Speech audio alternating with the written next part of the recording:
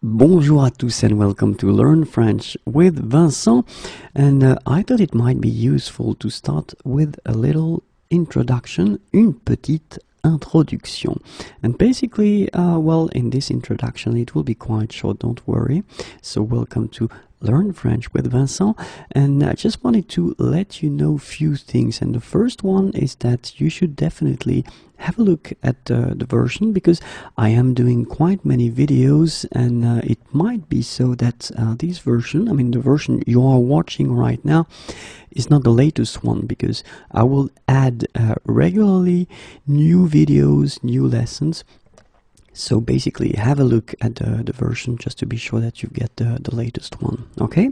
The second thing that we should actually define or see together, because I've been having so many questions regarding this topic, what French do I speak, or so what French do I teach? And I'm coming from France, and I'm coming from this area that we call les Pays de la Loire, which is somehow considered by the French Academy as without any accent. So basically the French I will teach will be the French from France, okay? So basically nothing to do with Quebec, Canada, or Belgium, or basically it will be the French from France. Okay, the third thing I wanted to actually clarify or see with you, je suis à votre écoute. So basically I am listening to you, and normally I try to make the videos according to the feedback I receive from you.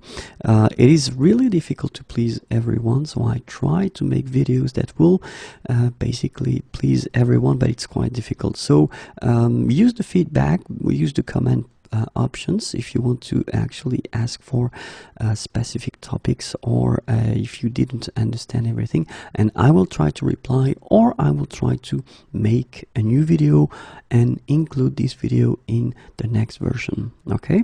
And the last thing is, actually, if you want to go further, then there is a website, and it's www.imagier.net. So there you can find quite many other things like PDFs and like flashcards, and you can go there and have a look.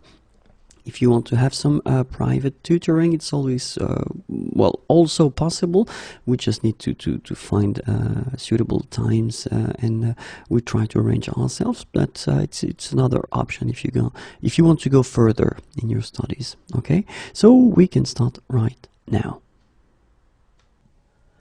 Avant de commencer, so before we start learning French together, I just wanted to actually tell you something, and it's the fact that French language and English language, well, they've got a special relationship. The first thing that, of course, you probably know, like many other languages, French tend to take quite many new words from English. So these are called les néologismes, okay? So it does mean that you already know quite many words in French. When we're talking about the new words, of course, you will have to pronounce them a bit differently. And the second thing that you should keep in mind, maybe you don't know that already, but until the 14th century, approximately 10,000 words were introduced into English language, and they were coming from French and Norman. So what does it mean? It does mean that you know a lot, and really I mean a lot, of French words already if you master English. If it's your mother tongue, then it's quite good for you. If it's not your mother tongue, then you will encounter, while we do this series of videos, many words that you already know because you've been learning them already in English. Okay, so this is the thing, and well, just wanted to start with that. Keep in mind that you already know quite many words in French before you even start learning it. Okay, but now we will start with a serious thing, and we will start learning French. Get ready. La structure de la phrase, so the structure of the sentence in French. Okay, so you'll see that in a way it's not that different from English, because we are using English here to study and for me to teach. So it means that for us it will be quite nice, because in a way French language will actually work or behave in a way similar to English. So first, normally will come the subject, le sujet. Then you will put the verb, le verbe, and after that will come what we call les compléments. Okay, so this is the normal structure of a sentence. You start with the subject, then will come the verb, and after that you will complete the sentence with more information, so basically des compléments. Okay, so let's see now an example. Je suis français. Okay, I, so it's the subject here. Suis, so it's to be, you conjugate it. I am français, in that case it's an adjective and it's French. Okay, je suis français. So it goes in that order. You will start with the subject, then you will put the verb. You can see that the verb is conjugated here, so you will have to modify it according to the subject. And then after that you will put more informations, adjectives, or then, well, other things if you want.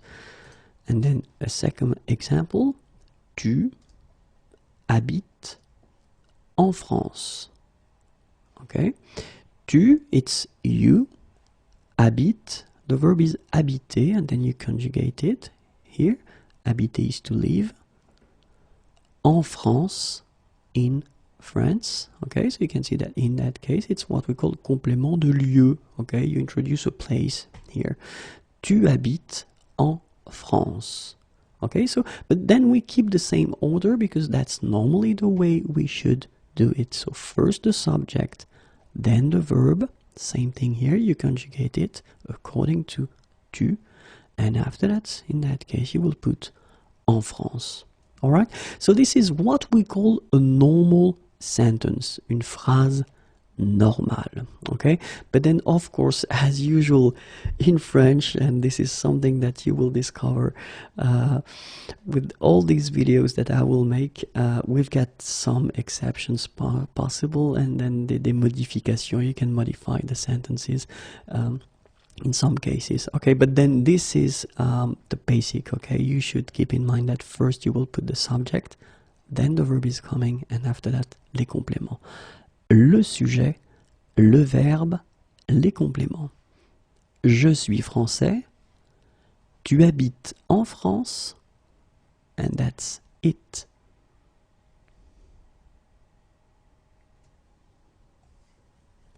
Les phrases simples, so simple sentences.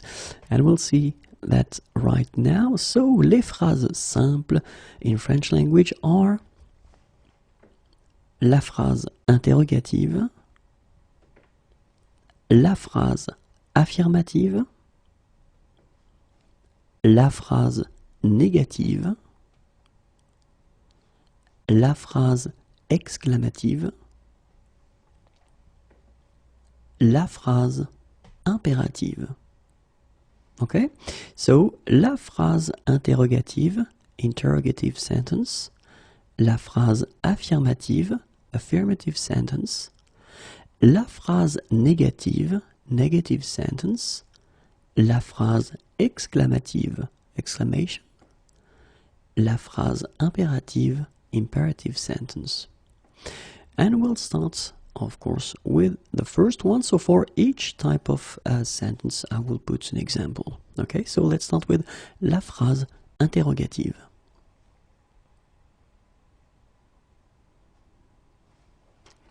Aimez-vous le fromage?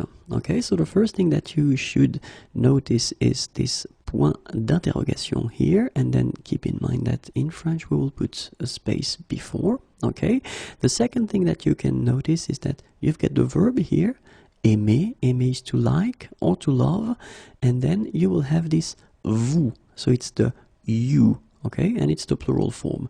Aimez-vous?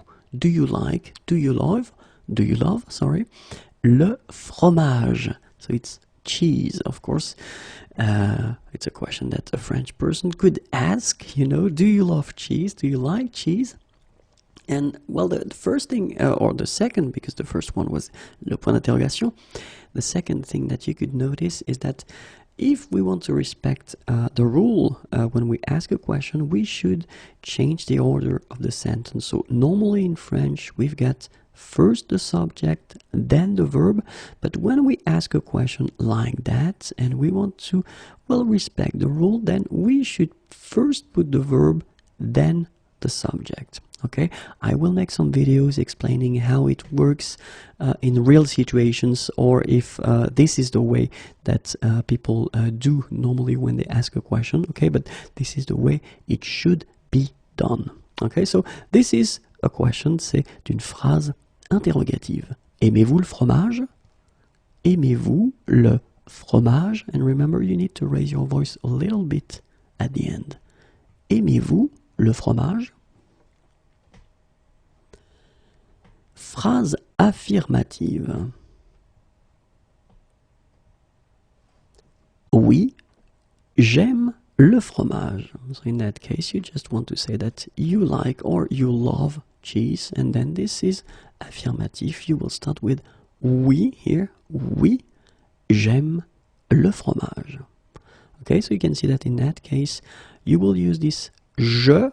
Okay, I will explain in the next video why the E is disappearing here, but then it's I like, I love. Okay, oui, j'aime le fromage. So you keep the same order, subject and then verb. Okay, so the order that actually normally we've got in the French language, you will start with the subject and after that the verb is coming.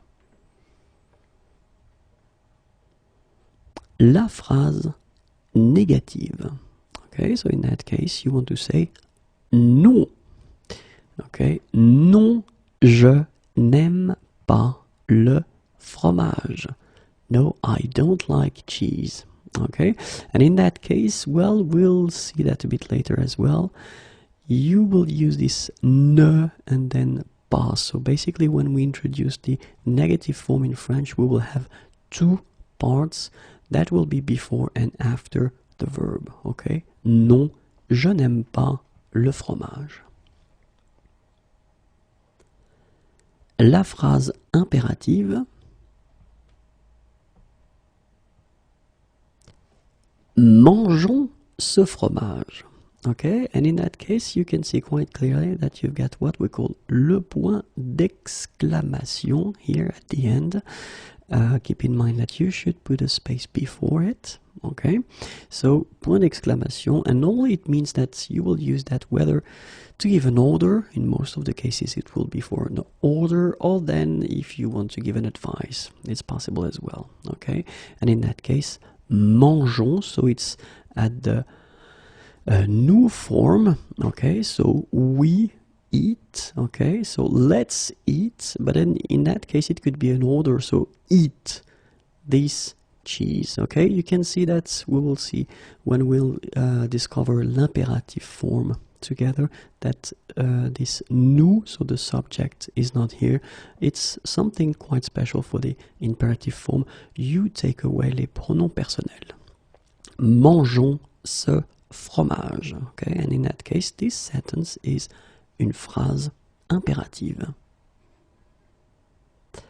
Phrase exclamative, and in that case it's actually interesting because it's so short, and in a way it's a sentence even if you don't have any verb, because here quel, what, and then bon, good, fromage. So one more time, cheese. What a good cheese, quel bon fromage. Okay, it's a sentence, but then clearly you don't have any verb. Okay, so it means that in some cases, like this one for instance, you can have sentences without having a verb in them. Okay, and it's here in phrase exclamative, quel bon fromage.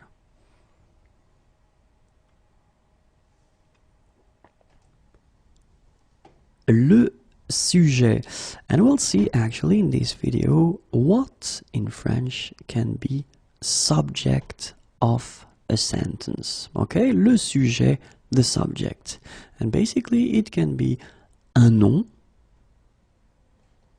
un pronom personnel, un pronom interrogatif, un pronom indéfini. Okay, so when we're talking about a subject, it can be un nom, and it's a noun, un pronom personnel, and it's a subject pronoun, un pronom interrogatif, interrogative pronoun, or then un pronom indéfini, indefinite pronoun. And we'll see, and we'll of course start with the first one, un nom. Okay, so let's start with un nom. And I just wanted to have a simple sentence in that case. And it will be Vincent enseigne le français. Okay, so Vincent is a first name and it's mine, by the way. Enseigne, here you've got a verb. So the verb is enseigner and it's conjugated in that case. Le français, so it's French and we're referring to French language.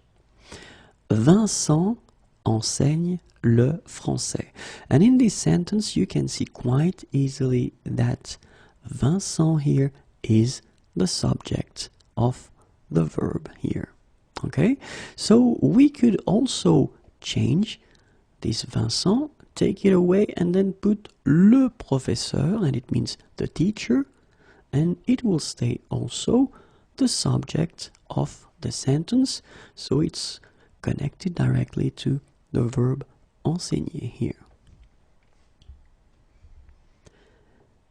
Le sujet peut être un pronom personnel, so it can be also a subject pronoun as we saw. So let's see now how it would go.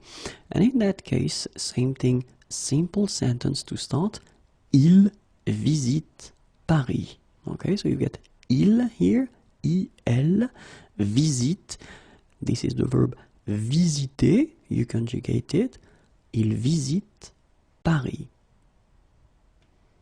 So in that case you can see also quite easily that this is the subject of the sentence and it's what we call un pronom personnel. So in English it's more clear because it's subject pronoun, so no doubt about the function, and actually we'll discover them together. So the first one is je, I, tu, you, il, he, elle, she.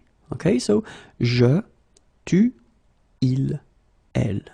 And then for the plural form, we have nous, we, vous, you. So for the plural form, as in English, we tend to use it, well, of course, for the plural form, and also for the polite form. If you meet someone for the first time, it would be nice to use vous instead of tu. Il, they, so it's the masculine in that case, and then elle, they, but it's the feminine in that case. So in French we make the difference between the masculine form and the feminine form when we use les pronoms personnels at the plural. Okay, so je, tu, il, elle, nous, vous, il, elle. All right? And so let's see now un pronom interrogatif. So same thing, simple structure, simple sentence, and the sentence is qui parle, so it's a question. Okay, so the verb is parler, parler is to talk, okay, and then when you put this qui, and qui is who, basically this qui becomes, of course, the subject in this sentence, and it's a question. Who is talking? Qui parle? Qui parle? And the last one will be un pronom indéfini. And it's also quite useful, and I just wanted to make a simple sentence as well to make it clear. Same verb, parler is to talk, and then quelqu'un, someone or somebody. Okay, and in that case, quelqu'un parle, somebody is talking, someone is talking, and in that case, you can see quite easily that quelqu'un is the subject of the sentence.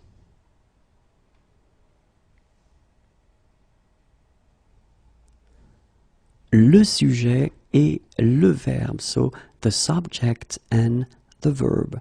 And it's actually quite important when we start to learn French just to know that in French, basically, the subject will affect the verb. Okay, so I just wanted to take a simple example first because we will focus on the conjugation a bit later. So it's not the idea of this lesson. The idea of this lesson is just to show you that basically the relationship between the subject and the verb is quite close because the verb will be affected by the subject. So the verb is marcher. Marcher is to walk. Okay, and let's take the example of il. Okay, so it's he. And basically when you use il, you will have to conjugate the verb. So conjugate the verb means that for each form you will have a specific ending. Okay, this is the basic form here, marcher. It's what we call the infinitive. All right, but then you don't reuse marcher just like that. You will have to conjugate it, so you will have to modify the ending according to the subject. In that case, il requires that you will put this final here, so you will get il marche. All right, so whoops, sorry, the R is coming now. And then it will be exactly the same thing for the plural form of il, so they, il marche. And if you look carefully, the ending is different. Okay, we will see everything covering the conjugation a bit later. It's just to show you that the subject is basically affecting quite much the verb.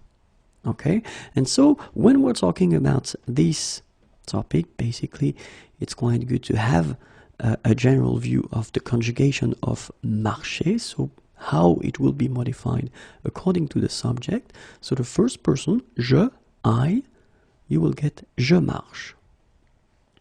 Tu marches. Il, elle. Okay, so tu is for you, the singular form, and then il, he, elle, she. Marche. Nous marchons. So it's we, the plural form. Vous, you, the plural form. Marchez. And then il, oops, sorry, elle, and the plural, marche. So you can see that basically the forms are different, and it's one important thing that you've got to keep in mind, and that can be a bit tricky or difficult at the beginning, but then once you get used, you will remember the endings. Okay, so basically the subject will affect the verb. Okay, and it was the topic of this video. Les lettres, so the letters, and basically it is quite important because of course when you learn a language, well, you get to know the letters and you want to pronounce it correctly. So this is exactly what we'll try to do here. I will show you the letters. Okay, so we'll divide them into two groups, the vowels and the consonants, and then I will pronounce them. Okay, so let's first start with the vowels. And in French, we have 6 vowels, 6 voyelles. Okay, 6 voyelles, and the first one is A, E, I, O, U, Y. Okay, this one is quite tricky for some of you maybe, because maybe in your languages this Y is not a vowel but a consonant. In French it is a vowel. Okay, A, E, I, O, U, Y. Okay, and then let's see the consonants, and we've got 20 consonnes, so 20 consonants, and the first one is B, C, D, F, G, H, J, K, L, M, N, P, Q, R, S, T, V, W, X, Z. Okay, so it's B, C, D, F, G, H, J, K, L, M, N, P, Q, R, S, T, V, W, X, Z. Okay, so it was just to present you these letters, so the 6 vowels and the 20 consonant that we do have in French. Don't worry, in the coming videos we will focus on the pronunciation and we'll see how to combine them and how to pronounce them when we combine them. Okay, but then keep them in mind and try to practice on your own. Okay. Les modes et les temps. So basically, when you translate it that directly, we're talking about moods and tenses. So basically, like in English, if you want to use a verb, and normally when you will use a verb, you will have to basically decide whether you are using a certain mood and also whether you are using a certain tense for this verb, just because the moods and the tenses will be used in specific context or situations. Okay, so let's see now les modes. Okay, and basically in French we've got the first one that you will use and the first one that we will see together in the coming lessons will be l'indicatif. Okay, and l'indicatif is used to express the reality, so what is really happening. Then we'll have le conditionnel. Okay, so basically like in English we will use it to express what we call l'éventualité, something that might happen. Okay, and then we'll have this imperative form as well, so imperative mood, sorry, just to express l'ordre, the order, or then le conseil, advice. And then we'll have this subjunctive, which can be quite tricky, especially at the beginning, because it doesn't exist really in English, and it's to express what we call le sentiment. Okay, so basically we'll have these main moods, so l'indicatif, le conditionnel, l'impératif, and then le subjonctif. It does mean that in all these moods, dans toutes ces modes, you will have different tenses as well. Okay, and that's what we are going to see next, because basically when we're talking about les temps, the tenses, well, I will make it simple, okay, and we'll see in the coming or in the next videos how it will work. But mainly you will express 3 things with these tenses, and the first one is le présent, okay, the present, then le futur, the future, and then le passé, the past. And we will see that for all these 3 options we will have different ways of expressing them, so it does mean that we will have not only 3 tenses, but much more. Okay, no stress about that, don't worry, we'll do it little by little. So, but just to keep in mind that when we're talking about the tenses, well, we express normally le présent, le futur, and then le passé. Okay, so keep in mind that we get les modes. Okay, so le mode, and you get to decide what mode or what mood, sorry, you will have to use. Indicatif, conditionnel, impératif, or then subjonctif. And the second thing that you have to choose is the correct tense, le temps, and then it's présent, futur, and passé. And keep in mind that, as I said, we've got quite many tenses, but we'll see that a bit later.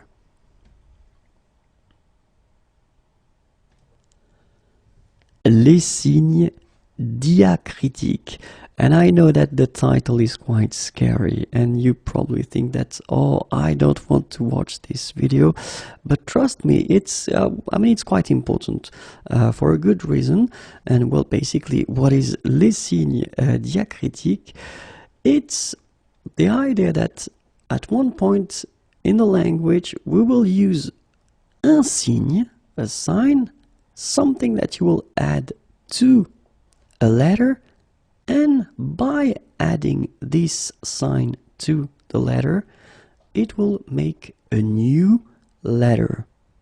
Okay, and it's something quite common in French, and we'll see exactly what we are talking about, because even if it's scary, the good news is that we've got only 5 signes diacritiques.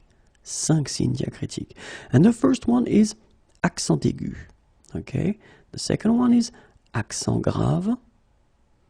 Third one is accent circonflexe, then tréma, and last but not least, cédille. Okay, so accent aigu, accent grave, accent circonflexe, tréma, and then cédille. So let's start with l'accent aigu, and it looks like that.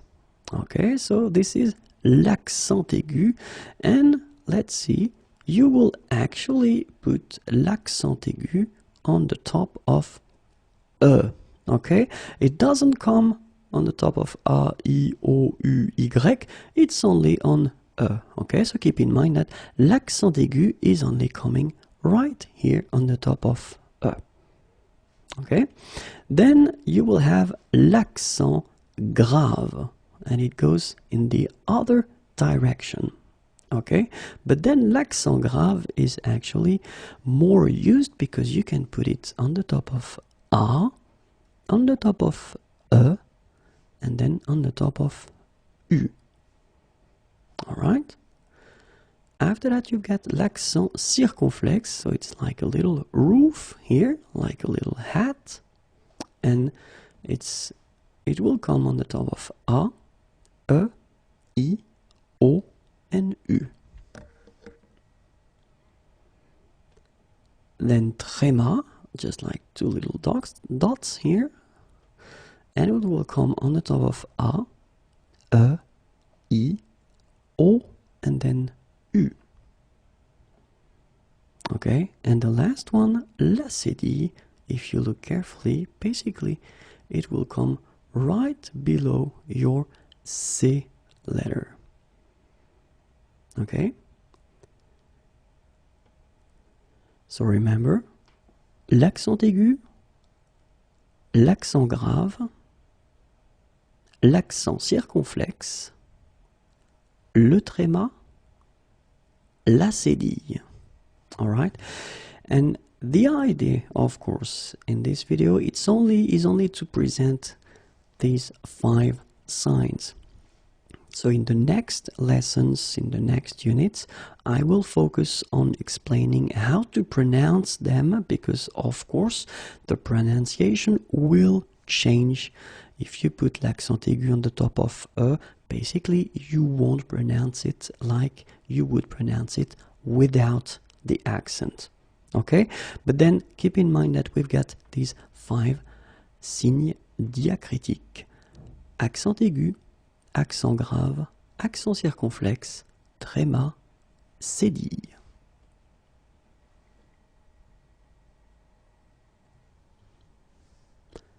Les ligatures. So even if it's a bit scary, let's start the video. And basically, what are we talking about when we're talking about les ligatures? Well, we're talking about two letters, some strange letters, you might say. This is the first one, and this is the second one. They are quite rare in the French language, but basically you can see them and you need to know what they are, and that's the reason why I've been making this little video. So the first one is this E dans la. Okay, so basically if you translate directly, it's inside or in a, and that's the reason why, because if you look carefully, it's only one letter here, and like if these two letters were glued, okay, or connected like that. So it's E dans la. Let's see a few examples of words that use this E dans la. And the first one is curriculum vitae. The second one is ex aequo. Then etc. And then ad vitam aeternam. And so if you look carefully at these words, you realize that this letter is coming directly from Latin. Okay, so and it's quite rare to see this letter in French language. Well, you've got here some examples, but I've been choosing the more common examples, because the other one probably you will never use them, or maybe never encounter them. But anyway, it is rare, but it does exist, and it can be a challenge in some cases for some of you to write this letter correctly if you want to write it with your computer, because you've got to go through insert and then after that symbol. So basically it's up to you. If you want to write it correctly, you should put, of course, this E dans la. If you don't manage to put it, then just put A and after E. Maybe your computer will correct it automatically, you never know. Okay, the second one is this one, and it's E dans l'eau. So basically the same concept, so E inside O. All right, so because it's only one letter here, and you get this O and E connected, like glued, okay, to each other. So let's see, because this one is actually used a bit more often, and I've been selecting few words, and the first one is un bœuf, un cœur, un cœur. It's actually quite interesting, because even if you write them differently, you pronounce them the same way. Un œil, un œuf, une sœur. Okay, so un bœuf, un cœur, un œil, un œuf, une sœur. All right, so these words are actually not that rare, and we'll see exactly what they mean. The first one, un bœuf, okay, steer, ox, or then un cœur, heart, un œuf, egg, un cœur, is it choir, choir? I'm not really sure about the pronunciation in English, sorry about that, I don't want to make any mistake. Then we've got un œil, eye, and then une sœur, sister. Okay, and this letter is actually more often used, okay, than the previous one, and then it's, well, basically it will be exactly the same challenge if you want to write it correctly with your computer, whether you try to find this letter by inserting a symbol, okay, or then you just put O, and then after that you will put E, okay. Technically it's a mistake, but then basically if you cannot make in another way, then just write it O and E, okay.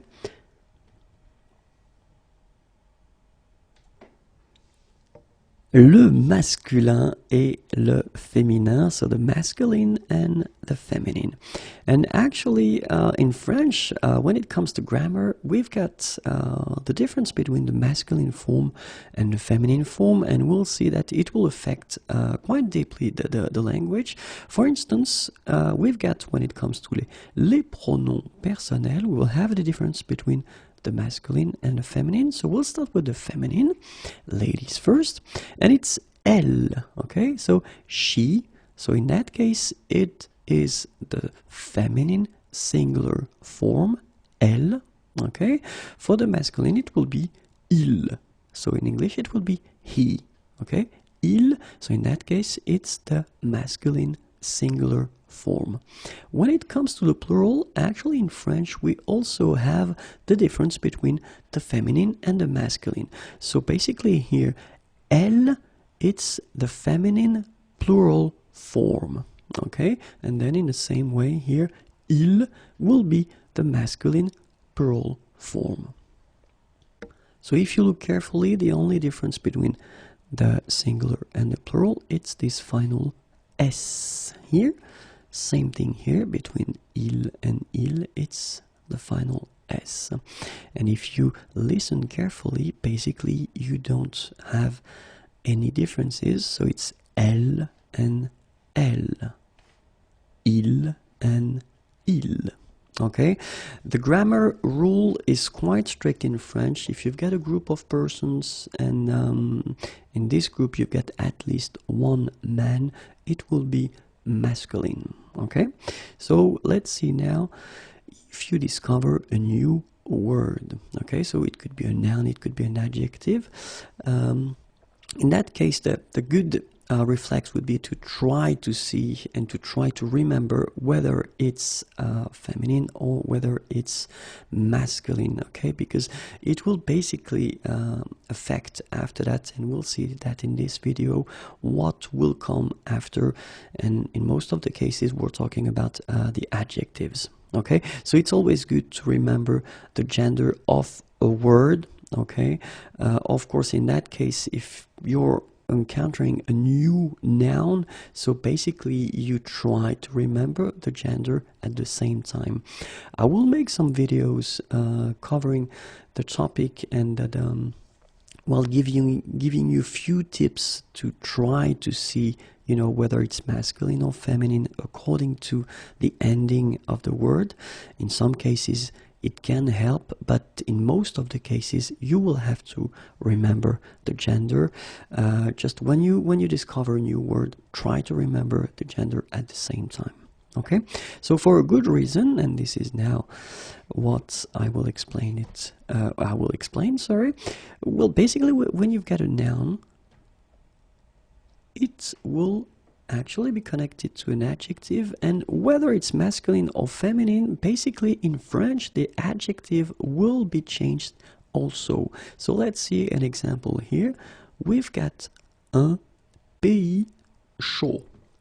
So if we translate directly, it's un pays, it's a country, and it's chaud is warm, hot. Okay, un pays chaud. So you can see that here, pays is masculine, un is the article, the masculine article, un pays chaud. And in that case, your adjective is like that, written at the basic form. So the masculine form is the basic form. And if we take another word like boisson, boisson is feminine, une boisson. Okay, so here you've got the article and it's the feminine form of the article, une boisson, and you can see that here your adjective is changing. You will have to put this final chaude, okay, at the end, and then the pronunciation will change a little bit. Chaude. So here you pronounce the final D, whereas in the masculine form you don't pronounce it. Okay, all right, so it's just an introduction, don't worry. In the coming videos I will explain everything, so the articles, the adjective, the way to put the feminine form, everything. So in this video it's just to show you that basically the masculine and the feminine, so whether it's a noun at the masculine and at the feminine, it will affect the adjective connected to it. Okay, and then it's also actually possible that the noun, or as we saw, le pronom personnel, will affect the verb. We are talking in that case about what we call compound tenses. So we will cover that probably in unit 4, 5, or 6. Have a look there. We're talking about le passé composé, for instance, so the past tense. And basically, let's have a look there. You will have il est allé. Okay, it's the masculine form here. So aller is to go, and this is the compound tense of il est allé, all right? And then you will have here elle est allée, so basically he went, she went, all right? And here you can see that you will have the difference between the masculine and the feminine. But don't worry about that, because I will explain that later. It's just to show you that basically the difference between the masculine and the feminine will concern, of course, the subject, so pronom personnel, and then the nouns, but it will also affect what is coming after, so it can be an adjective, as we saw, or it can be a verb. In that case, it's a compound tense, so it's this past tense, le passé composé. All right, so no stress about that. I will explain everything after, okay? Just keep in mind that we've got a difference between the masculine and the feminine. And so my tip for this video will be, when you discover a new word, as I said, try to remember whether it's masculine, or sorry, feminine here, or masculine. Okay? Merci beaucoup.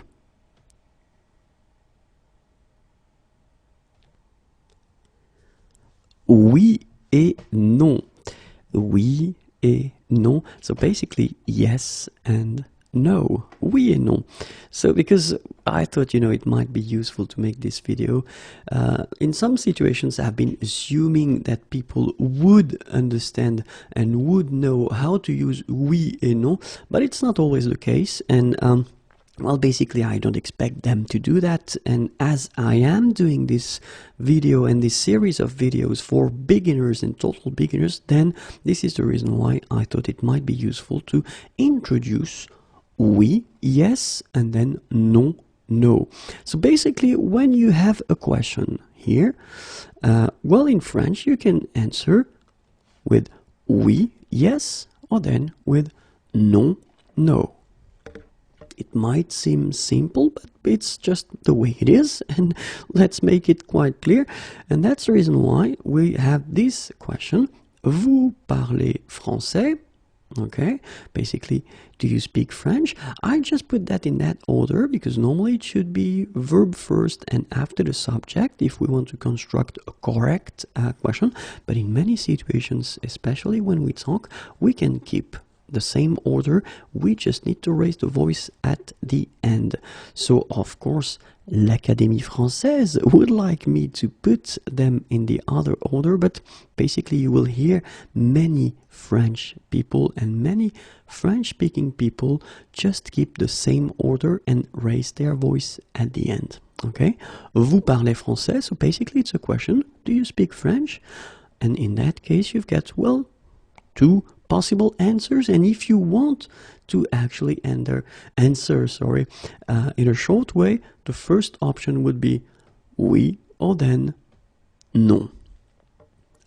Of course, at one point, and that's the reason why we'll have these videos, you will have the possibility to construct sentences, but basically if you want to answer shortly, it's not rude. It's quite just you just show that you don't really want to talk that much, but basically you just answer to the question. So oui, yes, and then non, no. Let's see now how it will work if we have a question, but if this question is at the negative form. Okay? Because in that case, it's somehow a bit tricky, because strangely, for the affirmative answer, it won't be oui, but it will become si. and then for the negative, it will be exactly the same. It will be non. Okay, so keep in mind if you get a question, but then this question is at the negative form, then instead of using oui, you will use si, but then non will be the same. Okay, so let's see the same question. Vous ne parlez pas français? So you don't speak French, okay? So this is how it works for the negative form. Don't worry, in few videos I will explain you how it works exactly, okay? But at this point it's only to introduce oui, non, si, non, okay? So it's a negative question in that case. You don't speak French, and the answer would be si, or then non.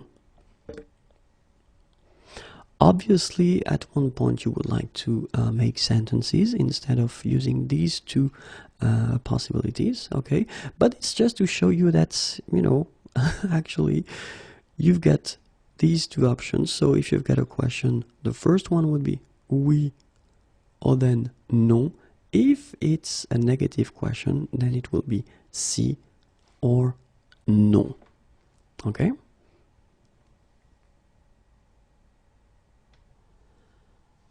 La ponctuation. So let's discover together the punctuation in French. Okay, so we can start, and I thought it might be useful to start with this one, and it's le point. Okay, so le point. And for this video, I will actually tell you how to put these punctuation signs, and if we need to put some spaces or not, because it does change a little bit if you compare it to English, for instance. So let's see now le point.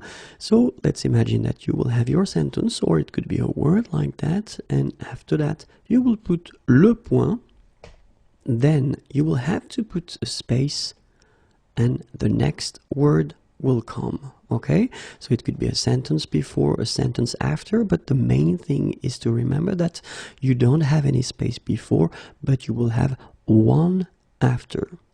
Okay, so let's see now the next one, and it's le point virgule. Okay, le point virgule, and le point virgule works like that. Mot numéro un. Then you would put le point virgule without any space, then a space and the next word or the rest of the sentence. Okay?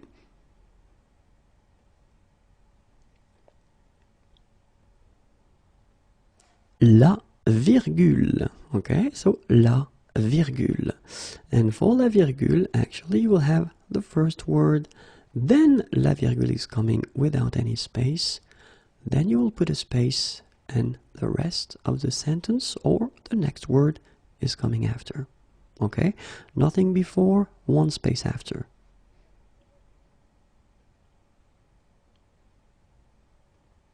Le point d'interrogation. Le point d'interrogation. Okay? And in that case, keep in mind that you will have whether your sentence or this word, then, and this is quite important because it does change from other languages, you put a space, you put le point d'interrogation, okay? Then after that, a space, and the rest will follow. Okay, so this is quite important. Remember that we will put in French a space before le point d'interrogation, because it's not the case in, well, some other languages, okay? And now, le point d'exclamation. Okay, so le point d'exclamation, you will have your sentence and then the previous word, then un espace, space, then you will put your point d'exclamation here, after that a space, and the next word is coming. Same thing as we had for le point d'interrogation. Remember that you will have to put a space before.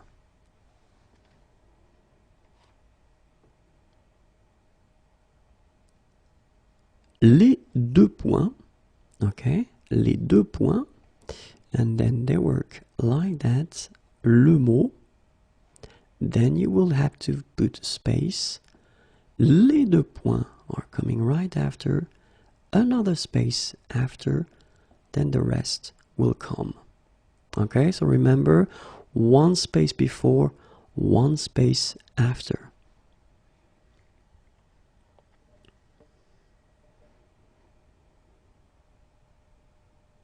Les guillemets.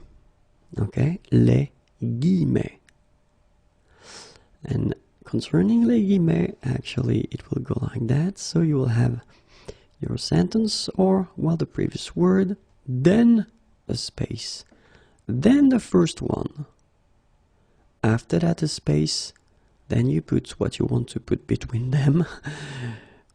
Another space, guillemets again, space, and the rest of the sentence or the next word or whatever you want here. But you've got to keep in mind that here it's quite tricky. Space, then guillemets, space, what you put between, space, guillemets, space, and what comes after.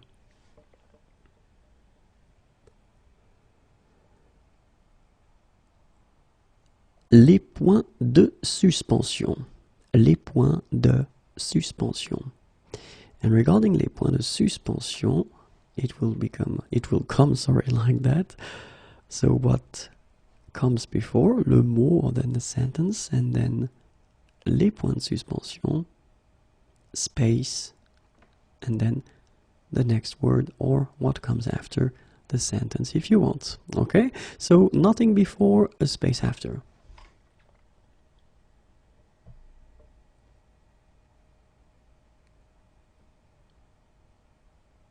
Les parenthèses, les parenthèses.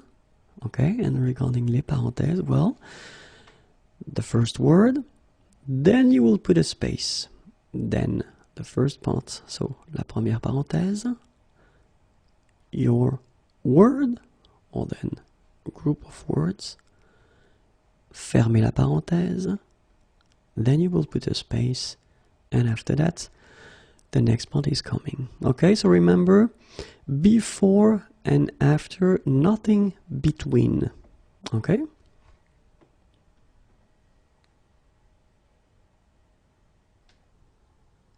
Écrire en français. So write in French.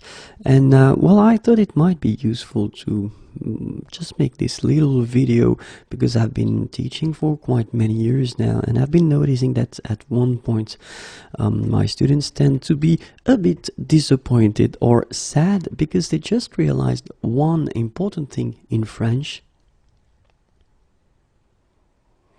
and it's the difference between what je prononce, I pronounce, and j'écris, I write. Because basically you can see that of course you will have some connections between what you pronounce and what you write, but we've got many things that we will have to write and we won't pronounce. I thought it might be useful to start and give you an example here with the verb parler. Okay, so we will make the conjugation. Remember that we will focus on the conjugation in another video that will come a bit later. Okay, but it's just to give you a good example here. So parler is to speak or to talk, and it's a regular verb, so it belongs to the first group ending with er. So let's see how we conjugate it at the present tense. Je parle, tu parles,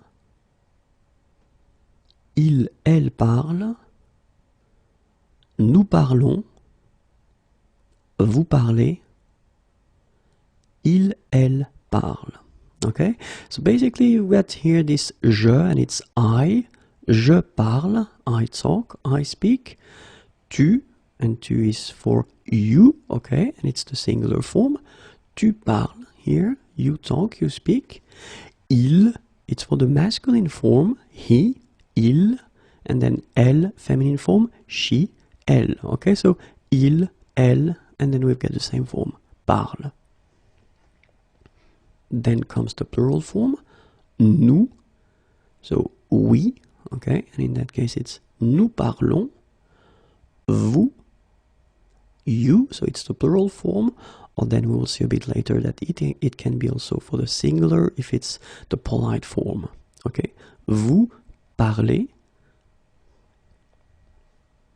and then we've got il, so they, but then in French we divide and we make the difference between the masculine plural, so il here, and elle, the feminine plural. Il, elle parle. Alright, so we've got je parle, tu parles, il parle, elle parle, nous parlons, vous parlez, il parle, elle parle. And if you look carefully, you write it with e here, es, then you get ent here. So I only take these 4 forms just for a good reason. It's just because if you look carefully and if you listen to me, I will pronounce it je parle, tu parles, il parle, elle parle, il parle, elle parle. So it does mean that even if you write them differently, es, and then ent, you will pronounce them the same way. And this is basically the difficult thing about French language. It's just the big difference between what you say, what you pronounce, and what you write. Okay, so in this example, for this verb, actually, if we finish it like that, you can see that you've got 3 phonetical forms. The first one is parle, okay, the yellow one. Then you've got nous parlons, and then you've got vous parlez. But of course, at one point, if you want to write it correctly, you will have to remember the endings, and you will have to put this S here, for instance, if you want to write it correctly, or then ENT here, even if you pronounce them the same way. Okay, so my advice would be, if you want to be happy, well, basically, when you see, it's coming, yeah, when you see a new word, un nouveau mot, well, word in general, so it can be a verb, it can be an adjective, it can be a noun, whatever. When you see a new word, try to remember, of course, how you will pronounce it, but then try also to remember how to write it correctly.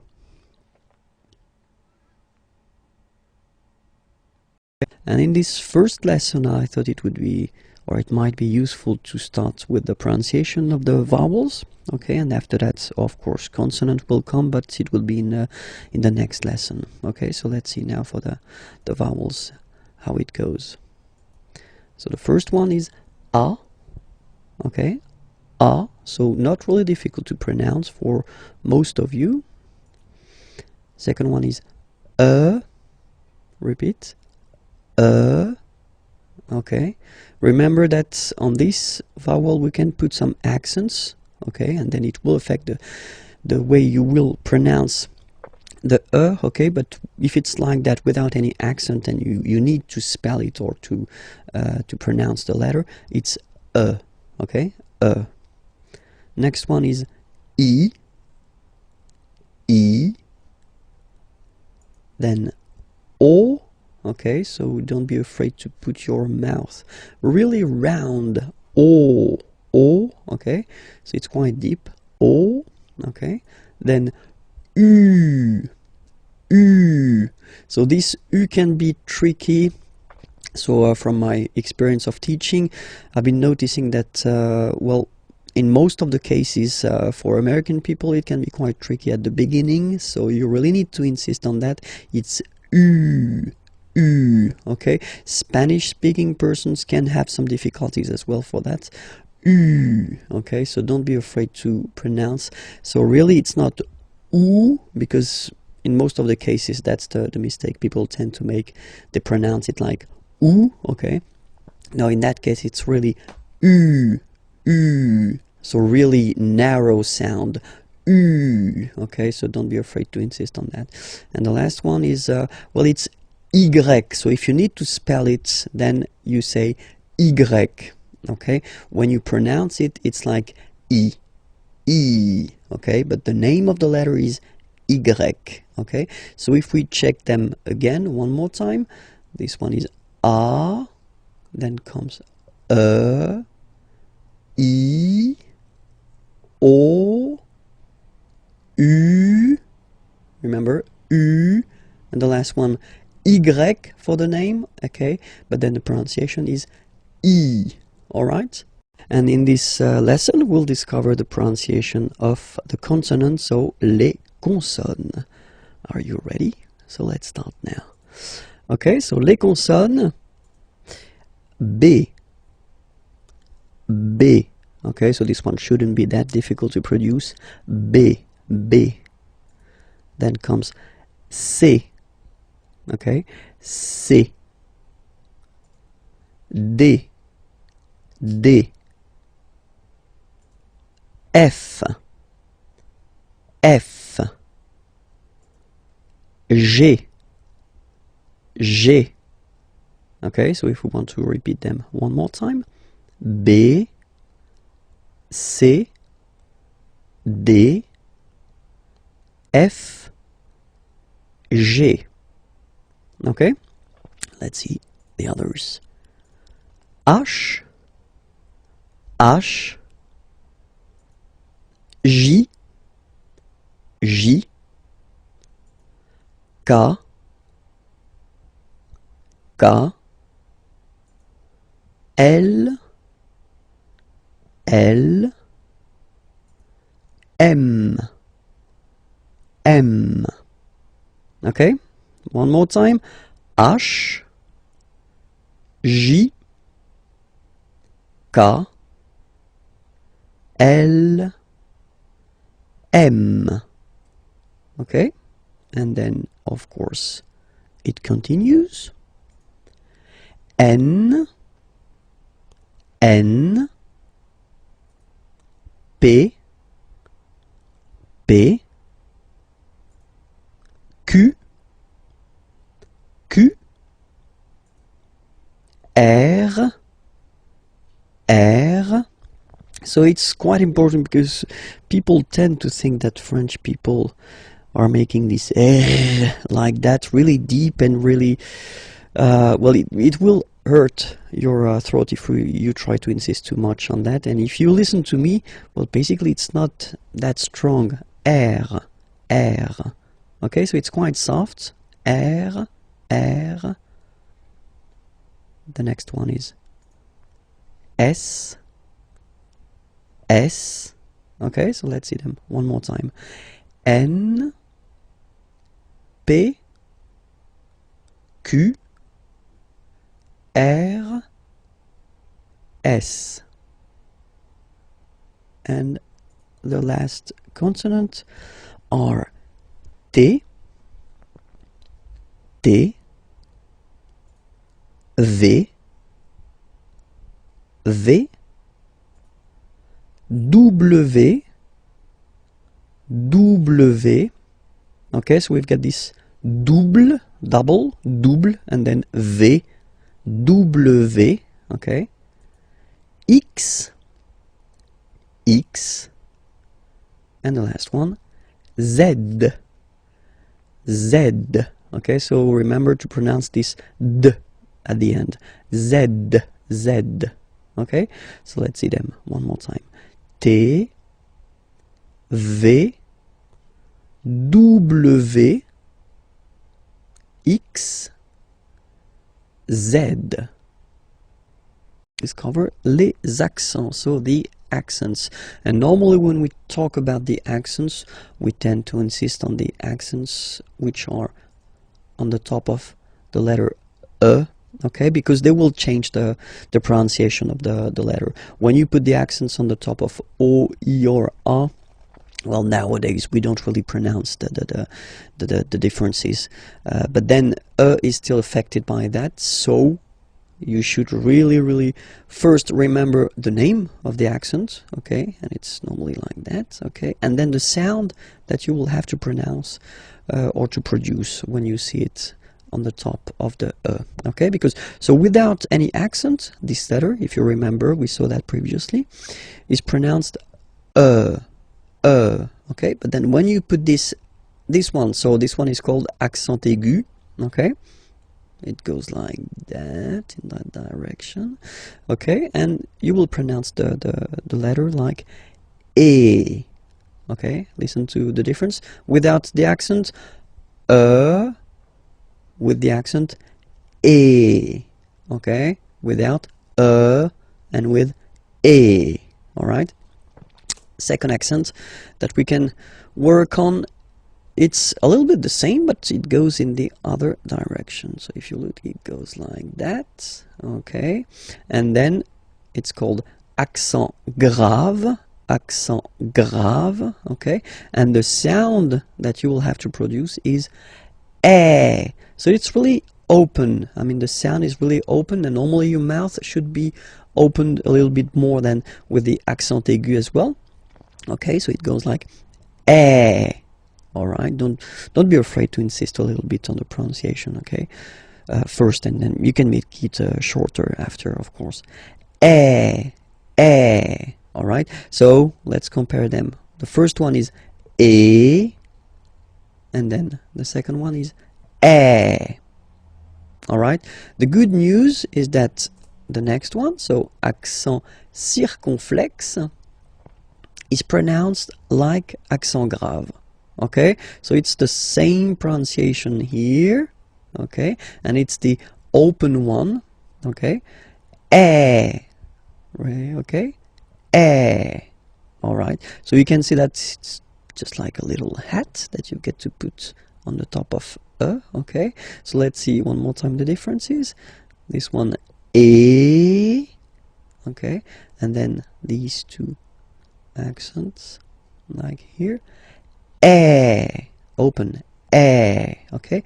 The last one, tréma, well, basically it's quite rare, and the tricky thing is that in some cases you will have to pronounce it like eh, okay, like for instance Noël, okay, but then in some cases as well it can be pronounced like e, okay. So my advice would be try to remember the word, and they are really rare, so don't be afraid about that, okay. So but that, let's focus on the three main accents here, okay. The first one, accent aigu, remember, e, accent grave, eh, and the last one, accent circonflexe, eh.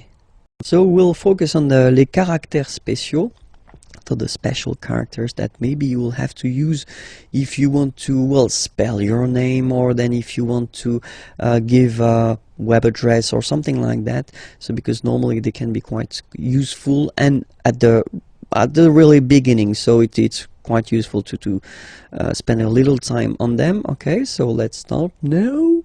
Les caractères spéciaux, the first one, okay.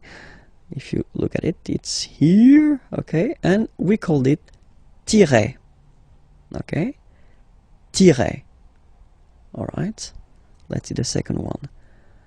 Same thing, but it's, you know, the low one, so we call it tiret bas, tiret bas. Okay, so remember the first one located in the middle is tiret, and the other one here is tiret bas.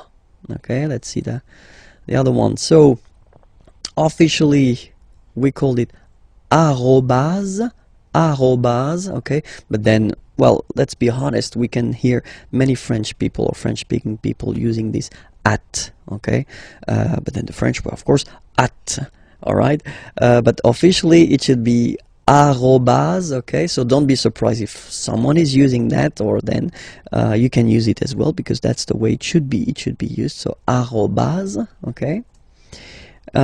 Here, so the dot, okay, because it's not always easy to spot here, we call it point, okay, point.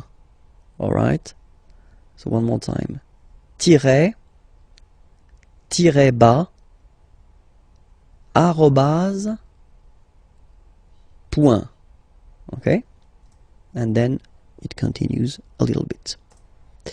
So if you want to indicate that you've got, well, a double letter, okay, you can say, so in that case it's P, okay, so you say deux, okay, deux it's two in French, deux, okay, P, deux P, okay, if it would be another letter, then you would say deux and then the name of the letter, of course. Then this one here is called apostrophe, okay, apostrophe, apostrophe, okay.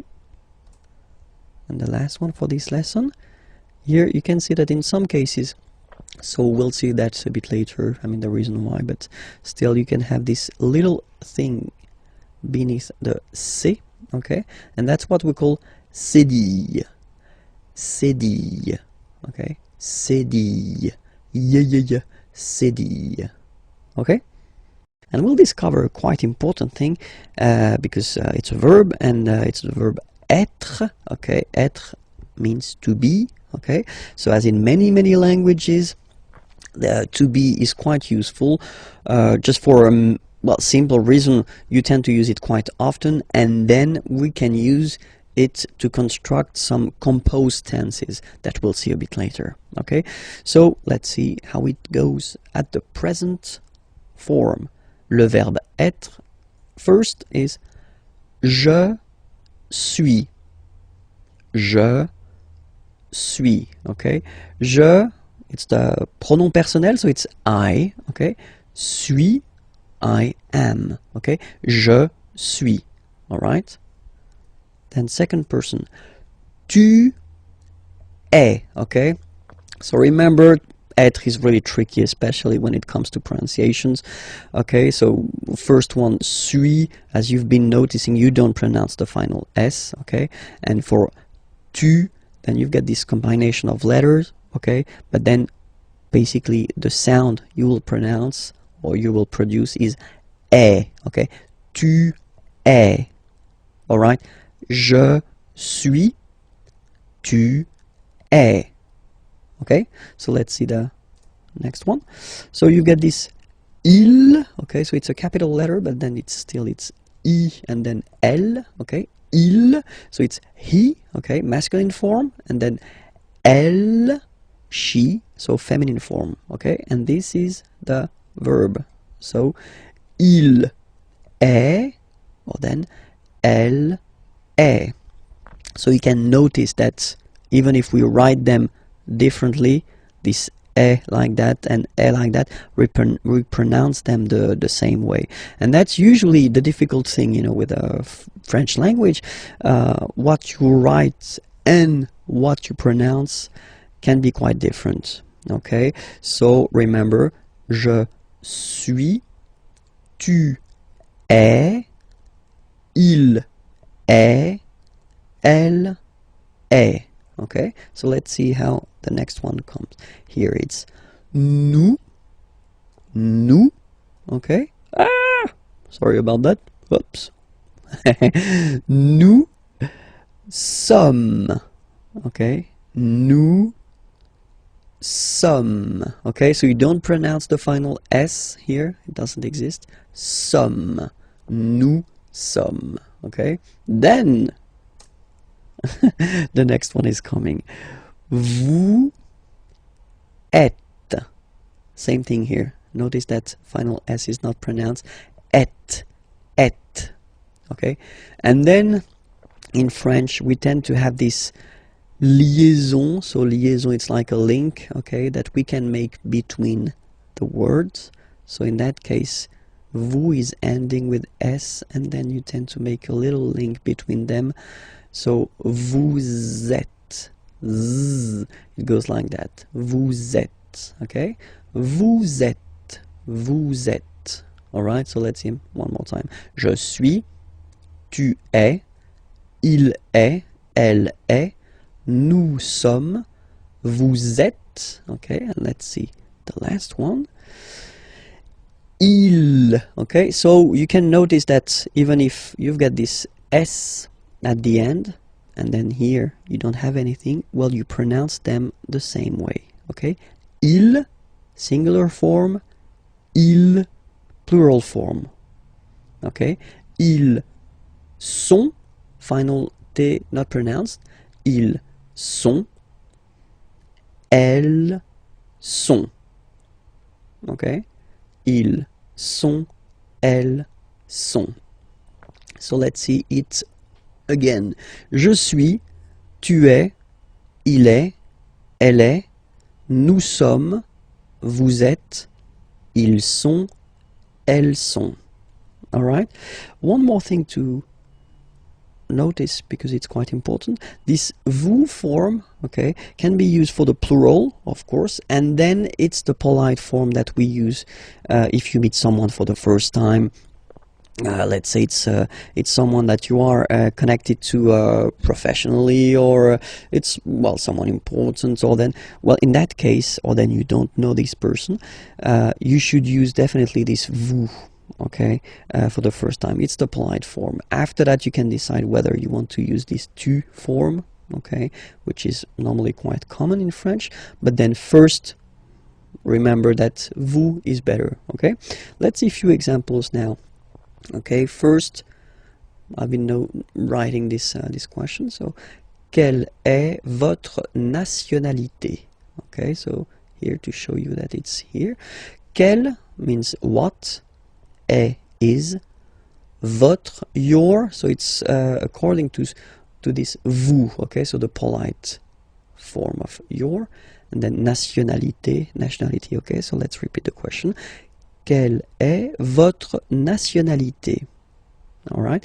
And in French, we tend to raise the voice at the end when we've got this little point d'interrogation. If it's a question, don't be afraid to go like whoop, and raise a little bit at the end. Okay. So, quelle est votre nationalité? Okay. Quelle est votre nationalité? So if you want to present or to say where you're from, okay? So we're using this être for that, you know. Je suis, okay, so you get here it already. And then you put this français, français, okay? It's French. Je suis français. Je suis français. Okay? Then another example. Quel est votre nom de famille? Famille, family, nom, name. So nom de famille, family name, last name if you want. Okay. Quel, it's still what. Okay. In that case, it's written like that. So we will see that in a coming lesson, but just to inform you, that's the masculine form, just because nom is masculine, and here you've got the feminine form because nationalité is feminine. Okay. But then we pronounce them the same way. So, quel est, what is, votre, your, nom de famille, so family name or last name. Okay, it's a question. Quel est votre nom de famille? Okay, so it's not the opera or something that you want to sing. Okay, so just raise a little bit your voice at the end of the question. Okay, so the answer, c'est le François. So it's interesting because you can see that we've got this c'est here, and it doesn't show in the examples that we saw previously, or for the conjugation, just because it's ce. Well, basically you could translate it like it is, or this is, or yeah, it is. Okay, c'est le François. Okay, and the last one, quelle est sa profession? Okay, quelle est sa profession? What is, so être, same, sa, so it's her, profession, profession. Okay, elle est directrice. Elle est directrice. Okay, so she's a director, and then it's the feminine form here. All right. So the last lesson was introduction of le verbe être. Okay, and I thought it'd it would be more logical to continue with le verb avoir. So avoir means to have, okay, and for the same reason as to be, okay, it's really useful and really used, so you should definitely know this verb avoir by heart if you want to master French language. Okay, so let's see that, the verb avoir, okay, and so we'll see the different forms. So the first one is j'ai, okay, j'ai. All right, so if you remember correctly, we had this je personal pronoun, and then when it comes near another vowel like a, for instance, then it tends to disappear. Okay, so just to avoid pronouncing this je, because we think that in French it doesn't sound that beautiful, so we tend to take this away, okay, so that you get this sound j'ai, j'ai. Okay, so j apostrophe ai. Remember, when you combine this ai, you get the e sound. Okay. Second one, tu as. Okay. As usual in French, final s is not pronounced. Tu as. Tu as. Okay. First one, j'ai. Tu as. Then comes il. So masculine form, he, okay, il, he, elle, she, okay, and then a. So as you can notice, second form as is pronounced a, and this is a. Same pronunciation in both cases, okay. Then nous avons, final s not pronounced. Avons, okay, and then we tend to make this little link, as I said previously in the lesson, for être, you make this link between the two, so nous avons, okay, nous avons, that's it. Next one, same thing, the little liaison, little link between the two, okay. Vous avez. All right. And the last one, so same thing, if you can see, you get this final s and final s here, okay, and then you will have to make the little link between the two. Ils ont. Okay, and then feminine form, elles ont. All right, let's see the whole thing one more time. J'ai, tu as, il a, elle a, nous avons, vous avez, ils ont, elles ont. Okay, so let's see now, just to make it more clear. Remember, so I in French is je, you it's tu, he, il, she, elle, we, nous, you. So as in English, first use for the plural, a group of person, okay, and then second use the polite form for you, one person, okay. Vous, il, elle. One last time. Je, tu, il, elle, nous, vous, il, elle. Discover le verbe aller. So the verb aller, aller means to go, so it's really useful because, well, we tend to use it like that, so for the main to go reason quite often, and we use it as also, like in many languages, for what we call the futur proche, so the near future.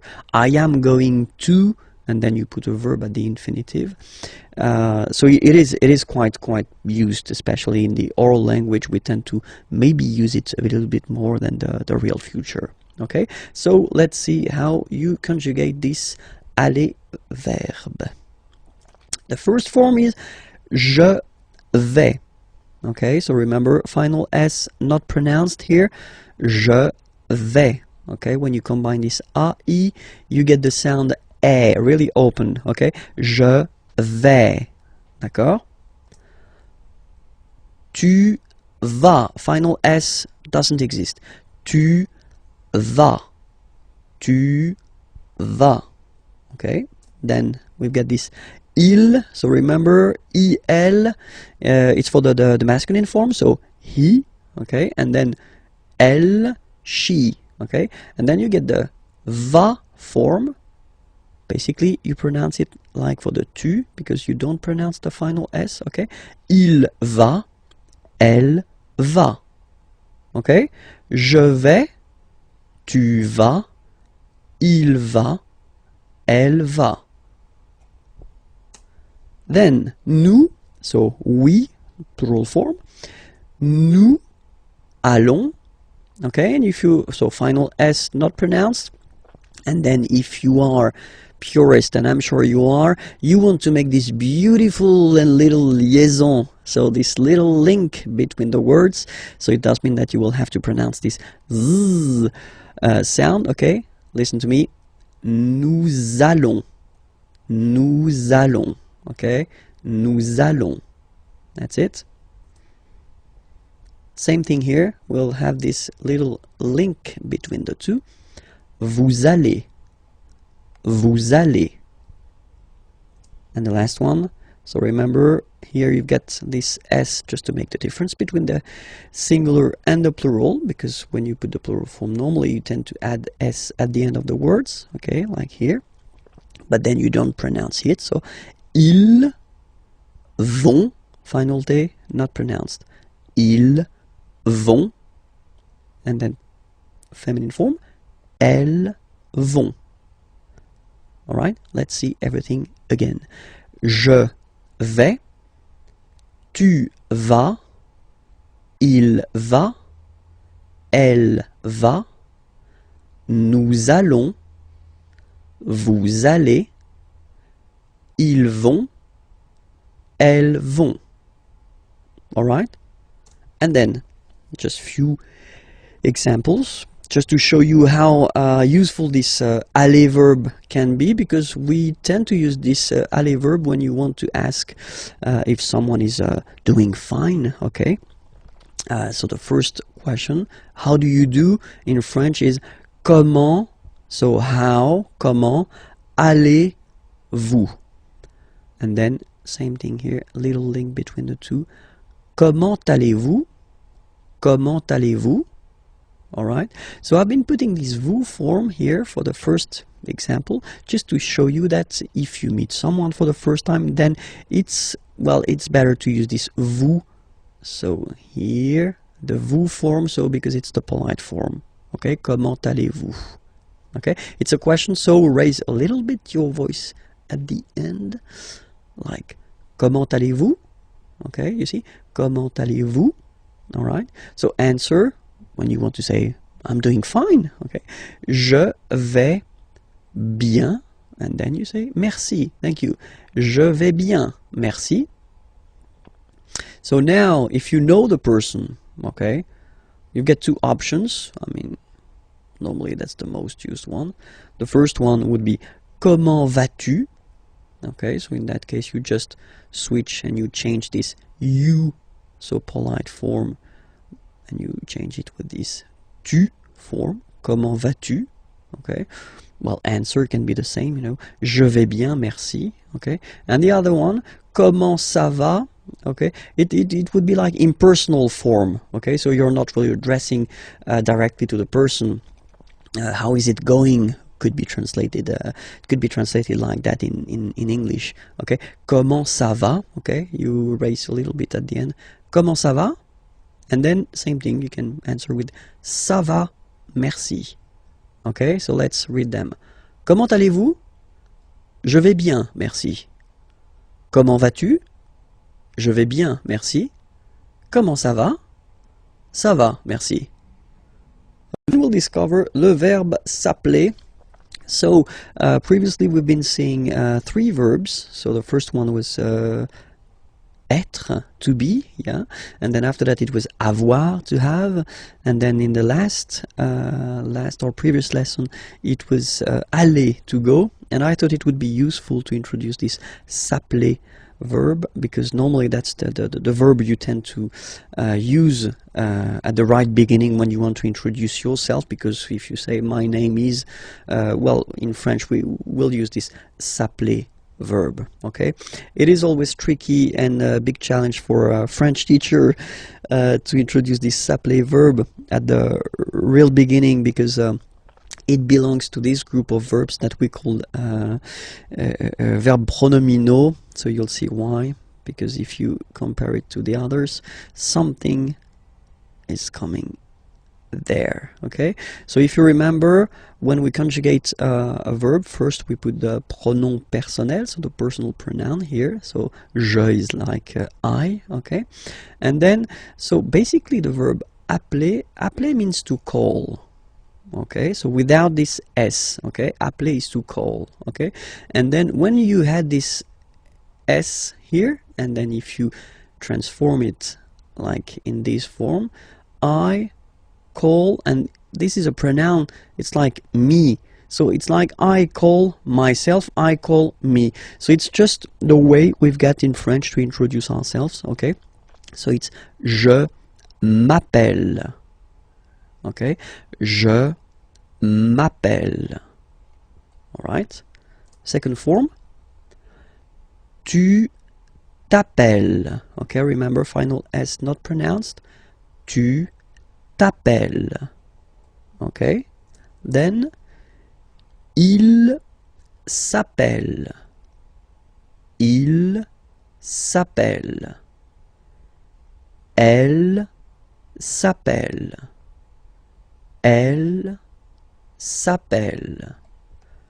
And then the funny thing for nous or vous, you'll see that, well, basically we repeat it, or repeat, it's just a pronoun. So we call ourselves, if you want, okay, but then we put the pronouns before the verb.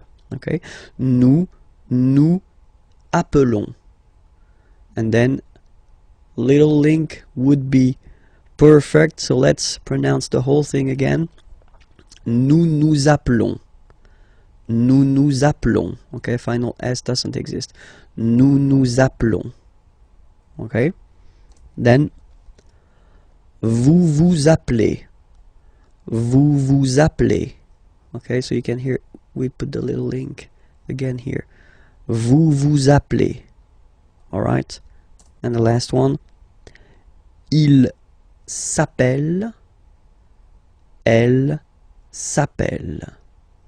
Okay, so one thing that you should remember, and probably you did here. Okay, so here for nous and vous, so we've got only one L, like here in the infinitive form. So that's the reason why I've been pronouncing appelons. Okay, and then appeler. All right, but for je, so if you can spot it here, look, we've got double L here, double L, and then for the plural form double L. So when you get this e vowel and then you get a double consonant, and well, they are the same, then it does change the pronunciation of e. You tend to pronounce it like really open. That's the reason why you pronounce it appel. Okay, appel, and appel. All right, so as I said, that's the tricky thing with French language. I mean, you write them like here without s, here with s, and here with e and t, you pronounce them the same way. Je m'appelle, tu t'appelles, il, elle s'appelle, il, elle s'appelle. Okay? All right. And now a few examples. Comment vous vous appelez? Okay, So comment vous vous appelez? So when you want to know the name of someone, you know. Comment vous vous appelez? Answer. Je m'appelle Vincent. Et vous? Okay, so I am Vincent. I call myself Vincent if you want. Vincent. Et vous? And you? Okay, so you want to know the name of the person who is asking this question. Okay. The other possibility that you would have, you know. So first you've been starting with comment and then vous vous appelez. Okay, so that's the, well, a common way of asking the question. All right. Other possibility would be to start with vous vous appelez. Okay, so technically you just take the verb and then you put this comment, how, at the end. Okay, it would be possible as well. Okay, remember to raise your voice. Vous vous appelez comment? All right. And the last one is the more correct form. Okay, so first you should start with comment, how, and then, as in many languages, you should, well, change a little bit the order of the structure of the sentence. Okay, vous appelez-vous. Okay, that's the real correct way to ask the name of someone, you know. Comment vous appelez-vous? All right, and then you raise your voice. Comment vous appelez-vous? All right, so let's repeat them. Comment vous vous appelez? Vous vous appelez comment? Comment vous appelez-vous? All right, we'll discover in this lesson pour se présenter. So if you want to present yourself, okay, so it will be a really short lesson, but still quite useful, because, well, technically you will have to present yourself at one point when you speak with French people or French-speaking people. Okay, so let's discover how it goes. The first one, well, tend to use this appeler verb. Okay, je m'appelle Vincent Lefrançois. Okay, je m'appelle Vincent Lefrançois. So you use this s'appeler verb. So I did introduce this verb in the previous lesson, so it was leçon H. Okay, so if you didn't see this lesson, I definitely invite you to watch it, because I tend to explain the reason why, you know, I've got this, well, there is this je m'appelle form. Okay, so je m'appelle Vincent Lefrançois. So that's the first possibility you will have. The other possibility is to use this être, so to be verb. Je suis, I am, je suis Vincent Lefrançois. Okay, so the first one, je m'appelle, so basically s'appeler or je m'appelle, you could translate it directly, but, well, it's not really interesting, but still, you know, I call myself. Okay, so that's the verb we tend to use when we introduce ourselves. Je m'appelle Vincent Lefrançois. Okay, and then the second one, I am, je suis Vincent Lefrançois. And the last option we will have is mon nom, my name, mon nom is Vincent Lefrançois. Okay, first option, je m'appelle Vincent Lefrançois. Second, je suis Vincent Lefrançois. Last one, mon nom est Vincent Lefrançois. Of course, the first one is the most used. Okay, even if the verb is a bit tricky at the beginning, definitely you should work on it, and you should, well, master this s'appeler verb, because that's the one we will use when we introduce ourselves. Okay, we'll discover les articles définis, so definite articles. In English it would be the. Okay, but in French, of course, as usual, we've got the difference between the masculine form, the feminine form, and the plural form. Okay, and we start with the masculine form, so we've got le, okay, and then in some cases this vowel if it's close to other vowels, so if there is a word after that starting with a vowel, in some case it will have to disappear. Okay, so you will get this L apostrophe, so that's the reason why I've been writing it here. Okay, but then the main form is le. Okay, then la, feminine form, la, same, for the same reason, you know, you will have this option L apostrophe as well. And then the plural form is les.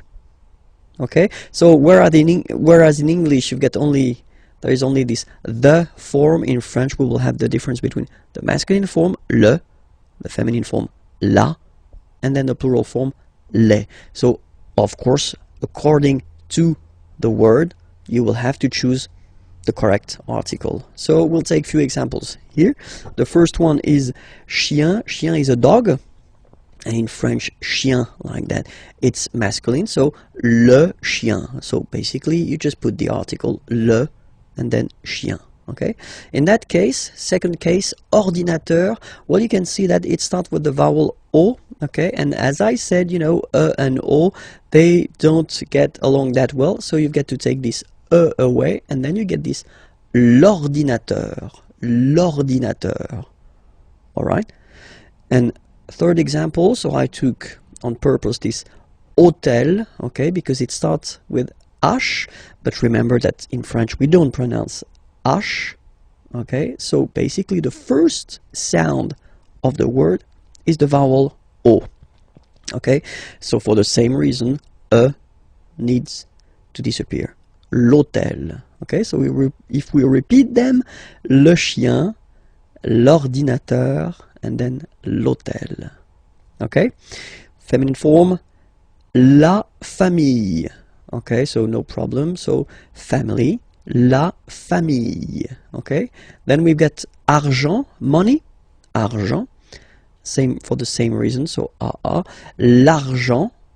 Okay, you get to take this out of the way, l'argent, and same thing as previously when what we saw for the masculine part. Even if you've got this H, then the first sound you hear is A, okay, so for the same reason you will have to take this A away, and then you get this l'habitation, l'habitation. Okay, and then I've been taking, well, basically the example from here, chien, okay, and then I put S at the end, and it's the mark of the plural, okay, so you put les chiens, the dogs, okay, les chiens, and then you take famille, family, okay, you just add this final S, and you get the plural form, les familles, okay, remember, chien, singular form, chien, same pronunciation, but you put this S, okay, final S, not pronounced, famille, singular form, famille, plural form, same pronunciation, S, not pronounced. Okay? We'll discover les articles indéfinis. So, indefinite articles. So, in English, there is only one, and it's or un.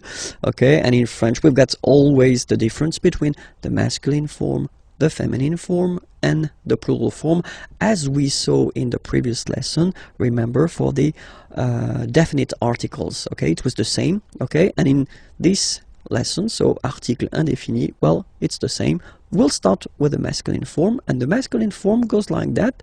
So when you put these two letters together, it can be quite tricky to pronounce at the beginning. Of course, after that you will master it without any problem and without any doubt, but you've got to pronounce it like un.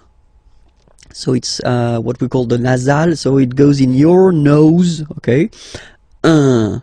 So if you listen to me, you don't hear any N, okay, so it's just a combination of the two, un, un, un.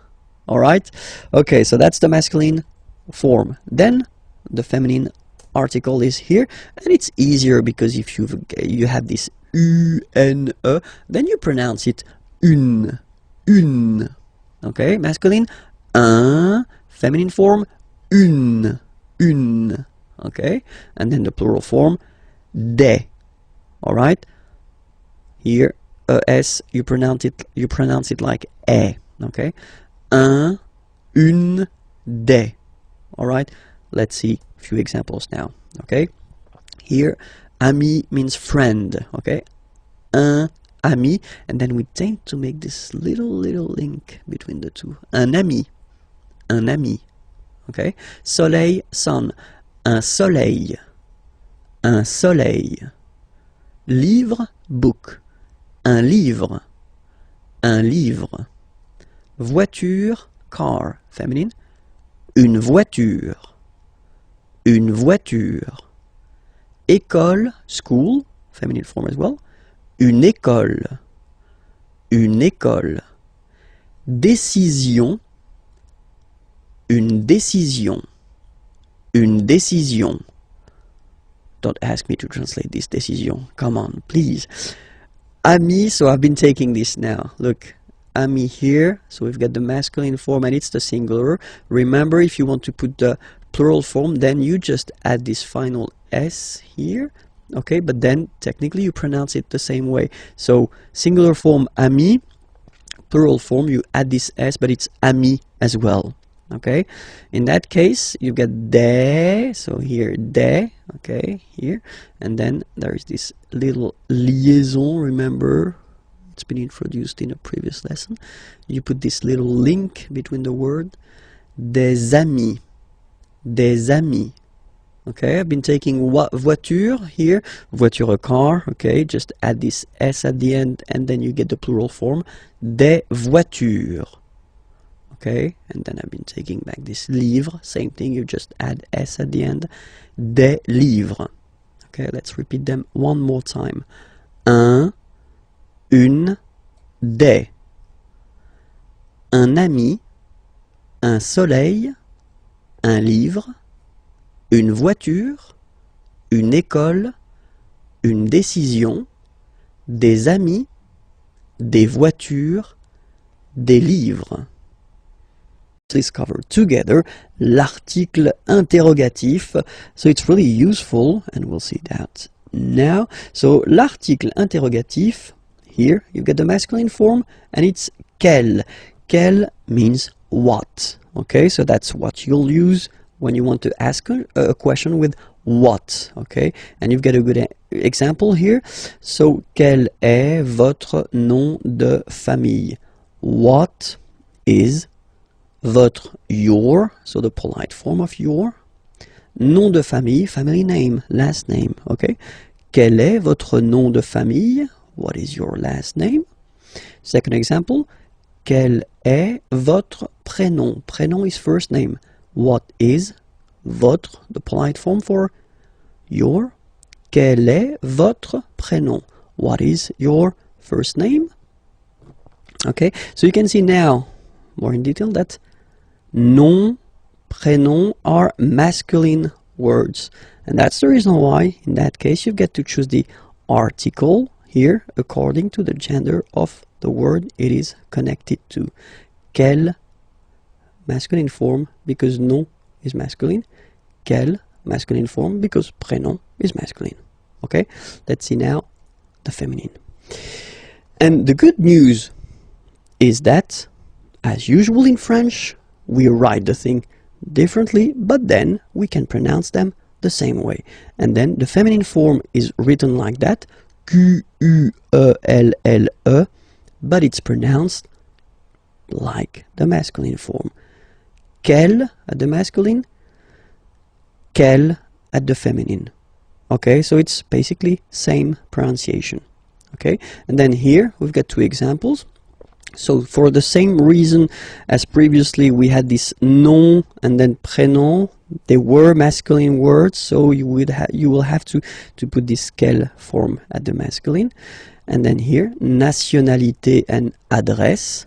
So nationality, address are feminine words. So it does mean that you will have to use this article interrogatif quel at the feminine form. Quelle est, what is, votre, your, nationalité. What is your nationality? Quelle est votre nationalité? Okay. Quelle est votre adresse? What is your address? Okay. So let's repeat them. Quel est votre nom de famille? Quel est votre prénom? Quelle est votre nationalité? Quelle est votre adresse? Okay. So remember one thing for the phonetics, okay, the way to pronounce them. Quel, masculine form here, will be pronounced exactly as the feminine form here. Quel. So only one sound, okay? And then the second thing, that you've got to remember. Of course, you can, well, basically accord these articles with the word they are connected to. So it does mean that if the word is at the plural form, then you will have to put the plural form.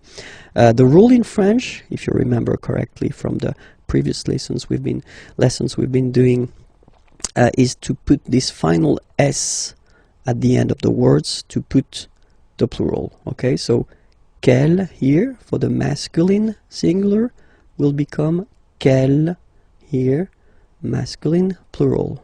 Okay, quel here, feminine singular, will become quelle with the S, feminine plural. And the good news is that you will pronounce them the same way. Alright, so quel, quel, quel, and quel. Okay, remember that in some cases, of course, you will have to make this little liaison, you know, this little link between the words. So if the word or the verb or whatever is coming after is starting with the vowel, of course you will have to put this little link. But then if you pronounce it, or if you pronounce them just like that, quel, quel, quel, quel. Okay? We're going to discover together les jours et les mois. So the days and the month. Okay? Les jours et les mois. So let's see that together. And so we'll start with les jours de la semaine. Okay, semaine is week. Les jours, so you can see that it's the plural form. Huh? The days. Huh? Les jours of de la semaine. Les jours de la semaine, the days of the week. Okay, so we'll start with the first one. And in France, the week starts with lundi, Monday, lundi, lundi. Okay, remember, UN is pronounced like un, lundi, lundi, lundi. Then mardi, mardi. So you can hear that you don't pronounce it that strongly, this R. Huh? Mardi, mardi. Okay, you don't need to go too deep like mardi. No, no, no. You don't move your tongue, so it doesn't sound like mardi. No, it's really soft. Mardi, mardi, mardi. Okay, the next one is mercredi, mercredi. Wednesday, mercredi, mercredi. Okay, next one, jeudi. Jeudi. Remember, when you combine this u, you get the sound jeudi, jeudi. So I insist a little bit, so make it softer. Jeudi, jeudi. Then en, nasal, and it's en. So remember, vendredi, vendredi, vendredi, vendredi. Okay. Then samedi, samedi, don't insist on the samedi, samedi, all right? And the last one, dimanche, dimanche. You get the sh, and then an, dimanche. Okay, let's see them one more time. Lundi, mardi, mercredi, jeudi, vendredi, samedi, dimanche.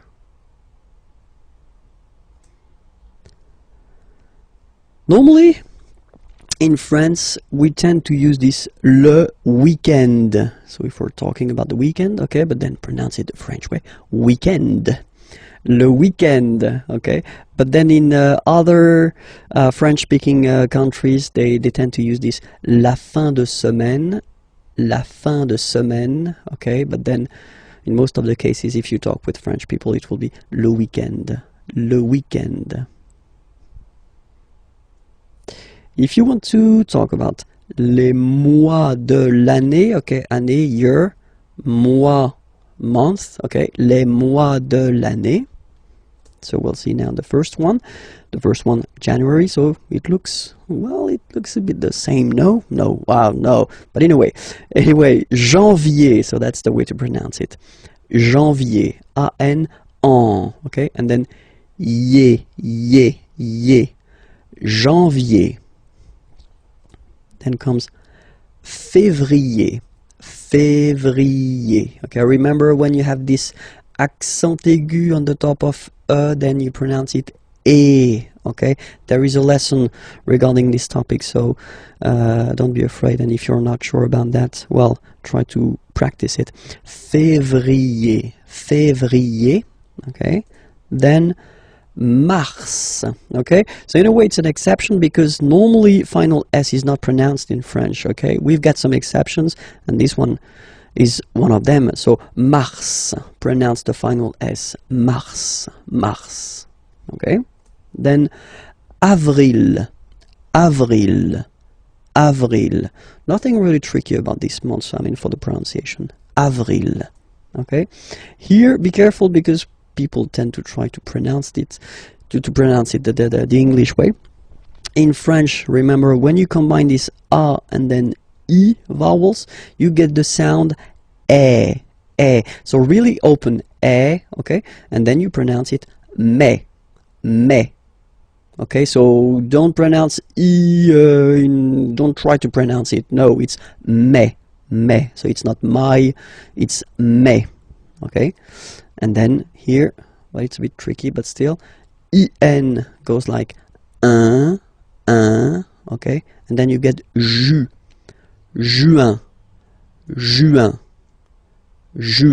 okay? Let's see them one more time. Janvier, février, mars, avril, mai, juin. Okay?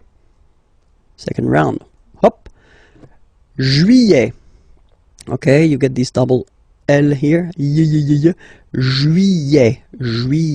Don't pronounce this final T, E-T here at the end. Juillet. So it's July. And then here, two options, because, well, two options are acceptable in French. The first one, you don't pronounce the final T. Ou. Second one, you pronounce it août. Alright, so remember, first option, don't pronounce it ou. Second option, you pronounce it août. Okay?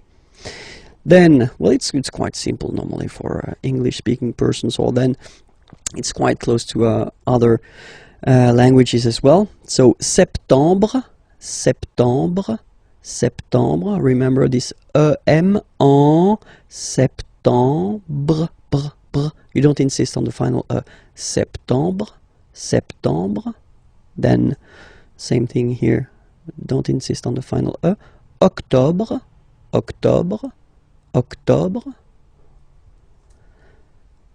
Novembre. Okay, em en novembre. And the last one, décembre. Same thing, em en décembre. Okay, so let's repeat them. Juillet, remember this, juillet. Août, first option. Août, second option.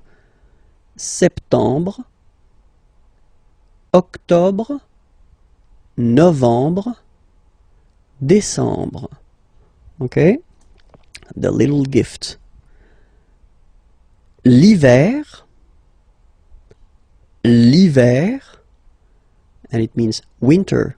So I've been putting this M here just to tell you that it's masculine. L'hiver, le printemps, spring, l'été, summer. So I forgot to put it, but here I should put M because it's masculine. L'été, l'automne, l'automne. And same thing here, it should be M, automne, masculine. L'automne. Okay, so let's repeat it. L'hiver, le printemps, l'été, l'automne. And then, the last thing for this lesson, if you want to introduce the dates, okay, so if you want to tell what day it is today, so aujourd'hui means today. Aujourd'hui, today.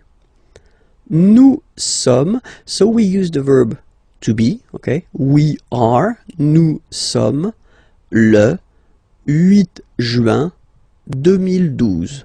Okay, so forget for the 2012, don't be afraid.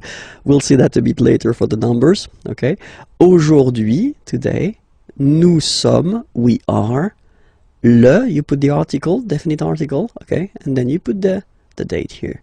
Okay, you start with the number, the month, and then the year. Okay, or then, second option, aujourd'hui, so it doesn't change, it's here, today, c'est, it is, this is, and then you put the date, le 8 juin 2012. Okay? Le masculin et le féminin. So let's see how we will modify some words that are masculine into a feminine form here. Because, for instance, we're talking about, well, whether professions or occupations. Here, student, assistant, actor, dancer, baker, and then computer scientist. It looks quite nice in English. Informaticien is nice, but still in English. Computer scientist, it's really interesting. Okay, so the rule in French is to add a at the end of a word to put the feminine form. Okay, so for instance here we've got étudiant, and then we've got assistant here. Okay, you just take it back here, étudiant, and then you will add this a at the end without modifying the first part.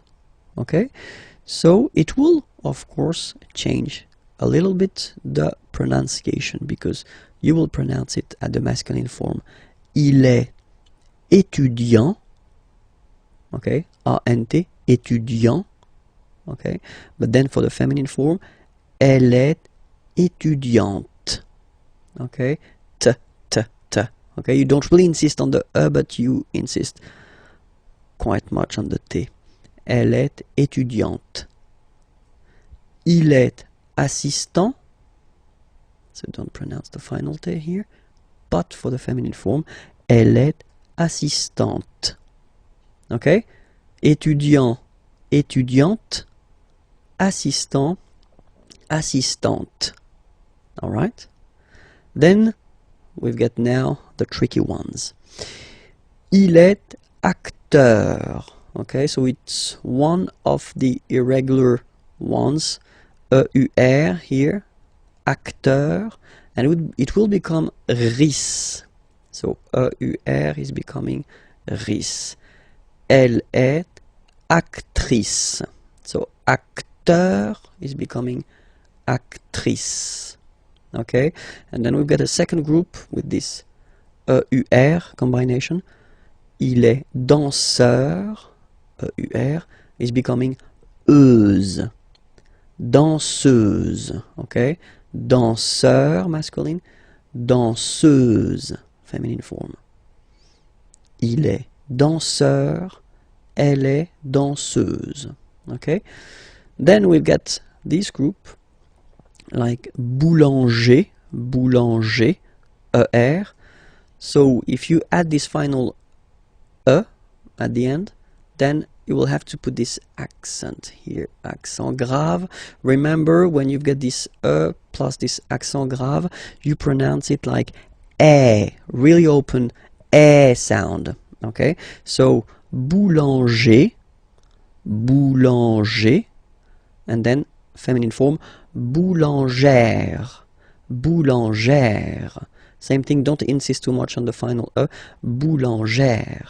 Okay, il est boulanger, elle est boulangère. All right? And the last group is IEN, informaticien, yin, yin, yin. So that's the way to pronounce this IEN, yin, yin, okay? Informaticien, all right? And then, if you look carefully, then here, okay, you will have to double the N and then add this final E, okay? And you get the sound informaticienne, sienne. Remember, E and then double N, or then it could be double L or double consonant here. You open your E, so it's E. Informaticienne. Okay, so I tend to insist a little bit. Okay, don't worry, I will pronounce it a bit more normally after. Il est informaticien. Elle est informaticienne. Okay, so let's see them one more time. Il est étudiant. Elle est étudiante. Il est assistant. Elle est assistante. Il est acteur. Elle est actrice. Il est danseur. Elle est danseuse. Il est boulanger. Elle est boulangère. Il est informaticien. Elle est informaticienne.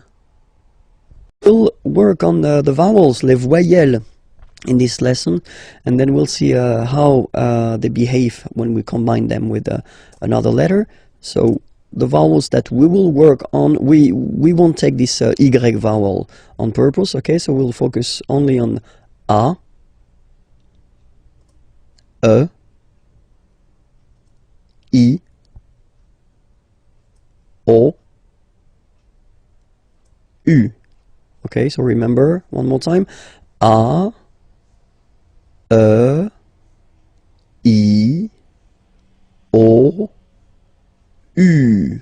Okay, remember, this U is usually can be quite tricky for English-speaking persons, especially the difference between the U and the U. Okay, but we'll see that a bit later. So if you combine this vowel A with the vowel I, okay, you will get the sound E. So really open, E. Okay, and then if you combine it with the vowel U, then you will get the sound O. O. All right, so well, exactly the same sound as this O vowel here. So it's the same O. Okay, and then if you combine it with the letter N, in that case, you will get what we call a nasal, so it goes in your nose, and then you get the sound on. Okay, if you listen carefully, well, basically you don't listen, or you don't hear, sorry, any N in my pronunciation. On. Okay, let's see what happens with E. So E combined with the vowel I will give you the sound E. So the same sound as we had previously here, okay, so it's the same sound, and it's E, so really open. And now if you combine it with the U, you will get the sound And if you combine it with N, then you get the sound en. So the same sound as we had when we combine N with A, okay? En. Alright, so let's see now for E. So for E, obviously, if you get two times the same letter, then it will be a bit longer, so E. Okay, same thing for U, it doesn't really happen. And then here, that's the interesting one. If you combine E with N, then you will get the sound okay, in your nose, Alright, so let's see O now. If you combine O and E, you will get the sound wa. So make it, repeat it like that, you know, wa. And then after that, only one, wa. Okay? Then if you combine it with U, you will get the sound oo. So as I said previously, the difficulty, one of the big difficulty for English speaking persons is this difference between the oo here and the U here. oo, u. Okay, so you'll have the time to work on that, but still it's oo in that case. If you combine it with n, then you will get the sound on. Same thing, nasal, so in your nose, on, on. All right, and let's see the last one. So if you combine u and e, you get the sound oui, oui, oui. All right, so really u, it's not oo. Okay, so it's u. Ui, ui, all right, and then, well, basically it doesn't exist, this uo, and if you combine it with the n, then you get the sound un. So before we had the difference between this un here and this un here, but nowadays in France, at least, you don't make any difference between the two. Okay, so it's un here and un here. All right, so let's see them one more time. A, E, O, en, E, E, en, I, un, O, oua, ou, on, u, ui, un. We'll discover les chiffres in this lesson. I hope you're ready because it's starting right now. Les chiffres. 0, 0. Okay, so remember, you get this z and then e accent aigu, zéro. Okay, then 1. All right, so when you combine this u and n, you get the nasal sound 1, 1. 2. Final X not pronounced, okay? 2. 3. Final S not pronounced. 3. 4. 4. Okay? So remember that even if you get this U vowel here, basically you don't pronounce it, because that's the rule in French. When we get this Q letter and then a vowel after, then we will have to put this U, okay? So you get this Q-U-A, but then the sound that you will pronounce is K, okay? 4, 4. All right? And next, 5, 5, 5. Then be careful here, because even if it's ending with this X, well, you'll have to pronounce it like S, okay? So you get the 6 pronunciation. 6, 6. Okay, so it's not 6, it's 6. All right. Then here, remember, P is not pronounced. Okay, it doesn't exist. So you got this set sound. Set, set. Okay. Then here, final T is pronounced. So huit, huit. Remember in French, this H letter here, okay, doesn't exist phonetically, so we don't really pronounce it. Okay, so if you listen carefully, you will only listen or hear these vowels at the beginning of the word. Huit, huit. Okay, and then neuf, neuf, neuf. Okay. And we'll discover a quite useful thing, because in leçon B, if you remember carefully, I did introduce the numbers till 9, and then we'll continue, so from 10 to 20, okay? De 10 à 20. Okay, so let's start now. 10, okay, so remember, final X here is pronounced like S. 10, 10, okay? Then 11. 11, okay, so O plus N give you the sound on, 11, 11, okay, final E doesn't exist phonetically, 11, okay, 12, 12, O, U, the two together will give you the sound OO, okay, and then Z, 12, 12, all right. Then now if you combine this E and E, you get the sound E, really open. 13, 13. Final E as usual, not pronounced. 13, 13. Okay? And here, 14. So remember, Q and U here, well, basically you get to put this U vowel because that's the rule in French, even if you don't pronounce it, okay? So you will get the sound K here, K, 14, 14, okay? Same thing here, U doesn't exist, so 15, 15, 15, all right? IN, nasal, so it's 1, 1, 15, 15, okay? Then it continues, of course. Now you get this 16, 16. Same thing, final doesn't exist. 16. And E together, they give you the sound really open. 16, 16. Okay? Then it becomes logical now, because if you look carefully, you get this 10, okay? 10, and then 7. So if you remember this, it's here, it's 10, and then 7, 7. Okay, so it's clear. But then for the pronunciation, 17. Okay, so you don't insist on the s. 17, 17, 17. Okay, then 18. So you will make this little link between the two, the liaison. 18, 18, 18.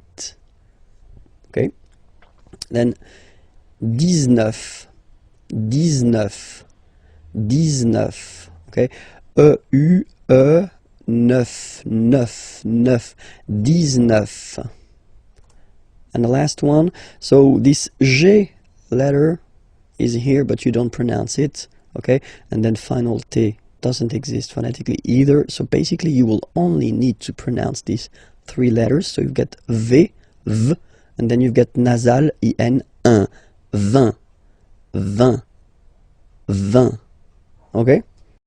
Hi everyone, bonjour à tous and welcome to Learn French with Vincent, and this is Unité 2, Leçon D. So let's see what we'll discover together in this lesson, and we'll work on les adjectifs possessifs, so really useful. Well, in French, as usual, we will have the difference between masculine form. So for the masculine form, we'll have mon, mon, ton, ton, son, son, notre, notre, votre, votre, leur, leur. Okay, so let's be clear, you know, when we talk about les adjectifs possessifs, in English it will be my, your, his, our, your, their. Okay, but then in French, well, basically we'll have the difference between the masculine, the feminine, and the plural. And then keep in mind, we'll see that a bit later when I will give you some examples, that in French we don't decide whether it's masculine, feminine, or plural according to the subject, like in English, because in English you put whether the masculine or the feminine according to the subject, but we will in French put the masculine according to, or the feminine or the plural, according to the word it is connected to. Okay, so it's quite important to just remember that, because it will be really important for the decision whether you put the masculine or the feminine or the plural form. Okay, so we saw first now here the masculine form. Let's check the feminine form, and it's ma, ta, sa. Okay, so you can see well, of course differences, but then still, you know, it works like M, M, T, and then T, and S, S. Okay, so, well, mon, masculine, ma, feminine form, ton, masculine form, ta, feminine form, son, masculine form, sa, feminine form. And then the good news is that notre is the same, votre is the same, and then leur is the same. Okay, so you don't really have a difference between these three persons. You will have to use the same adjective possessive. Okay, so the only difference is there. Mon, ton, son, ma, ta, sa. Okay, and now let's see the plural part here. Okay, so for the phonetical or pronunciation aspect of it, then remember that this es here combined will give you the sound e. Okay, so you'll pronounce it like me, me, me. Okay, te. So logical, same pronunciation here. Te, se. All right, so me, te, se. Okay, and then for the plural, nos, vos, and then leur. Okay, so remember, even if you've got this final S, you don't pronounce it, as it was the case already for this word. No, you don't pronounce the final S. Vos, you don't pronounce it. Leur. Okay, so if we say that one more time, it's me, te, se, and then nos, vos, leur. Okay, so let's see a few examples now. So for the masculine, mon père. Okay, so père means father. Okay, so father is masculine, and so you will put mon père. So you will put here the masculine adjective possessive, my father, just because father is masculine. Okay, so the subject, the person who is actually talking about his father or her father, doesn't really affect the fact that you use the masculine or the feminine here. You put the masculine because father is masculine. Okay, so vélo, bicycle. If you want to say my bicycle, you will say mon vélo. Okay, just because vélo is masculine. Un vélo, and then mon vélo. All right, let's see now a few or two examples for the feminine. Mother. Mother is feminine, and then you will have ma mère. Ma mère, my mother, ma mère. Okay, here you've got voiture. Voiture means car, a car. Okay, and it's feminine, so une voiture. Same thing here, you will put the feminine form, ma voiture. Ma voiture. Okay, and let's see now for the plural. So parents, parents, mes parents. Okay, because it's the plural form here. Okay, so you get the plural form here as well. Mes parents. Okay, and then amis, friends. Okay, it's the plural form, so it's mes amis. Okay, and then let's be purist and make this beautiful liaison between these two words. Mes amis, mes amis, mes amis. All right, so I hope it's clear, because of course, as usual in French, we've got some exceptions, and the exceptions are for the feminine words, like identité, for instance. Identité, so it does mean identity. Okay, if you look carefully at this word, you can notice that it is starting with a vowel, so I in that case. Okay, and then for aesthetical reasons, we think that ma identité, so the way that normally you should put the feminine form, so ma identité, doesn't sound nice. So for that reason, we put the masculine adjective possessive. So remember, with the words, feminine words that start with a vowel like I here, identité, you will have to use les adjectifs possessifs masculins, so the masculine form. So it goes like mon identité, so my identity, mon identité, mon identité. Okay, another example, adresse, so same thing here, adresse is a feminine word, but then it starts with a. Okay, same thing, you will have to use adjectif possessif masculin.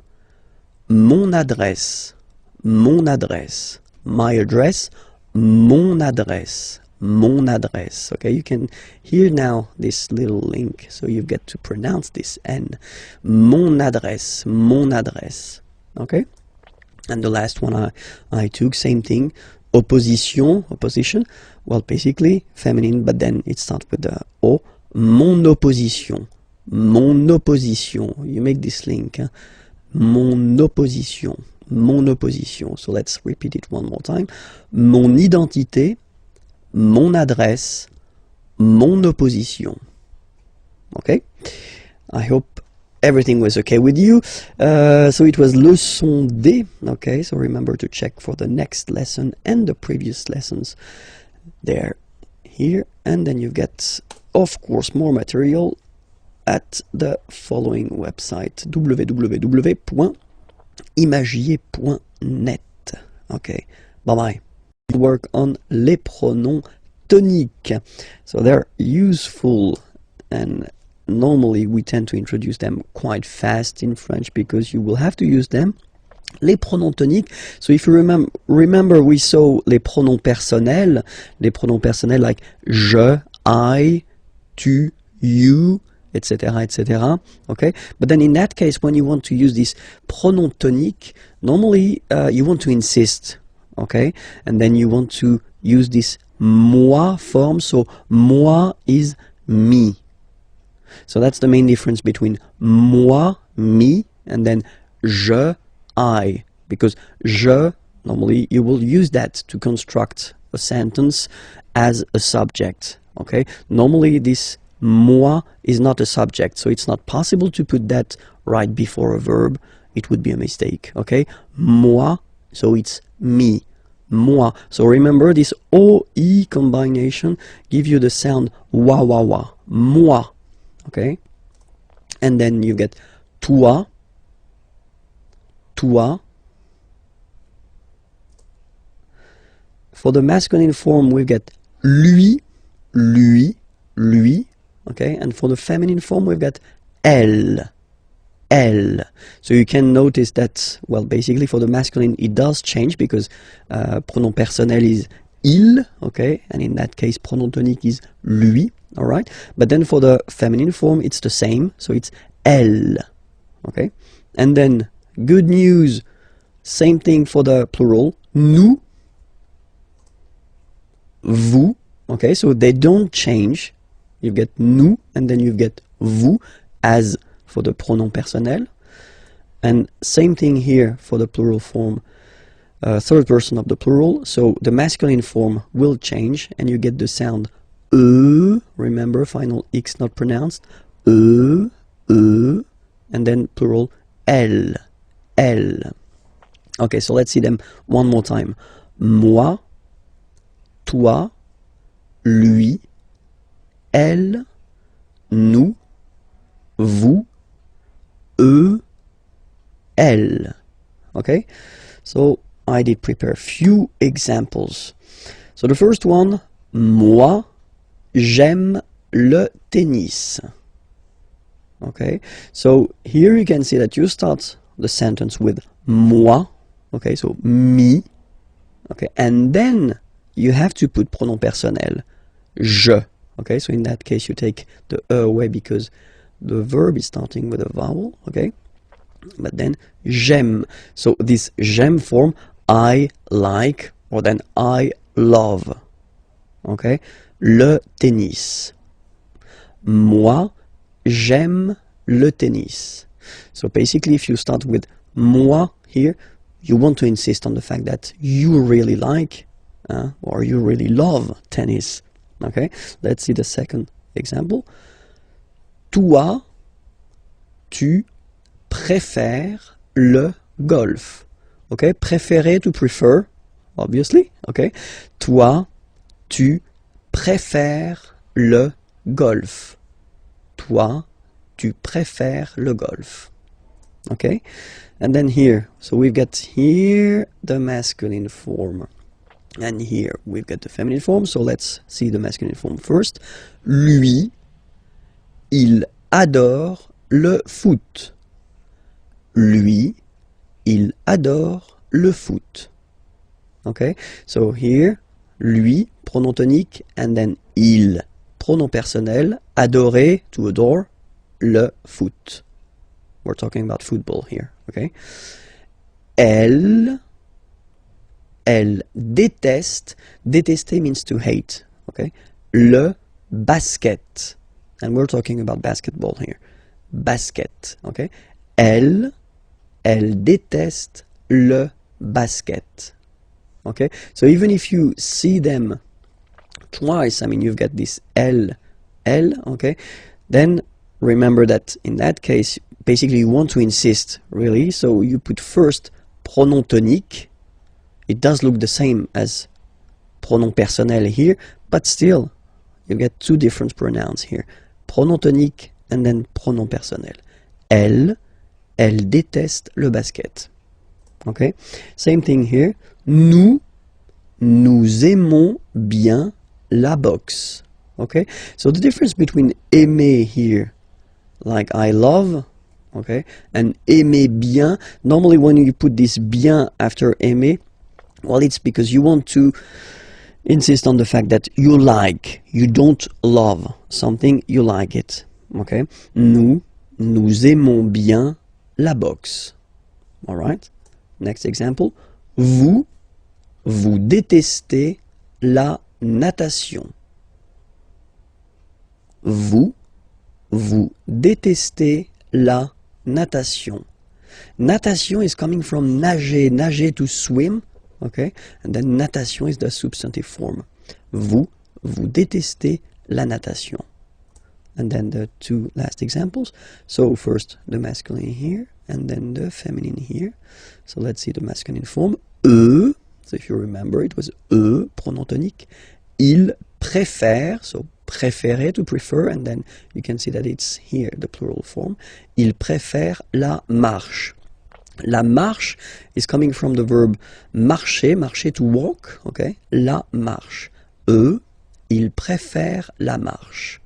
And then the feminine example. Elles adorent le jogging. Elles adorent le jogging. Okay? Let's read them one more time. Moi, j'aime le tennis. Toi, tu préfères le golf. Lui, il adore le foot. Elle déteste le basket.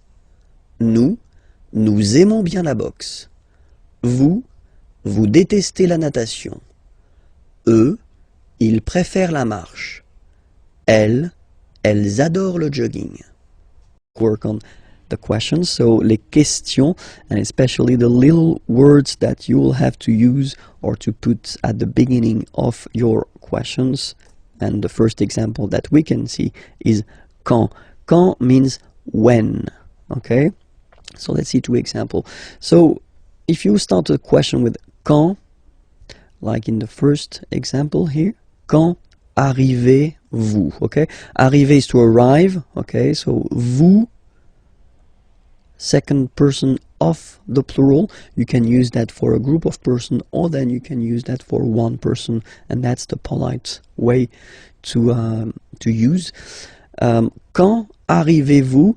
And now you can see that we've been changing the order. So normally, of course, the subject is before the verb, okay? But then the correct way to make a question, if you start with this quand, is to change the order. So first you put the verb, then you put this pronom personnel.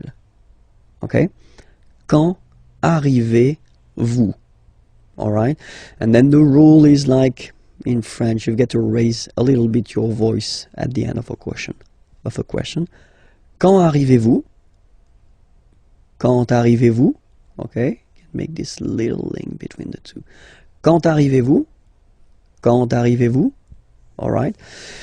And then, well, when we talk, then we normally have this option to drop this rule. So not to use this rule, so just to put the verb and then the subject after. And we tend to add this est-ce que form here, est-ce que, okay? So, and you'll get this question. So, Quand est-ce que vous arrivez? It is exactly the same question. Okay, it is quite long if you compare it to the first one. It is more spoken. Okay, it is less formal, and that's normally what you'll hear if you talk with French people.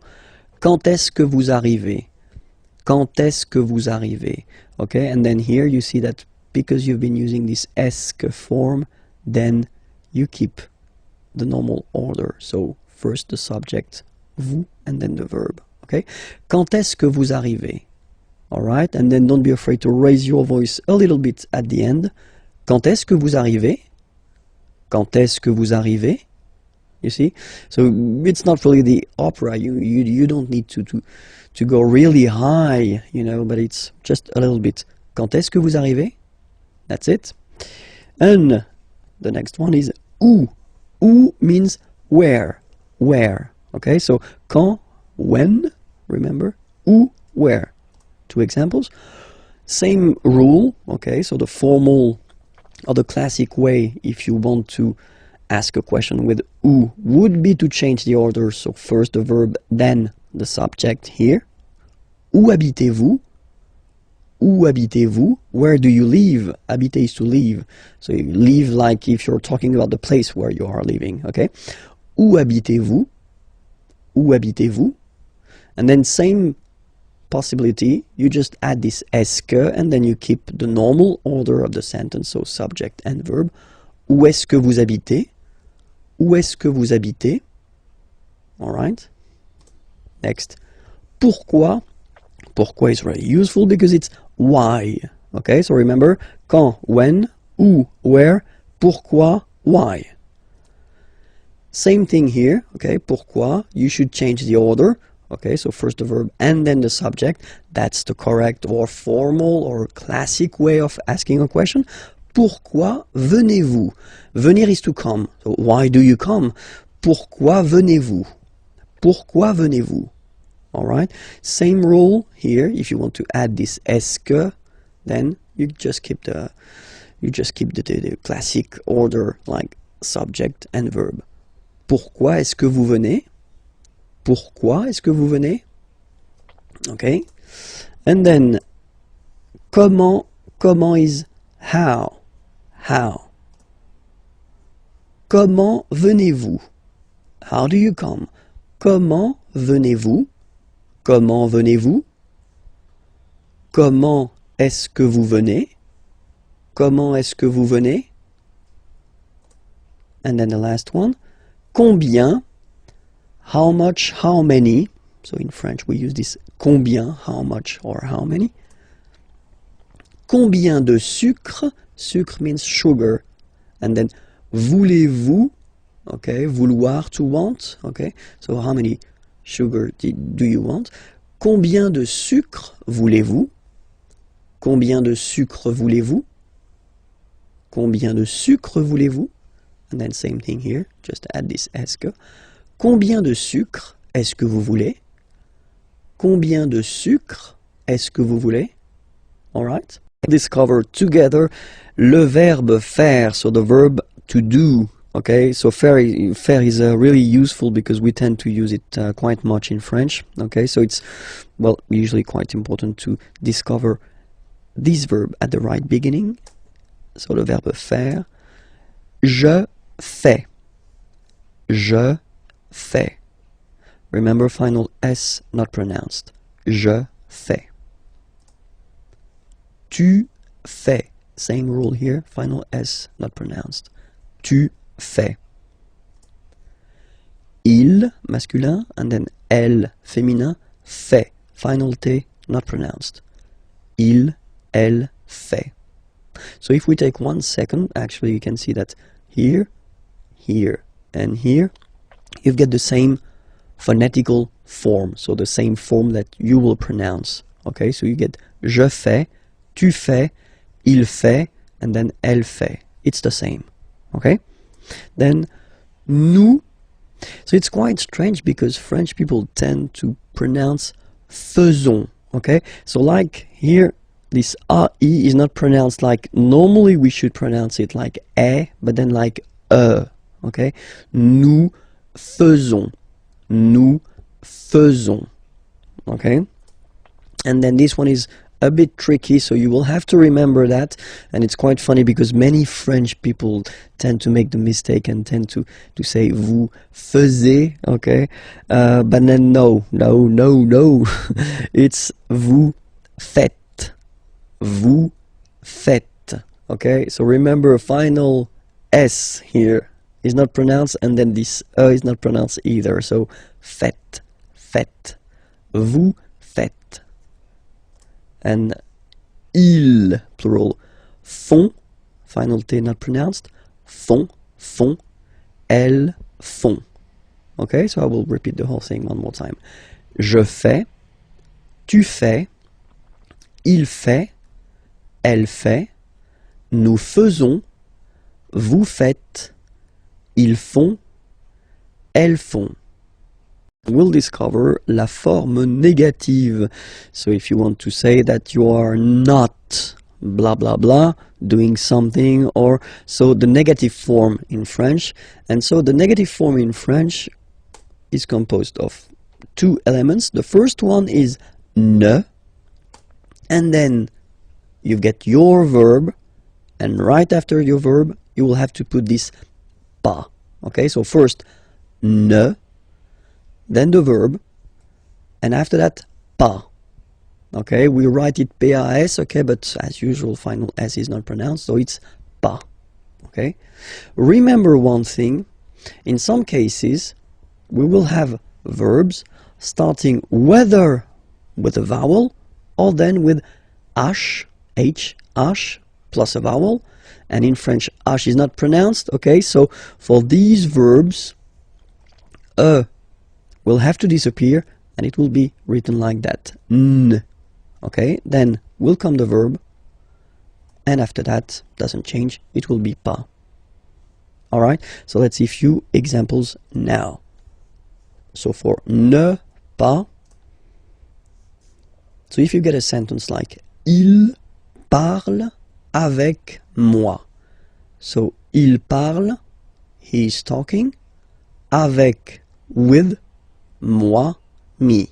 Okay, remember this moi, we introduced that in this unit, and it was a pronom tonique. Okay, il parle avec moi.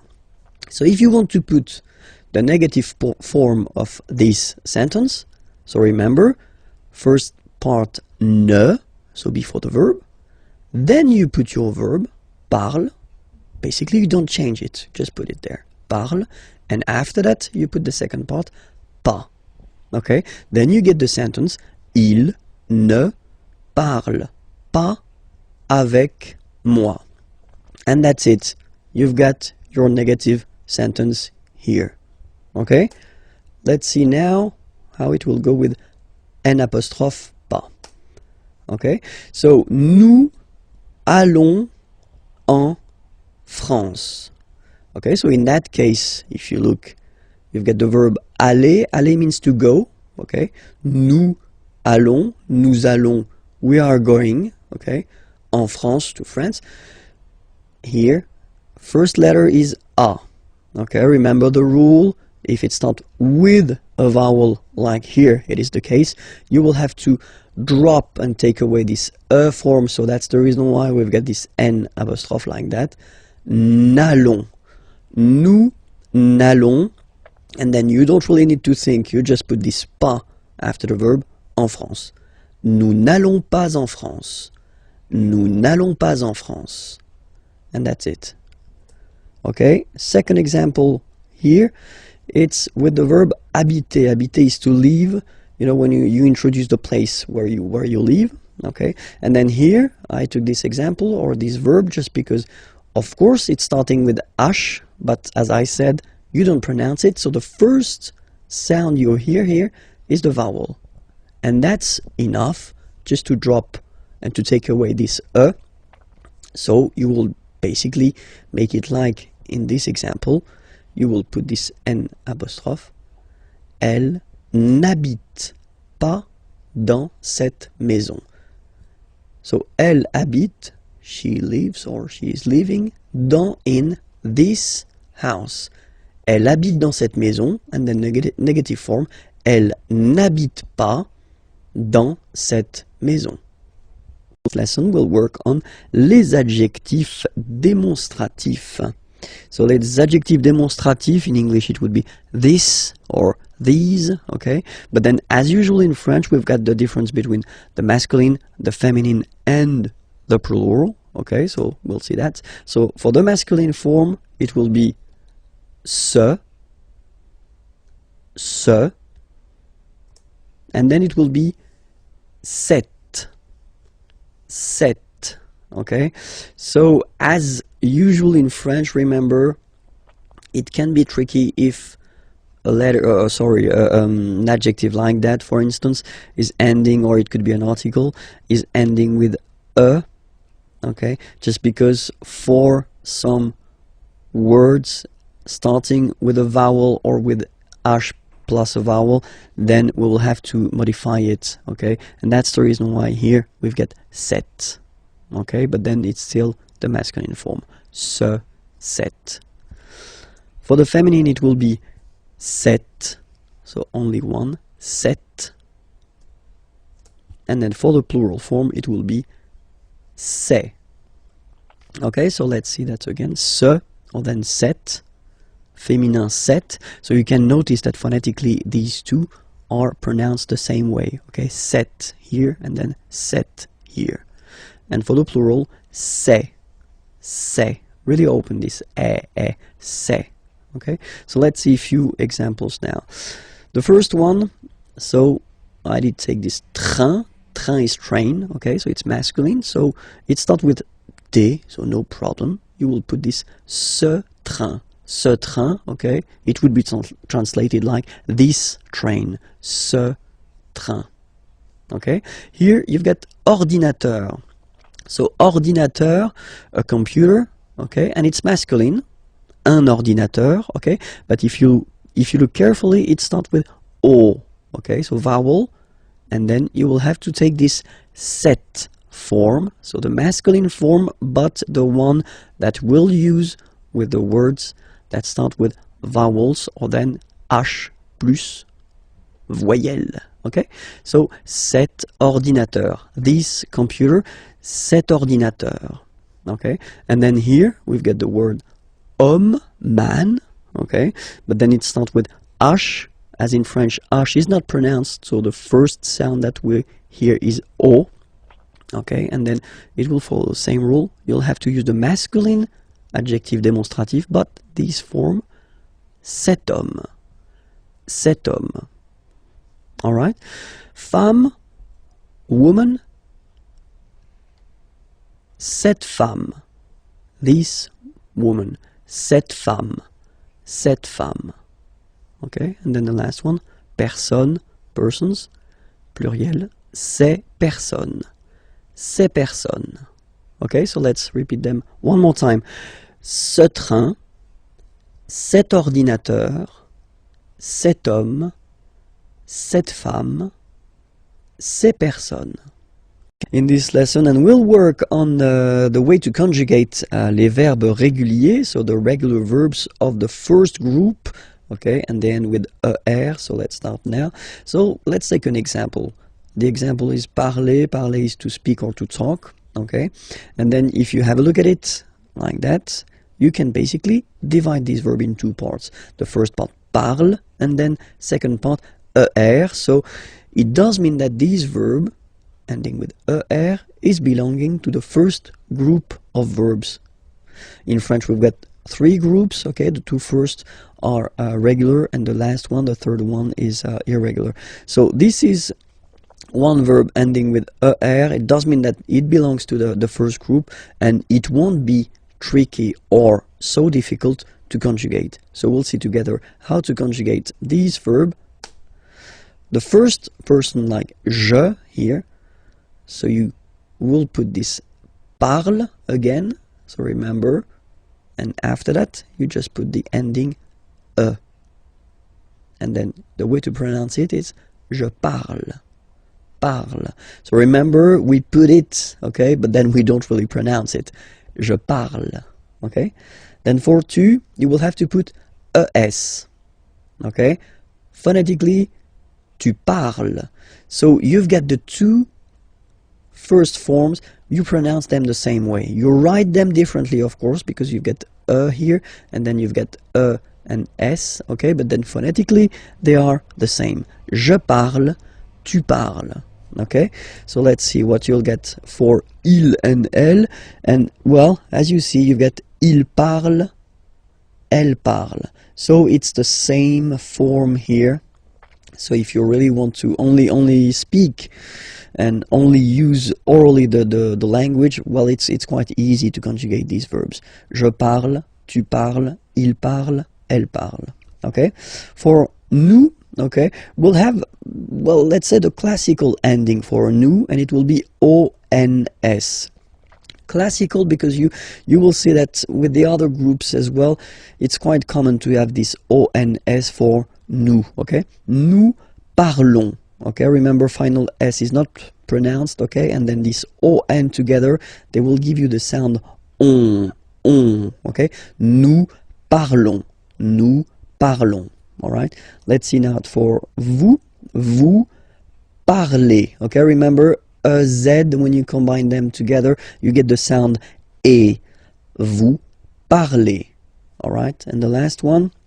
So even if you've got this ENT, don't hate me, but you won't pronounce these letters. Okay, you have to write them for the plural form, but you don't pronounce them. So you get il parle, elle parle. So the good news is that you've got here, je parle, tu parles, il, elle parle, and then if you check it here, il, elle parle. So it's the same phonetical pronunciation, or phonetical form, sorry. Okay? And then you've got nous parlons, and then vous parlez. Alright? So here, remember the endings. You will have to write them, okay? Alright, so we'll take another example. Regarder is to watch, okay? So you can see that the verb is ending with er, okay? So you just take this er away, and then you keep this radical form, like we say in French, only this form, okay? So you will get je regarde, tu regardes, il regarde, elle regarde, nous regardons, vous regardez, il regarde, elle regarde. Okay, so one more time here. Regarde, regarde, regarde, and then regarde. So phonetically, only one form here. And then regardons, regardez. Alright? Remember that even if this beautiful verb aller, that we tend to use quite often because it means to go, okay, even if it ends with er, it is not regular at all. In this lesson, we will count together, yeah, so from 20 to 50, de 20 à 50. I hope you're ready because it's starting right now. 20, 21, okay, so remember to make this little link, 21, 21, 22, 22, 23, 23, 24, 24, 25, 25, 26, 26, so remember it's ending with X, but then we pronounce it S, 26, 27, remember set, it was this P disappear, you don't pronounce it, 27, 28, so here you make the liaison, 28, 28, 29, 29, 29. Then here, remember this en, 30, 30, 30. Okay, don't insist on the it doesn't exist here. 30. 31, 31, 31. 32, 32, 33, 33. Remember, final S doesn't exist. 33, 34, 34, 34. Remember, in French, the rule is that if you start with, well, if you get this combination Q, U, A, well, you will pronounce it K. K. Same thing for the other vowels, okay? So because that's the rule. After Q, normally we put U and then another vowel, but then this U, well, basically it's not pronounced, okay? So K, 4, 34, 35, 35, 36, 36, 37, 37, 38, 38, 39, 39, 40. Okay, so same rule as previously, as for 4, okay? K, 40, 40. Okay? 41, 41, 42, 42, 43, 43, 44, 44, 45, 45, 46, 46, 47, 47, 48, 48, 49, 49, 50, 50. Same thing here, okay? Remember that you get this QU, but then you don't pronounce the U. And then you get the nasal, un, and then en. 50, 50. Okay? We'll discover together le verbe venir. Venir means to come, okay? To come, so it's quite useful. And then you will have to use it quite often in French. So let's see how you conjugate this verb at the present form, okay? Because this verb is not regular, just wanted to tell you first, okay? So, the first form is je viens. Je viens, okay? Remember this I, viens, viens, and then this nasal, final S not pronounced. Je viens. Tu viens. So it's the same form, okay? Tu viens. Il, elle, vient. Final T not pronounced. Il vient, elle vient.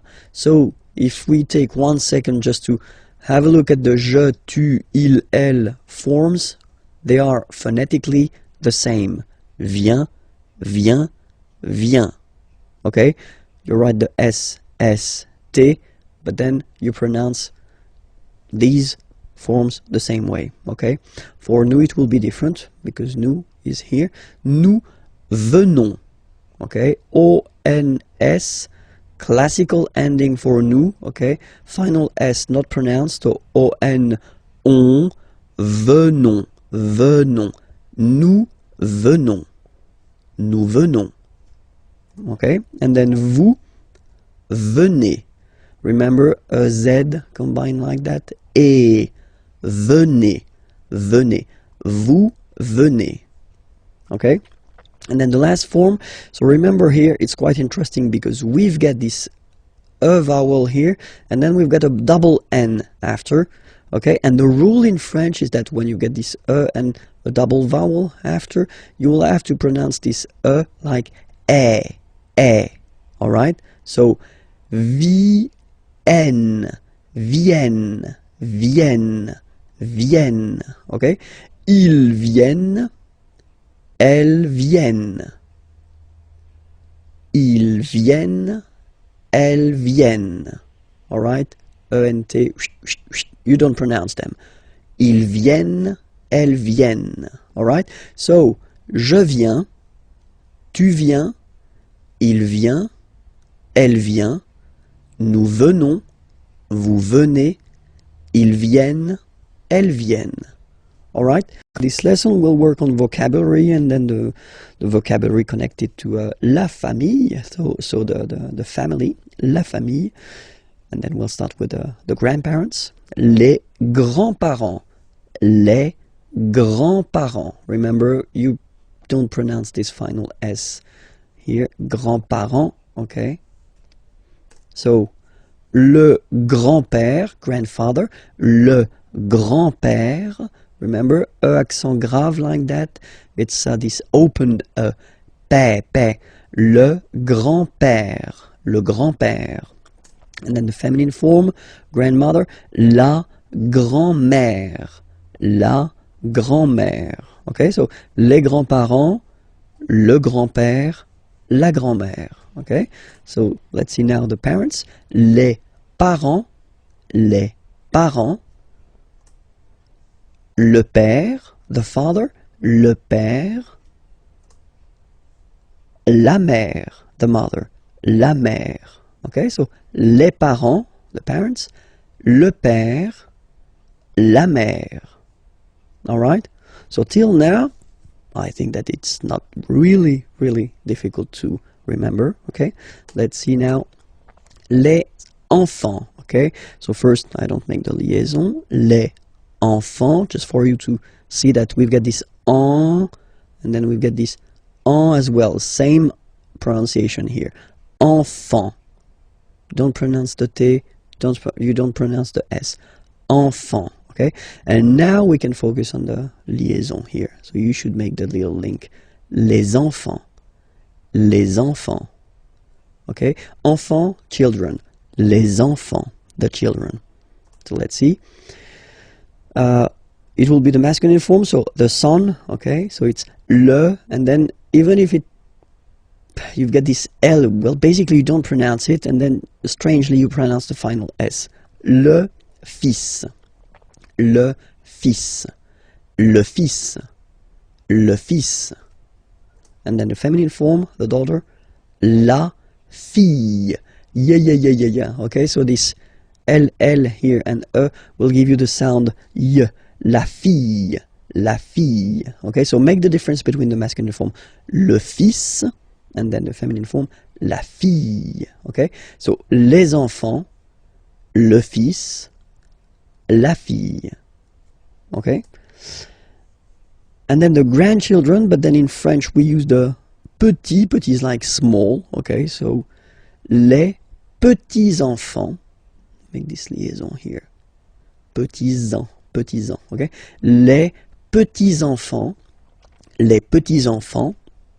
So grandson would be in French petit-fils, okay? So le petit-fils, le petit-fils, and then the feminine form, la petite.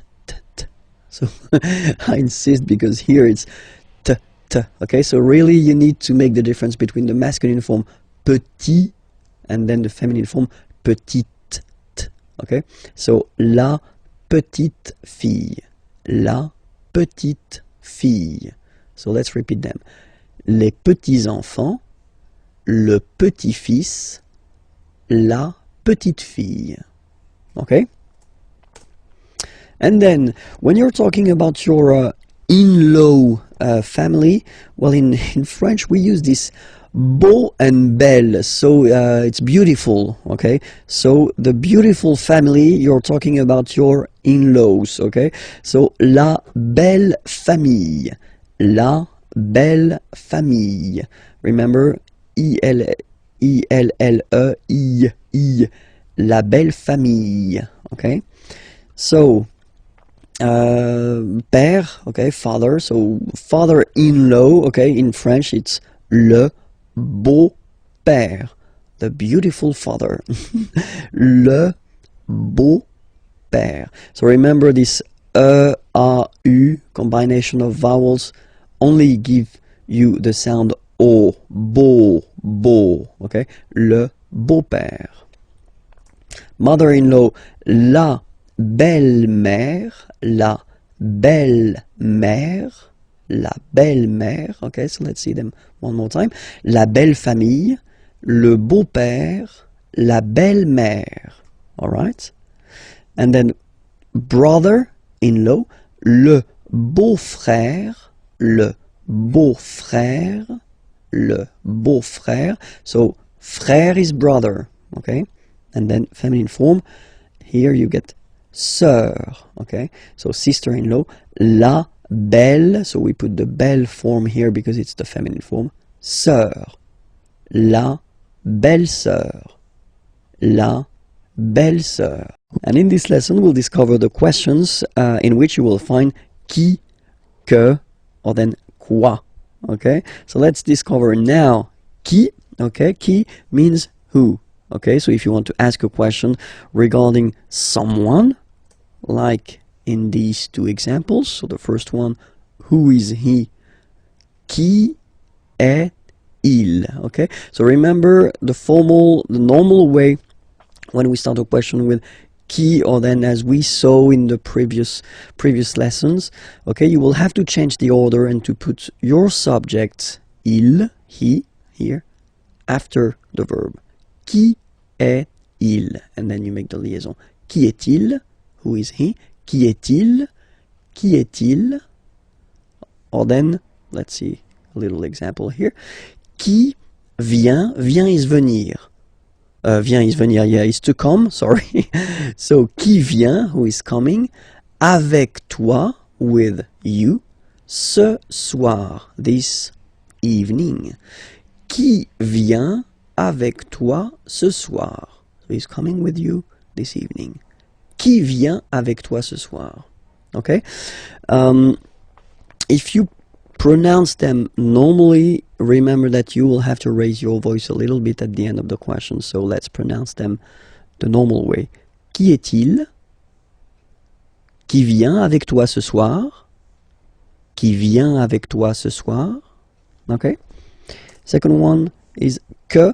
So qui, who, que, what. What, okay? And then we'll see two examples here. Que fais-tu? Okay? Fais is coming from faire. Faire means to do. Okay? Que fais-tu? So what are you doing? What do you do? Okay? Que fais-tu? Same thing here, remember, que. So you start a question with que, then you get to change the order. You get to put the subject after the verb, okay? Que fais-tu? And it's a question. Que fais-tu? Que fais-tu? Okay? And here, que veux-tu? So veux is coming from vouloir, vouloir to want. Que veux-tu? What do you want? Okay? Que veux-tu? Regarder, regarder is to watch. À la télévision, well, at the television. Que veux-tu regarder à la télévision? So let's read it normally now. Que veux-tu regarder à la télévision? Que veux-tu regarder à la télévision? Okay, so you can hear that I've been raising a little bit my voice at the end. And then the other option is quoi. So quoi means what as well. So you will tell me, oh, you get two what here, you get que and quoi. Yeah, for a good reason. Look at that.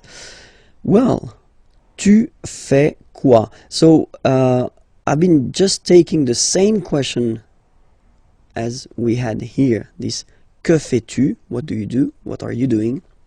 Okay, but then if you're using this quoi, then it does mean that you don't start the question with it. You just put it here, for example, at the end. Okay? Tu fais quoi?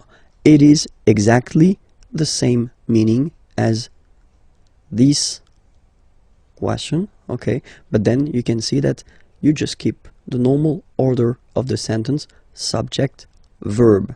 Okay, in that case, you definitely need to raise your voice at the end. Okay, tu fais quoi? Tu fais quoi? And then I took the same example as we had here. Okay, tu veux regarder quoi à la télévision? Okay, so let's raise the voice at the end to make it clear that it's a question. Tu veux regarder quoi à la télévision? Tu veux regarder quoi à la télévision? Okay, so let's repeat. Qui, who, qui est-il? Qui vient avec toi ce soir? Que, what? But you start the question with it. Que fais-tu? Que veux-tu regarder à la télévision? And then quoi? You don't start the question and it means what? Tu fais quoi? Tu veux regarder quoi à la télévision? In this lesson, we'll just focus on the short thing but quite useful, les présentations. Okay, so the first thing, when you meet someone and you want to know the name of this person, well, that's the common question or the normal question that you will have to use. Comment, so how, vous appelez-vous? Okay, we've been seeing in Unit 1, if my memory is correct, the verb s'appeler, so to call oneself. Okay, when you introduce yourself, you use this s'appeler verb. Okay, so that's the reason why it will look this way. Comment vous appelez-vous? Okay, so comment vous appelez-vous? So what's your name? How are you calling yourself? If you want a direct translation, but it sounds a bit strange in English, but then that's the question. Comment vous appelez-vous? All right. The other possibility that we've got is to keep the normal order. So vous vous appelez, and then we put this comment thing at the end of the question. Okay, so in that case, remember to raise your voice at the end. Vous vous appelez comment? Vous vous appelez comment? Okay, so it is exactly the same question. Okay, it is a bit less formal, this second option. Okay, because the first one is the classic option that we've got. We start with how, and then we change the order. We put the subject after the verb. Okay, but then it is more, I mean, completely correct to ask a question like that. Vous vous appelez comment? Okay, and then the other possibility would be quel est votre nom? What is your, votre nom, name? What is your name? Quel est votre nom? Quel est votre nom? Raise a little bit. Quel est votre nom? Okay, so let's see them one more time. Comment vous appelez-vous? Vous vous appelez comment? Quel est votre nom? All right.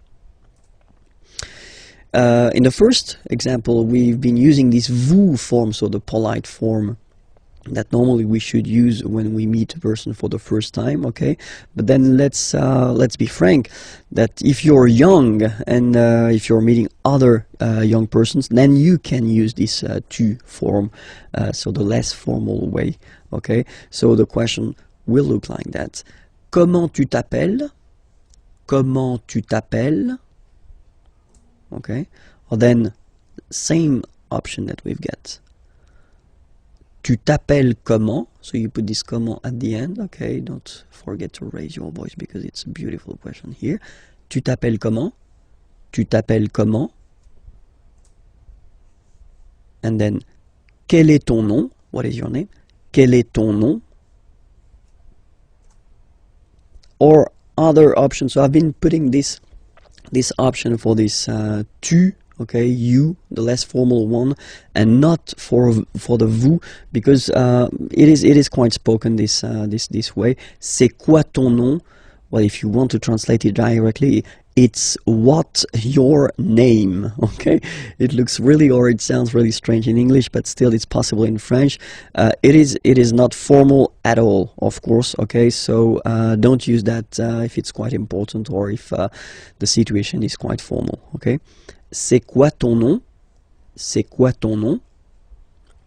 Okay, and then if you want to, well, present yourself, then remember we're using this appeler, s'appeler, okay, to call oneself, okay.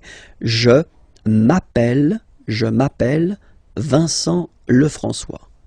Je m'appelle Vincent Lefrançois. Okay, I call myself Vincent Lefrançois. All right, but then that's the way we use to present ourselves. Okay, other option would be to use, not to use this s'appeler to call oneself, but to use to be, which is totally possible. Je suis Vincent Lefrançois. Je suis Vincent Lefrançois. I am. Okay, je suis Vincent Lefrançois. And then third option, mon nom, my name. Okay, mon nom is, mon nom est Vincent Lefrançois. Mon nom est Vincent Lefrançois. Okay, so let's see them one more time. Je m'appelle Vincent Lefrançois. Je suis Vincent Lefrançois. Mon nom est Vincent Lefrançois. This lesson will discover la situation de famille. So if you want to say what is your situation, your personal situation, then that's the correct lesson to watch now. Let's start.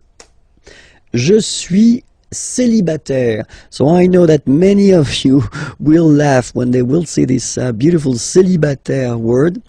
It doesn't have any other indication but the fact that you are single. Okay, so if you want to say that you are single, whether it's the masculine form or the feminine form, it will be like that. Je suis célibataire. I am single. Okay, second option. J'ai un copain. Okay, boyfriend would be copain. Okay, and then it's the feminine form here, girlfriend, copine. J'ai, so j'ai, I have. Okay, j'ai un copain. I have a boyfriend. J'ai un copain. Féminin, j'ai une copine. I have a girlfriend. J'ai une copine. Okay, so if you're in couple, en couple, je suis, I am, je suis en couple. Je suis en couple. So here you want to indicate that you are living with someone, but then you are not married. Okay? Je suis en couple. You can make the liaison here. Je suis en couple. Okay? And then fiancé, engaged. All right? And then here you've got the masculine form. I've been putting here the feminine form. All right, so you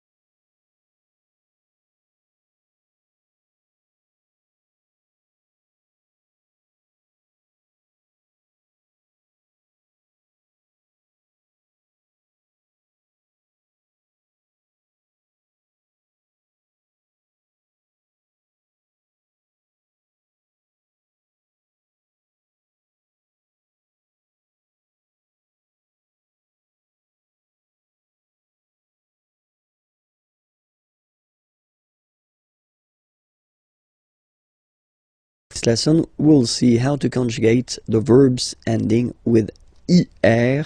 So not all the er verbs are belonging to the second group, but some of them, and then we'll see how to conjugate them at the present form. Okay, so we'll take an example. The example is finir. So finir means to finish. Okay, and then you can see that it's ending with er. All right, so we'll do it like that. We'll divide it in two, so fin, and then we take away this er ending. All right, and we'll just keep this form here, fin, to construct the present. So you take it and you put it here, and after that you will add this ending. So for je, it will be is. Je finis. Remember, final s is not pronounced. Je finis. Okay? Tu finis. So es as well, like we had for je. So same way to pronounce it as well. You don't pronounce the final s. Tu finis. Il, elle finit. So it, final t not pronounced. Il, elle finit. So je finis, tu finis, il finit. Phonetically, it's exactly the same form for these persons. Okay, so it's quite good if you want only to talk and not to write. So just focus on this fini form. You know that it's for je, tu, and il, elle. Okay, but then for nous, so have a look. Nous finissons. Okay, I-S-S-O-N-S. Issons. Nous finissons. Finissons. Okay, final S not pronounced. Nous finissons. Vous finissez. Vous finissez. Okay, a Z at the end gives you the sound E. Okay, finissez, finissez. Vous finissez. Ils finissent. So remember, as usual, when we get the verbs E and T not pronounced. Ils finissent. Elles finissent. All right, so let's see them one more time. Je finis. Tu finis, il finit, elle finit, nous finissons, vous finissez, ils finissent, elles finissent. All right, let's take another example. Unir, to unite. Okay, same rule. We just keep this un, and then you spot the ending, you take it away, and you will keep the un to construct. So, j'unis, same way. Tu unis, il unit, elle unit, nous unissons, vous unissez, ils unissent, elles unissent. Okay, so it's the same, exactly the same. So same group, same way to conjugate it. Okay, let's take choisir, third example. You spot it ending with er here. Choisir means to choose. Okay, then same way. Je choisis, tu choisis, il choisit, elle choisit, nous choisissons, vous choisissez, ils choisissent, elles choisissent. And we'll discover together, well, the plural form, how to construct or how to make a plural form. So it's le pluriel en français. So let's start now. So we'll take this example, okay, basic example. A friend, un ami, okay, un ami.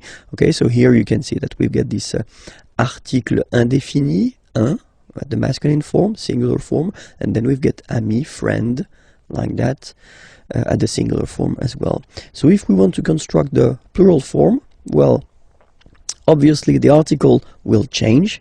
Okay, we saw previously that the plural article was des in that case, and then we keep the same word, so ami, and the rule goes like that. You get to add at the end of the word s.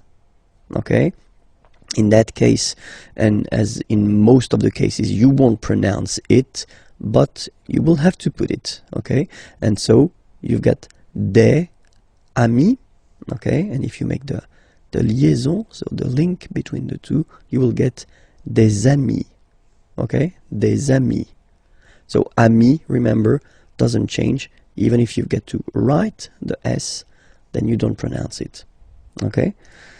And now, let's see a few examples. So this one, une femme, une femme. Okay, so if we think about the rule that we saw previously, then une is changing, and then the article become des. Okay, femme, you write it like it was at the singular form, and then you just add this S at the end, and as we said, you don't pronounce it, so you get des femmes. Okay, des femmes. So une femme, singular, and then des femmes, right? And then un homme, if we make this little link between the two, un homme, un homme, un homme, and then we'll put this word at the plural form. So same thing here. So this article indéfini un is becoming des in that case, and then you rewrite the word homme, and after that you just put the S at the end. You don't pronounce it, so you get des hommes, des hommes, des hommes. Okay, un homme, singular form, des hommes, plural form. Okay, and then I took well, this example with this article défini le. Okay, so le livre, le livre. Okay, if you want to put the plural form, then the article here becomes les, so that's the plural form. Okay, les, and then same rule, you just write livre, and then you put S at the end, but then you don't pronounce it. Les livres, le livre, les livres. So it's quite interesting in this example here, because if you listen carefully, le livre, les livres, so the only way to know whether it's singular or plural is to pronounce correctly the article, in that case le, and here les. So it's really this le, and then les, that will make the difference between the singular form and the plural form. Okay, as usual in French we've got exceptions. So you get words that will end with this a, u, combination of vowels, like for instance une, o. So remember, when you get these vowels like that, then you get only the sound o. Okay, une o. So in that case, well, you won't add the S as like we saw previously, but then it will be, the rule is that you get to put X here at the end, but then same rule, you don't pronounce it. Des eaux. Okay, une eau, des eaux. All right. Second group, words ending with a, u. Here is an example, un tuyau. Okay, same rule here, you won't add S at the end, but instead of S you will put X. Okay, des tuyaux. Same rule, you don't pronounce it. Des tuyaux. Okay, un tuyau, des tuyaux. So the only difference will be with the article, because the word will be pronounced the same way. And then the last group is the words ending with e. So let's take one example. Un feu, and basically the same rule. You don't put S, but you will put X instead, and then you don't pronounce it. Des feux, un feu, des feux.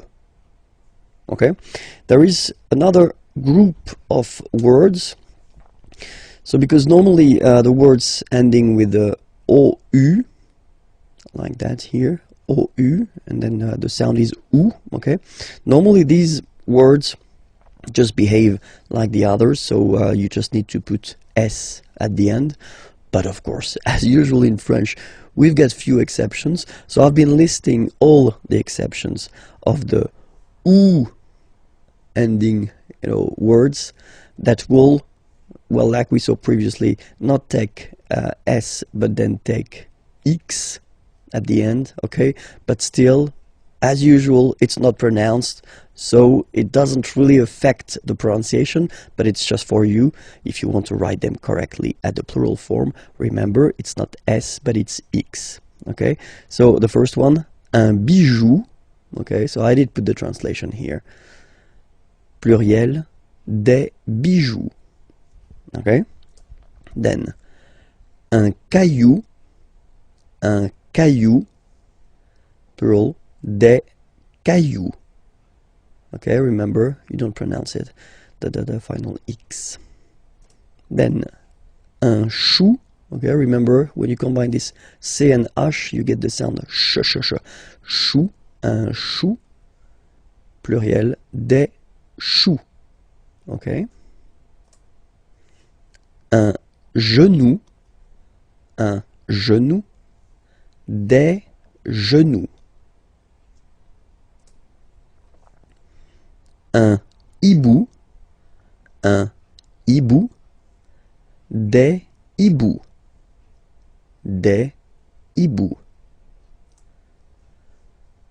un joujou, des joujoux,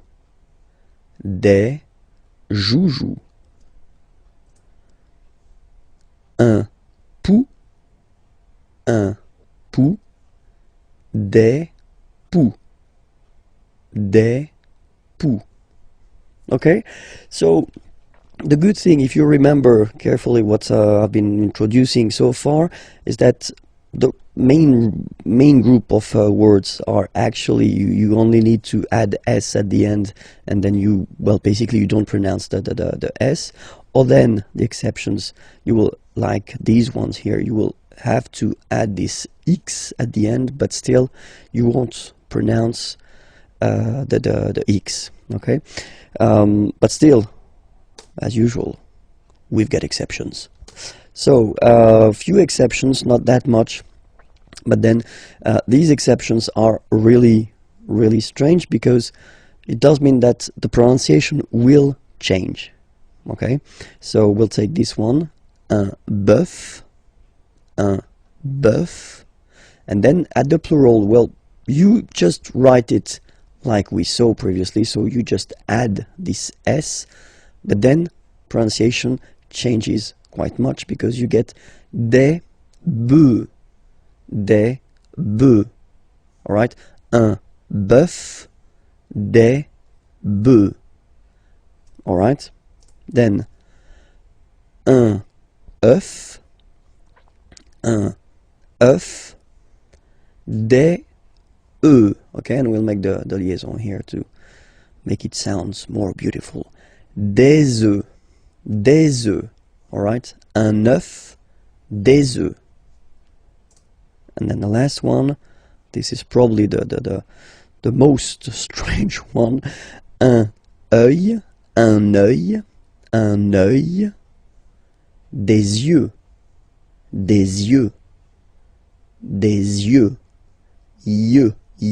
okay? Don't pronounce the final X as usual. Des yeux, alright? Let's cover together le verbe pouvoir. Pouvoir means to can, okay, so it's quite useful. And then we'll discover it because, well, it's not a regular verb, so it's always quite interesting to take a few minutes to really work on it and try to remember the way it is conjugated at the present form. Okay, so the first form that we'll have is je, as usual. So je peux. Okay, final X not pronounced here. Okay, so you get X, but you don't pronounce it. So basically, you get the sound peut. Je peux. Okay, so I can, je peux. Okay, then tu peux. Same pronunciation and same spelling or writing. Okay, P-E-U-X. Okay, you don't pronounce the final X. Tu peux. Okay, je peux, tu peux. Then il, elle peut. So you will put T at the end, you don't pronounce it. Il peut, elle peut. Okay, so if you look carefully, you've got peut here, you've got peut here, and you've got peut here. Okay, so for the three first, or four, because there is the feminine form as well, for the four first persons here, well, it's the same phonetical form. It's peut. Okay, and then nous. So a classic ending for nous, this ONS ending for nous. Okay, nous pouvons. Nous pouvons. Okay, you don't pronounce the final S. Nous pouvons. Then vous pouvez. Okay, classic ending as well for the vous form. A Z like that. Okay, remember you pronounce it E. Okay, vous pouvez. Vous pouvez. And then plural form, ils, elles, peuvent. Ils, elles, peuvent. Okay, so be careful, because as you can see, you've got this EU here, EU here, EU here, and then it's coming back here as well. Okay, so the only OU that does connect to the infinitive here, pouvoir, it's only for nous and vous. Okay, so let's read them one more time. Je peux, tu peux, il peut, elle peut, nous pouvons, vous pouvez, ils peuvent, elles peuvent. Okay, as usual, this ending, this ENT ending, you write it, you don't pronounce it. Okay, peuvent, peuvent, peuvent. Okay, so it's really useful. You should really, definitely know it by heart. Okay, so try your best. Well, watch again this video if you need it, and then I hope it will enter in your head quite easily. Okay, let's see some example now. Je peux chanter. Okay, je peux chanter. So you can see that in that case, when you construct a verb, or sorry, you construct a sentence with the verb pouvoir, here you've got a second verb, chanter, and it means to sing. Okay, so I can sing. Well, you should all the time put the second verb at the infinitive form. Okay, so when we talk about the infinitive form, normally it's the basic form of the verb. Okay, je peux chanter. Another example, tu peux partir. Partir is to leave. You can leave. Tu peux partir. All right, same thing here. Okay, second verb, well, basically coming right after, of course, and then at the infinitive form. All right, elle peut dessiner. Dessiner is to draw. Elle peut dessiner. She can draw. Okay, elle peut dessiner. And in this lesson, we will try to focus on le verbe devoir. Devoir means to must. Okay, so it's quite useful. And especially it's not a regular verb, so it's always good to spend a few minutes on the conjugation at the present of this verb. Okay, so let's start now. Let's see. So le verbe devoir, to must, at the present form. Je dois. Okay, remember final S is not pronounced. Je dois. OI, when you combine the two, you get the sound wa wa wa. Je dois. Okay. Tu dois. Final S not pronounced. Tu dois. Il, elle, doit. Final T not pronounced. Il doit, elle doit. Okay. So if you have a look at these forms, phonetically they are the same forms. Okay. So doit, doit, and then doit. Okay. And then nous is coming. Nous devons. Okay, classic ending ONS for nous. Okay, you just pronounce this on, this nasal. Okay, and then the S, final S is not pronounced. Nous devons. Nous devons. Okay, nous devons, well, basically we must. Okay, and then vous devez. Remember, classic ending for vous here, a Z, but then you pronounce this combination of two letters, et, devez, devez, vous devez. All right, and then the last one, ils doivent, So same thing, classic ending for the plural form, ENT here, okay, but then you don't pronounce it. Doivent, doivent, elles doivent, ils doivent, elles doivent. Okay, so let's repeat them one more time. Je dois, tu dois, il doit, elle doit, nous devons, vous devez, ils doivent, elles doivent. All right, so let's see a few examples now. The first one, je dois étudier. Étudier is to study, okay? So it's a verb, and then the rule in French goes like that. If you get to put two verbs in a sentence, like here, the second one must be at the infinitive form. So when we talk about the infinitive, it's the basic form of the verb, okay? So étudier, study. Je dois étudier. I must study. Je dois étudier. Okay? Then, il doit choisir. Okay? Same thing here. Choisir means to choose. Okay? And so, I did put here the infinitive form, so the basic form, IR form. Il doit choisir. Okay? He must choose. And the last example, nous devons répondre. Répondre is to answer. Répondre here, okay? Nous devons répondre. We must answer. Nous devons répondre. Okay? We are going to discover together European countries, so les pays européens. Okay? So let's start now with les pays européens. And the first one, la Grèce. La Grèce. Okay, so remember gr, gr. And then this accent grave like that, open. Grèce. Okay, la Grèce. Le Portugal. Le Portugal. L'Espagne. L'Espagne. Okay, don't insist on the final E because basically it's not pronounced. L'Espagne. Gna, gna, gna. L'Espagne. L'Espagne. L'Italie. L'Italie. L'Italie.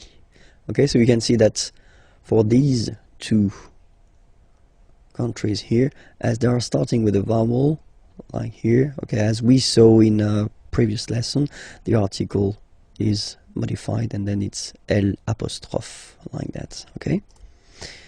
Le Luxembourg, okay, final G not pronounced, and then when you combine this M here, you get the sound en. You don't pronounce the M at all, it's this nasal en, okay?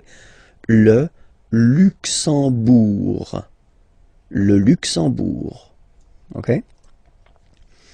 La France. La France, okay? A-N here, nasal en. La France. Okay? We continue. Les Pays-Bas. Final S here, not pronounced. Same thing here. Pays, pays, and then bas. Les Pays-Bas. Okay? Then l'Irlande. Remember, this is E, and it should be pronounced like E. Irlande. Irlande. Okay, A-N, en, D, and final E, not pronounced. Irlande. Le Royaume-Uni. Le Royaume-Uni. Le Royaume-Uni. Okay? L'Allemagne. L'Allemagne. Gna, gna, gna, gna. Remember this G and E, it can be quite tricky at the beginning to produce, I mean the sound N, okay? But really you should work on that because it's quite, well, it's not coming all the time, but it's not rare. I mean the sound is not rare in French, okay? N. L'Allemagne. L'Allemagne. Okay? La Belgique. Okay, remember Q-U-E here. you will get only the sound k, k, okay?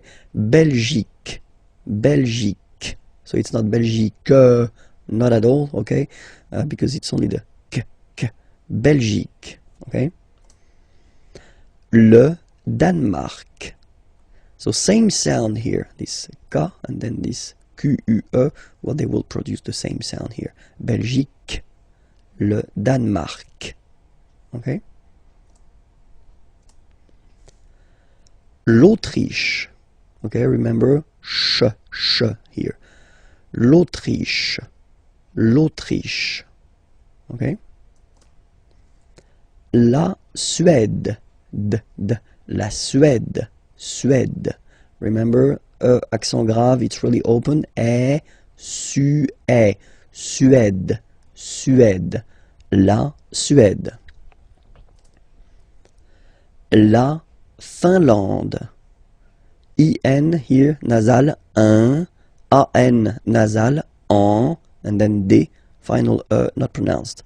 La Finlande. Okay? L'Estonie, final not pronounced. L'Estonie, l'Estonie. La Lettonie.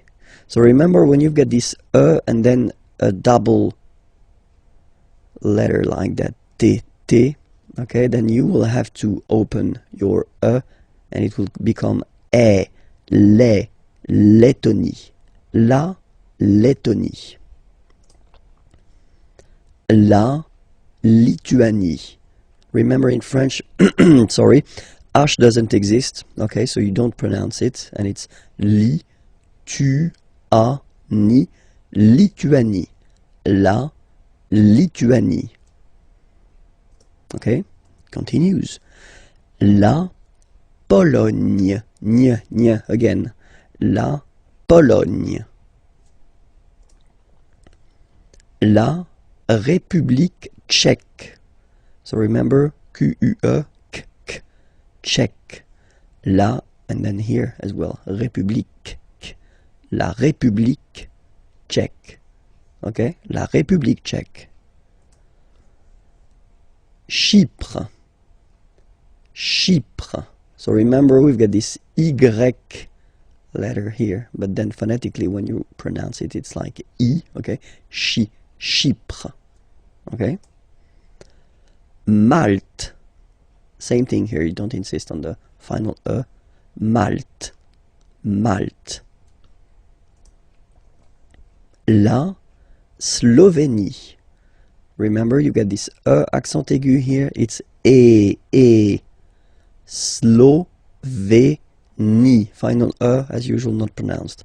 La Slovénie. Okay? La Hongrie. So remember, H doesn't exist, so you don't pronounce it.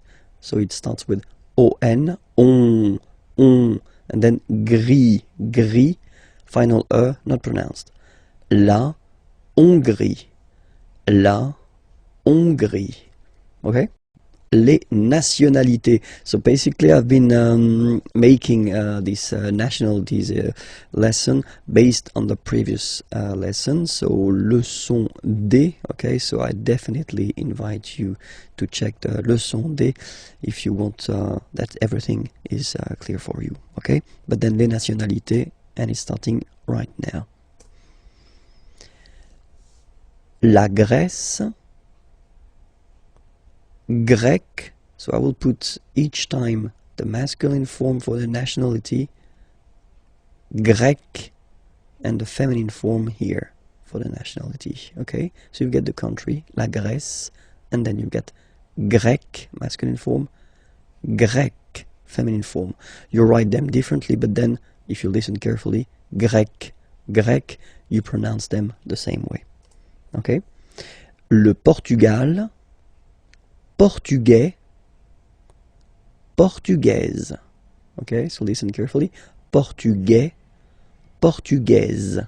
The only difference between the two, as usually when we'll have some, nationalities ending with AES, like that, and then the feminine form, as, okay?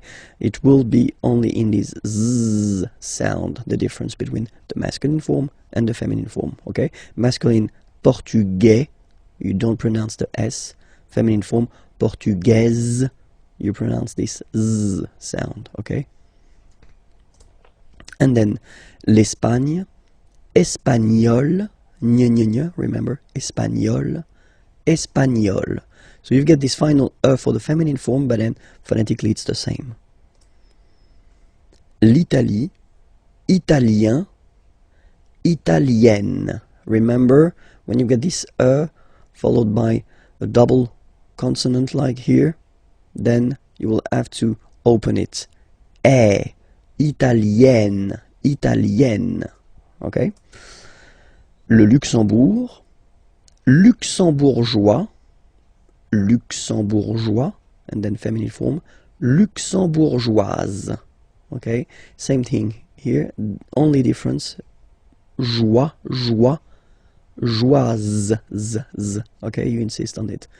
Luxembourgeois, masculine form, and then luxembourgeoise, feminine form. Then, la France, français, française, okay? C'est, and then seize, okay? Français, française, all right? It continues. Les Pays-Bas, néerlandais, néerlandaise. Néerlandais, néerlandaise. Okay? L'Irlande, irlandais, irlandaise. Le Royaume-Uni, britannique. Okay? Only one form, whether it's masculine or feminine. Britannique. L'Allemagne, allemand, allemande. Okay, same thing here. Okay, you don't pronounce the final D, but then you pronounce it here for the feminine form. Allemande, okay? Allemand, allemande. La Belgique, belge. So only one form here for the masculine and the feminine form. Le Danemark, danois, danoise. Okay, insist on that. Danois, don't pronounce the final S. Danoise, here you pronounce it.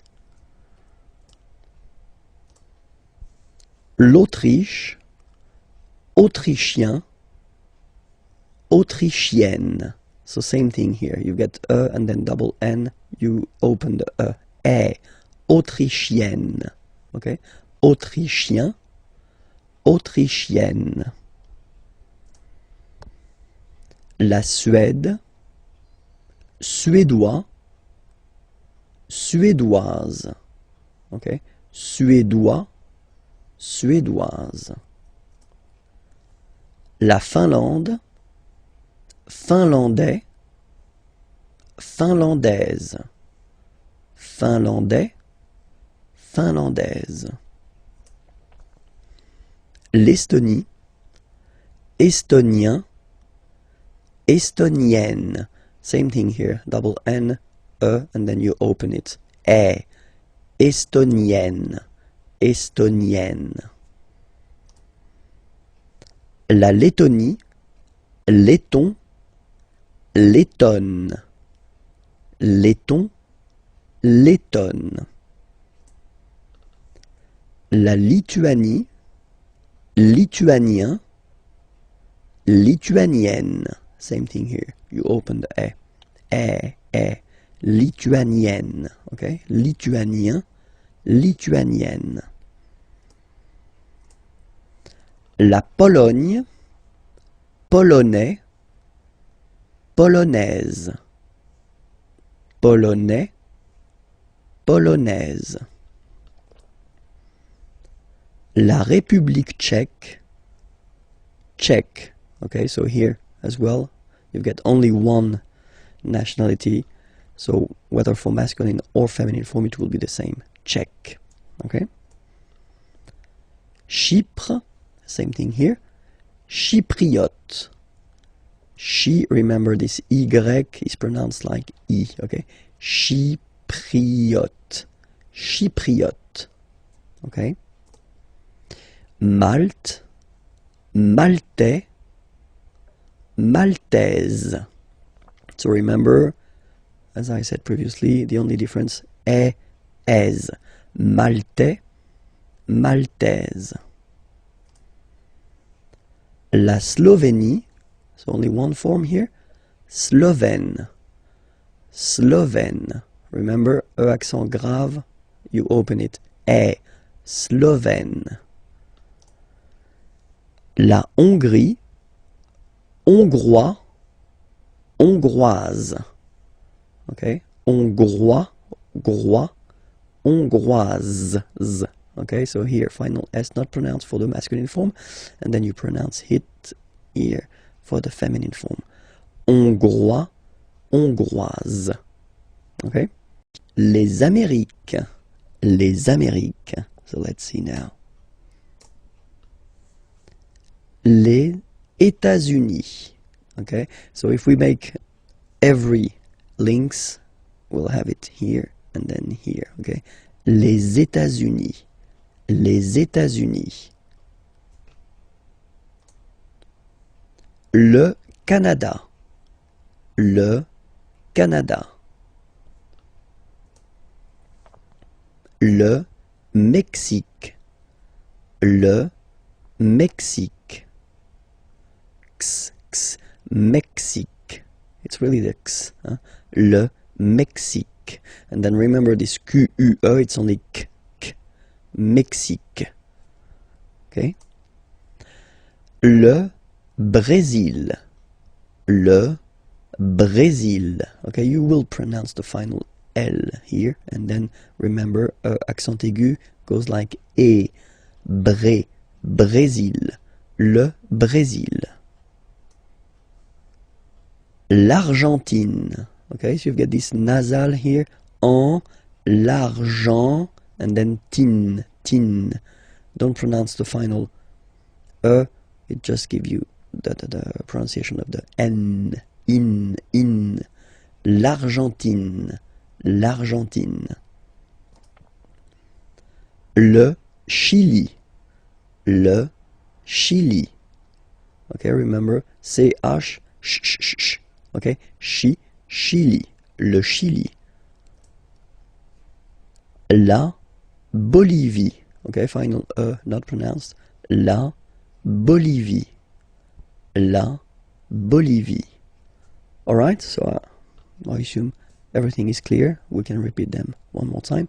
Les États-Unis, le Canada, le Mexique, le Brésil, l'Argentine, le Chili, la Bolivie. Okay, and then we'll see now the nationality. So you will see here each time first the masculine form and then the feminine form. Okay, so les États-Unis, américain. So when you talk about the nationality, américain, masculine form, américain, and then feminine form, américaine. Américaine. Okay, it's really open, this A-I. Américaine. Okay? Le Canada, canadien, yin, here, canadien, canadienne, yen. Remember, here you've got double N, so you've got to open the so it will become canadienne. Okay? Le Mexique, mexicain, here, like we had in américain, A-I-N, mexicain, and then mexicaine. Le Brésil, brésilien, brésilien, like we had for canadien, brésilien, feminine form, brésilienne, yen, brésilienne. Okay? And then l'Argentine, argentin, in, gives you this un sound. argentin, okay, and then Argentine, Argentine. Okay, if you look carefully, well, basically the feminine form is the same as the name of the country, okay. Le Chili, chilien, chilien, yin, chilien, chilienne, chilienne, okay, and then la Bolivie, bolivien, yin, same, bolivien, and then feminine form, bolivienne, bolivienne. Okay, this lesson we'll discover together le verbe attendre. So attendre means to wait. Okay, so it belongs to the third group of verbs, so not the regular one, the irregular. So that's the reason why it's quite important to take a few minutes to discover together the way to conjugate this verb at the present form. Okay, so let's see now how it will go. So the first form will be j'attends, j'attends. Okay, you get D and S, well, basically you don't pronounce them, okay, and then you get only the sound attends, nasal here, en, j'attends, okay. Second form, tu attends, okay, you can see that, well, it is exactly the same one, so same way to pronounce it, attends, okay. Il attend, elle attend. So the only difference between this one, so this il form and the tu or je form, okay, if you want to write, it's just that if you look carefully, you don't have the final S here, okay, but then basically if you want to only pronounce or only speak, then, well, it's exactly the same way to pronounce these forms, okay. J'attends, tu attends, il attend, elle attend. Okay, but then nous is coming here, all right, and then we've got the classic ending for nous, so O-N-S, okay, you don't pronounce the S, so you get only this on sound, okay. Attendons, nous attendons, so we'll make the link between the two, la liaison. Nous attendons, nous attendons.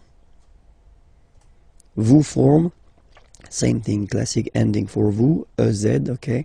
When you combine the two, you get the sound et, okay. Vous attendez, attendez, okay. Let's put here the liaison, the link. Vous attendez, vous attendez, okay. And the last one, same thing, classic ending for il, elle at the plural form, ENT, but then you don't pronounce them. Ils attendent, okay, so remember you get to pronounce this, the D at the end, okay. Elles attendent, all right. If you make the link, ils attendent, elles attendent, okay. So let's read them. J'attends, tu attends, il attend, elle attend, nous attendons, vous attendez, ils attendent, elles attendent. Okay? So I've been making few sentences just to show you how it works, or the meaning. J'attends le train. So le train, the train, I wait. Okay? I wait for the train, but then j'attends le train. Okay? Tu attends avec moi. So you wait, and then avec means with, moi, me. You wait with me. Tu attends avec moi. Il attend sa femme. Okay, remember, sa, it's the possessive, his in that case, and then femme, wife. Il attend sa femme. Nous attendons tranquillement. Nous attendons tranquillement. So here I wanted to show you how it could work if you put this tranquillement. So tranquillement is quietly, and it's an adverb. Okay, it's ending with like that, which is one of the classic ending for the adverbs. We'll have the time to see that a bit later. But then, yeah, quietly is tranquillement. Nous attendons tranquillement. So basically you put this adverb after your verb, okay? Nous attendons tranquillement. Vous attendez les enfants. Okay, children, les enfants. Vous attendez les enfants. Elles attendent votre réponse. Réponse, answer, and then remember, votre, it's the possessive, your. Elles attendent votre réponse. Okay, so I will read them one more time, and I will read them at my normal speed. Okay, just for you to get used, because I've been reading them quite slowly when we were just we were covering them previously. Okay, so j'attends le train, tu attends avec moi, il attend sa femme, nous attendons tranquillement, vous attendez les enfants, elles attendent votre réponse. Le verbe répondre. Répondre means to answer, so it's quite useful. And then, well, it belongs to the third group of verbs, so we'll see how to conjugate this verb répondre at the present form. So let's see now the first form. Je réponds. Je réponds. Okay, so you can see that D and S here are not pronounced. Je réponds. Okay. Tu réponds. Well, the same form. Okay, exactly the same form, so the same pronunciation. Tu réponds. Il répond. So final D is not pronounced. You will only have this on nasal sound at the end. Répond. Elle répond. Okay? So, je réponds, tu réponds, il répond, elle répond. Okay? So far, only one way to pronounce it. Alright? Then, of course, for nous, we've got the normal and classic ending ONS. Okay? Don't pronounce the final S. You only pronounce this on sound. So you get répondons.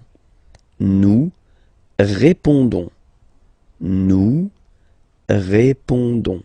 Okay? And then classic ending for vous as well. EZ. Okay? Remember, you combine these two letters, you get the sound E. So, répondez. Vous répondez. Vous répondez. Okay? And then the last persons here. Ils répondent. So same thing here, classic ending, ENT, but then you don't pronounce it. Okay? Répondent. Répondent. Ils répondent. Elles répondent. Okay? So let's see all the form one more time. Je réponds. Tu réponds. Il répond. Elle répond. Nous répondons. Vous répondez. Ils répondent. Elles répondent. Alright? Hier. Yesterday. Aujourd'hui. Today. Demain. Tomorrow. Okay? Hier. Yesterday. Aujourd'hui. Today. Demain. Tomorrow. So let's see now. Hier. So yesterday. Hier matin. Matin is morning. Okay, so yesterday morning will go in French like hier matin. Hier matin. Okay. Après-midi means afternoon. Hier après-midi. Yesterday afternoon. Hier après-midi. Hier après-midi. All right. And then soir, evening. Hier soir. Hier soir. Okay, so let's repeat that. Hier. Hier matin. Hier après-midi. Hier soir. Okay? So now, aujourd'hui, today, aujourd'hui. Ce matin. So we put here this this matin, morning, this morning, ce matin. Cet après-midi, this afternoon, cet après-midi, cet après-midi.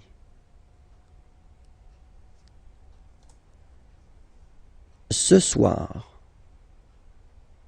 so soir, evening, this evening, ce soir, ce soir.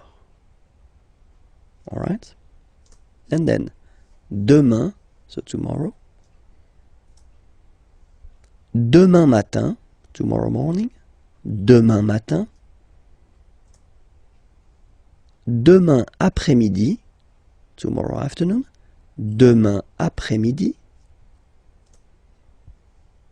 Demain soir.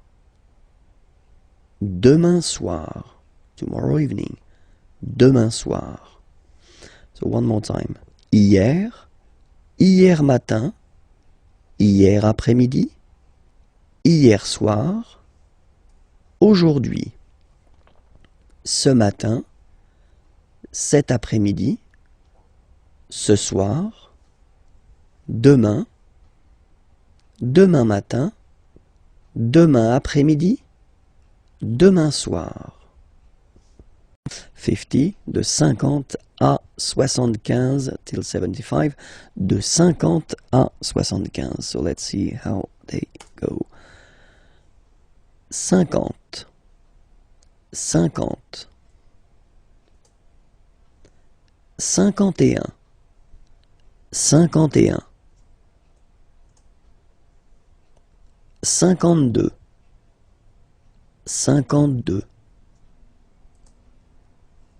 53, 53, 54, 54, 55,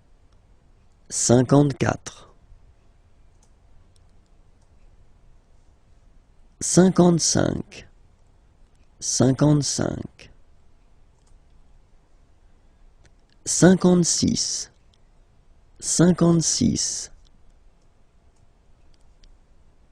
57, 57, 58, 58, 59, 59, 60, 60, 61, 61,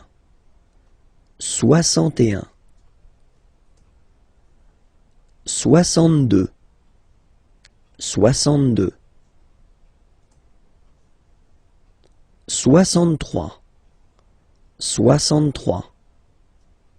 63, 64, 64, 65,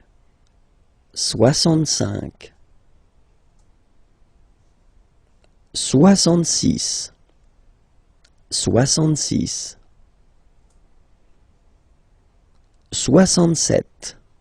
66, 66, 67, 67, 68, 68, 69, 69. And that's normally when my students, when I'm in class with them, start to look at me like they would like to kill me, because now we're getting to the tricky point in French, okay? So have a look here. Now we've got this 70, of course, but then in French, it's a bit more tricky because you take back the 60, and then you will add the 10. Okay, so for this 70 session here, you will have to use this 60 and then 10, and so all the numbers from 10 to 19, you will have to put them right here after. Okay, so let's see how it goes. 70, 70, 71, 71. Okay, so you can see here now. 60, 60, and then 11, 11. 71. 72, 72. Same thing here. 60 and then 12. Okay. 73, 73. 74, 74. 75, 75. Okay, so we won't go further, not to be more traumatized, because I've got some nice surprises after that as well. Okay, so remember that well, till 70, well, it's quite not easy, because it's always difficult to remember the numbers, but still it's not that tricky. Okay, so remember that for 70 here, so from 70 to 79, you will have to use this 60, so 60, and then the numbers from 10 to 19. Okay, 10, 11, 12, 13, 14, 15, etc. So we'll see the rest in a coming lesson. So now what we'll do, we'll go to till 100, and then we'll see all the what tricky and irregular forms. Okay, so if you remember, when we stopped, it was here. Okay, so 75 in French, we'll have to use this 60, so 60. Okay, and then after that you will have to put this 15, 15. Okay, so remember, from 70 to 79 it will work the same way, so you will have to put this 60 and then the numbers from 10 to 19 after. Sorry, yeah, 19, yes. Okay, so in that case it's 75, 75, okay, 60, and then 15. Okay, next one, 76. Okay, so 60 and 16. Okay, 76. All right, 77, 77. 78, 78, 79, 79, and then 80. Okay, so for 80 it's 80, 80. All right, 81, 81,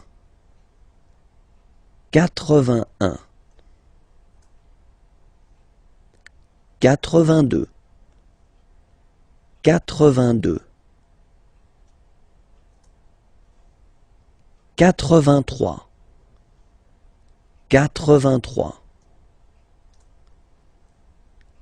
84, 84, 85, 85,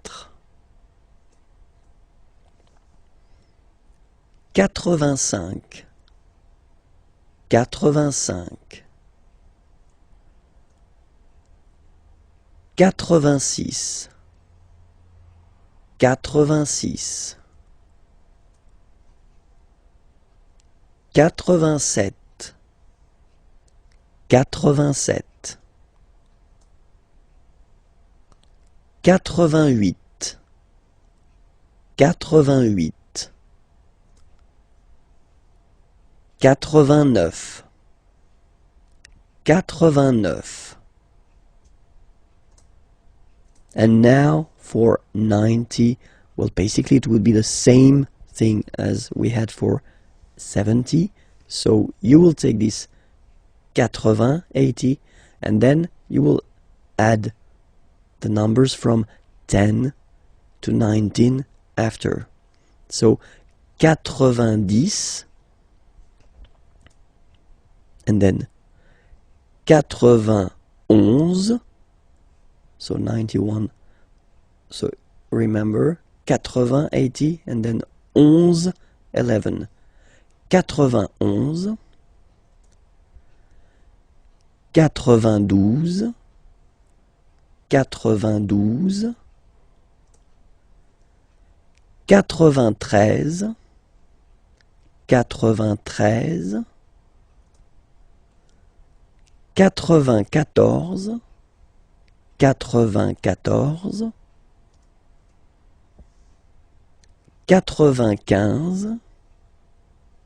95, 95, 96, 96, 97, 97, 98, 98, 99, 99, and the last one, 100. Remember, final T not pronounced. 100. Okay? Discover this parce que form. So parce que means because. Okay, and it's really useful. So we'll see how to use it. Okay, so parce que here. So the first use of parce que is when you want to introduce the reason. Okay, so we've got two examples here. Il ne mange pas tout de suite. Okay, so here you've got the negative form, remember, ne, and then pas. Manger means to eat. Il ne mange pas, so he doesn't eat. Tout de suite, well, basically it means right now. Parce qu'il, okay, préfère attendre. So in that case, because he prefers to wait. Il préfère attendre. Okay? Préférer, to prefer. And then here you can see that attendre is to wait. Second verb, okay? And then you should put it like here at the infinitive form, so the basic form of the verb, okay? Il ne mange pas tout de suite parce qu'il préfère attendre. Okay? Second example, nous allons dehors. Aller is to go, dehors, outside. Nous allons dehors, so we go outside. Parce que, so because. Nous voulons marcher. Vouloir, to want. Marcher, to walk. Nous voulons marcher, we want to walk. Okay? Nous allons dehors parce que nous voulons marcher. Okay?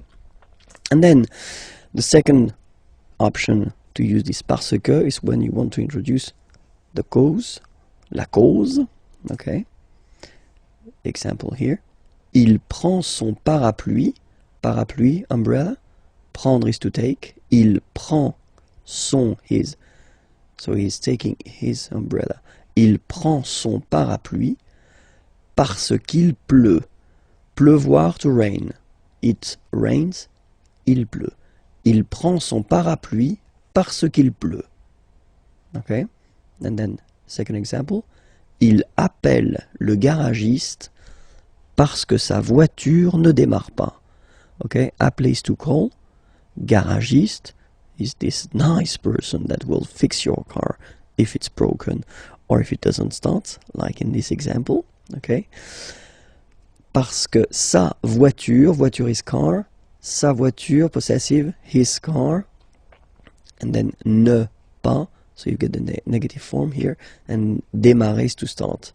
Il appelle le garagiste parce que sa voiture ne démarre pas. So because his car doesn't start. Okay? Il appelle le garagiste parce que sa voiture ne démarre pas. Alright? So you can see the two main way of using this parce que. So the first one, the reason. In that case, well, it's something that refers to the person. Okay? Actually, in that case, he doesn't eat because he prefers to wait, and then we go outside because we want. Okay? And then the second possibility, when you talking about la cause, in that case, something that doesn't really, it's not the results of what someone is doing, but it's raining in that case, and then the car doesn't start. It doesn't really, it's not the result of the action of someone, okay? So that's the two main use of parce que. Then we'll work on le Moyen-Orient, the Middle East, okay? Let's start. Le Moyen-Orient. So it's interesting here because normally if you would have only this word here, you would pronounce it moyen, moyen, okay? But then as you've got this vowel after, okay, you get to make the liaison between the two, le Moyen-Orient, Moyen-Orient, okay? Let's start now. Israël, Israël, la Palestine, la Palestine, le Liban, le Liban, la Jordanie, la Jordanie. Okay, so let's repeat them one more time. Le Moyen-Orient, Israël, la Palestine, le Liban, la Jordanie. Okay, and now we'll see the nationalities. Okay, so Israel, and then I will put the masculine form here and the feminine form here. Israélien, Israélien, so masculine form, and then feminine form. Israélienne, Israélienne, okay, yen, yen, okay, and then Palestinien, Palestinien, feminine form, Palestinienne, Palestinienne. Le Liban, Libanais, Libanais, Libanaise, okay? Z, Libanais, Libanaise.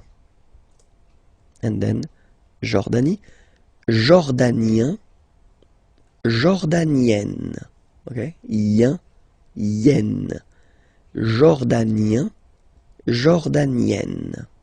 Okay, so let's see them one more time. Israël, Israélien, Israélienne. La Palestine, Palestinien, Palestinienne. Le Liban, Libanais, Libanaise. La Jordanie, Jordanien, Jordanienne. L'Extrême-Orient, so Far East. L'Extrême-Orient, so let's discover that together. So Far East in French we will say l'Extrême-Orient. L'Extrême-Orient. Le Japon. Le Japon. La Chine. La Chine. La Chine. L'Inde. So remember you get this nasal here form. I-N-1. L'Inde. L'Inde.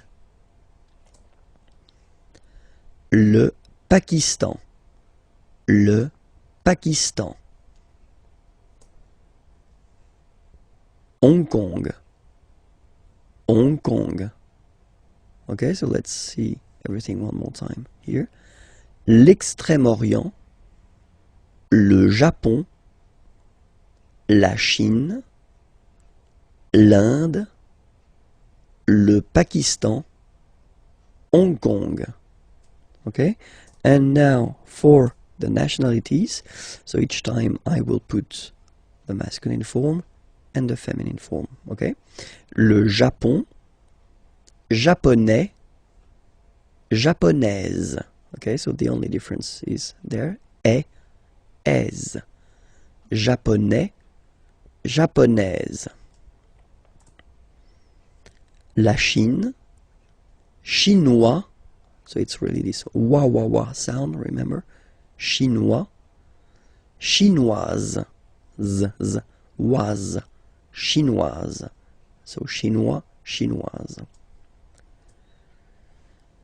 L'Inde, indien, yen, indien, indienne. So remember this double N, you open it, indienne. Le Pakistan, pakistanais, pakistanaise.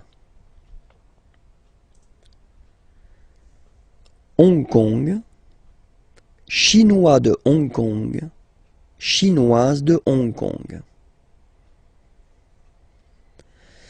So let's see them one more time. Le Japon, japonais, japonaise. La Chine, chinois, chinoise. L'Inde, indien, indienne. Le Pakistan, pakistanais, pakistanaise. Hong Kong, chinois de Hong Kong, chinoise de Hong Kong. Le verbe pronominal. So, what is le verbe pronominal? So first we'll take an example. Regarder, to look, to watch. Okay? And then se regarder. In that case it would be to look at oneself. Okay? So that's the important thing about this verb pronominal. Le verbe pronominal will be constructed all the time with this se before the verb. Se regarder, okay? And this se will basically change the meaning of the verb because regarder, to look, to watch, se regarder, to look at oneself, okay? So we'll take an example. So if we take the regarder verb, okay? So normally you will construct this sentence, je regarde la télévision, okay? I watch the television. Je regarde la télévision, okay? But then if you use this se regarder, so as I said, to look at oneself, in that case, je me regarde.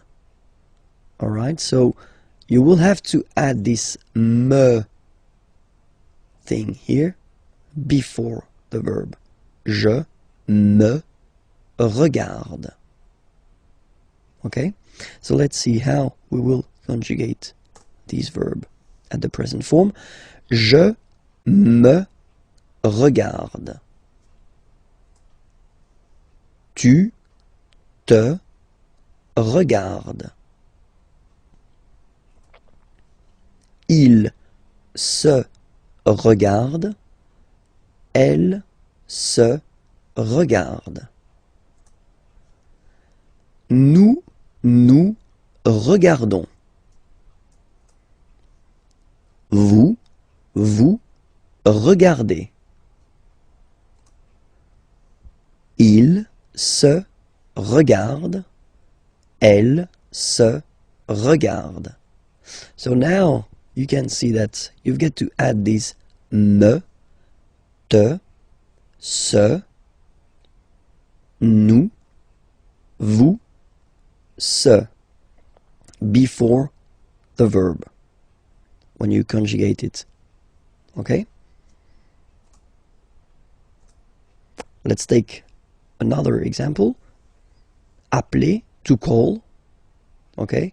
And then the important thing in that case is that, as usual, you know, appeler is starting with a vowel. A here. And it does mean that, as usual in French, normally we should have this se, but then e will disappear and it will look like that, s'appeler. So appeler, to call, and then s'appeler, to call oneself.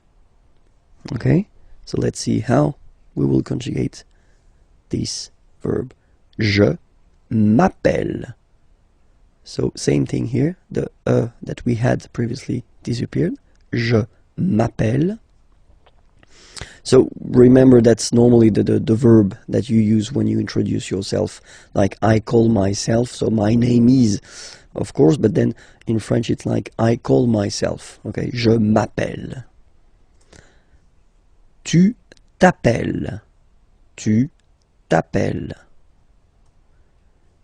Il s'appelle. Elle s'appelle. Nous nous appelons. Okay, so I will make the liaison. Nous nous appelons. Vous vous appelez. Il s'appelle. Elle s'appelle. Sorry. So if you look carefully here as well, so you will have to add this m, t, s, okay, and then nous, vous, s, okay. So remember, it's just because the verb is starting with a vowel. It would be the same if the verb would start with the letter h plus a vowel, because we don't pronounce h, so that's the reason why. My God, I'm losing my voice. Let's hope I will finish. Be careful, because in some cases when you will add this se in front of the verb, then le sens, so the meaning of the verb, will change. So I will put a few examples here. Trouver is to find, okay, and then se trouver means to be, être. Okay, trouver, to find, but then se trouver is to be, être. Passer, to pass. Se passer, avoir lieu, so to take place. Se passer, to take place. Passer, to pass. Okay? And then mettre, to put. Se mettre, well, it's to start. Commencer, to start something.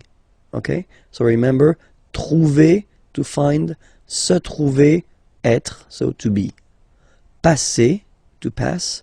Se passer, avoir lieu, to take place. Mettre, to put. Se mettre, commencer, to start something. Les verbes du troisième groupe, and we'll see together more precisely how to conjugate the verbs that will end with uire, uire. Okay, so let's start now.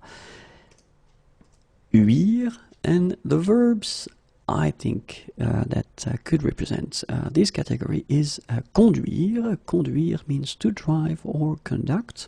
Okay, and so let's see how you will conjugate this verb.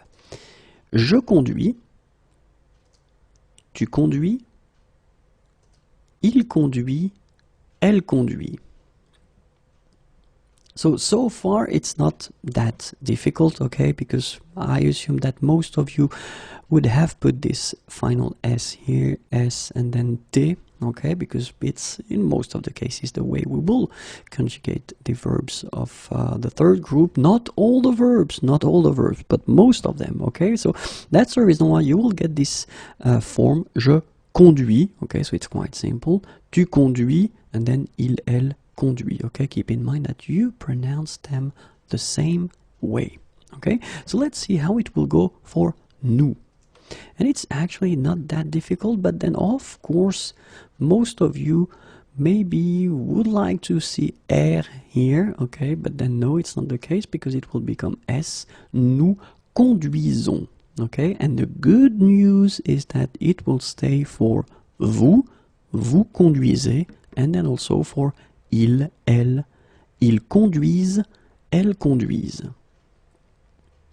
Okay, so one more time. Je conduis, tu conduis, il conduit, elle conduit, nous conduisons, vous conduisez, ils conduisent, elles conduisent. Okay, so basically these verbs are not really tricky. They're not really difficult. The only thing that you get to remember is that this is S here, conduisons. Okay, because, well, I won't get into that, but if you would put this R here, it would be the future form, okay? But then here, keep in mind that you've got to put S here. Conduisons, and then conduisez, and here, conduise. So we'll see now the other verbs that will actually be conjugated like conduire. Construire,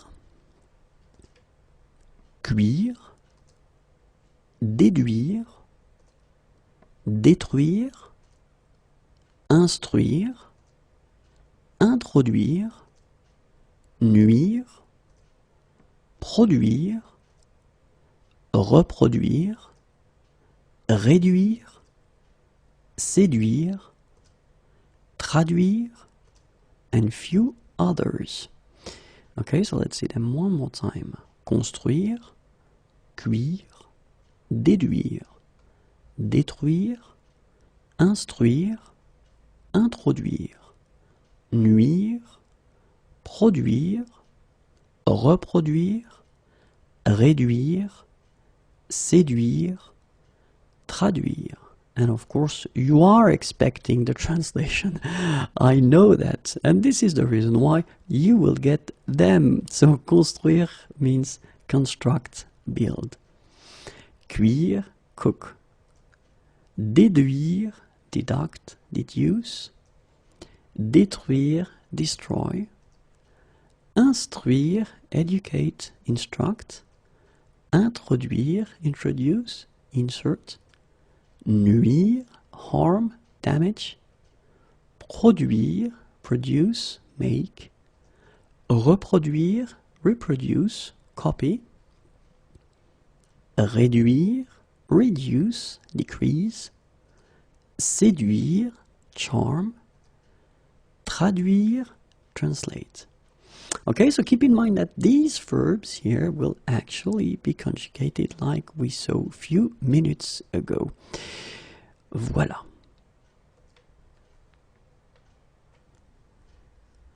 Les verbes du troisième groupe, and more precisely, we'll see the verbs that are ending with ER, okay? And remember, they can be quite tricky. So that's the reason why we will take the time to have a look at them, okay? And so basically, in that case, so the verbs ending with ER, we'll see three categories. The first one, it will be what we call les verbes à un radical, okay? So we'll see that a bit later, but radical is the stem, the root, okay?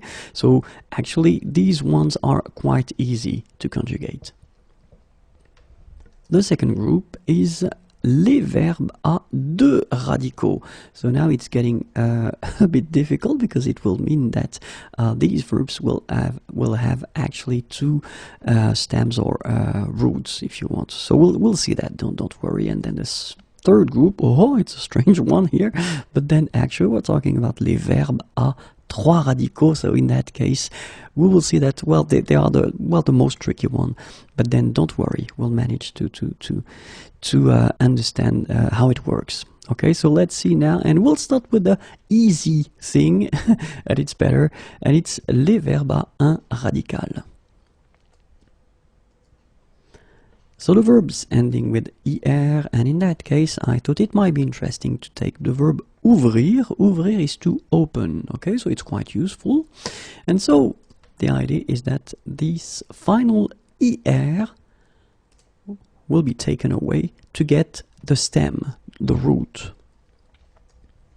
And so after that, you will get j'ouvre, tu ouvres, il ouvre, elle ouvre, nous ouvrons, vous ouvrez, ils ouvrent, elles ouvrent.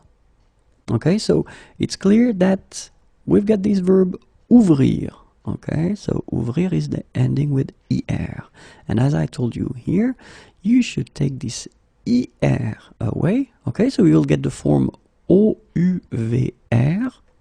And then after that, you will add, so the endings, E for je. So that's the reason why you get j'ouvre. For tu, you will add ES. And that's the reason why you will get tu ouvres. For il, elle, you will add E, ouvre. Okay, so basically you get the same phonetical form here. Okay, it's the same pronunciation, but you should write it ouvre, E, ouvre, ES, ouvre, E. Okay, and then for nous, well, the classic ending ONS, ouvrons, nous ouvrons, and then for vous, classic ending EZ, vous ouvrez, il, elle, classic ending ENT, ils ouvrent, elles ouvrent. Okay, so it's actually not that difficult if you think about this little thing. So you should take this ER away and just add these endings. Okay, so we'll see now few verbs that will actually be conjugated the same way ouvrir is, and it's couvrir, découvrir, cueillir, accueillir, recueillir, assaillir, souffrir, and a few others. Okay, but these are the main ones. Couvrir, découvrir, cueillir, accueillir, recueillir, assaillir, and then souffrir. I don't know why there is a little dot here, but then don't bother with this. And of course, as in most of the cases, I try to give you the translation, and here it goes. So couvrir means to cover or to wrap. Découvrir, to discover. Cueillir, gather, pick. Accueillir, welcome. Recueillir, collect, gather. Assaillir, assault, attack. And then souffrir, to suffer. Okay, so these verbs here will be conjugated the same way ouvrir is. And it's not that difficult. Okay, so now let's see the second group. So what we call les verbes à deux radicaux. And so we'll take partir. Partir is to leave. We use this verb quite often, okay? So basically it's quite important to see how to conjugate that at the present form. And so, as I said, the idea is that we will have two different roots, two different stems, okay? And the first one will be PAR for the singular form. So we're talking about je, tu, il and elle, so the singular form, okay? And then for the plural form, we will have part, okay? And we're talking about nous, vous, il, elle.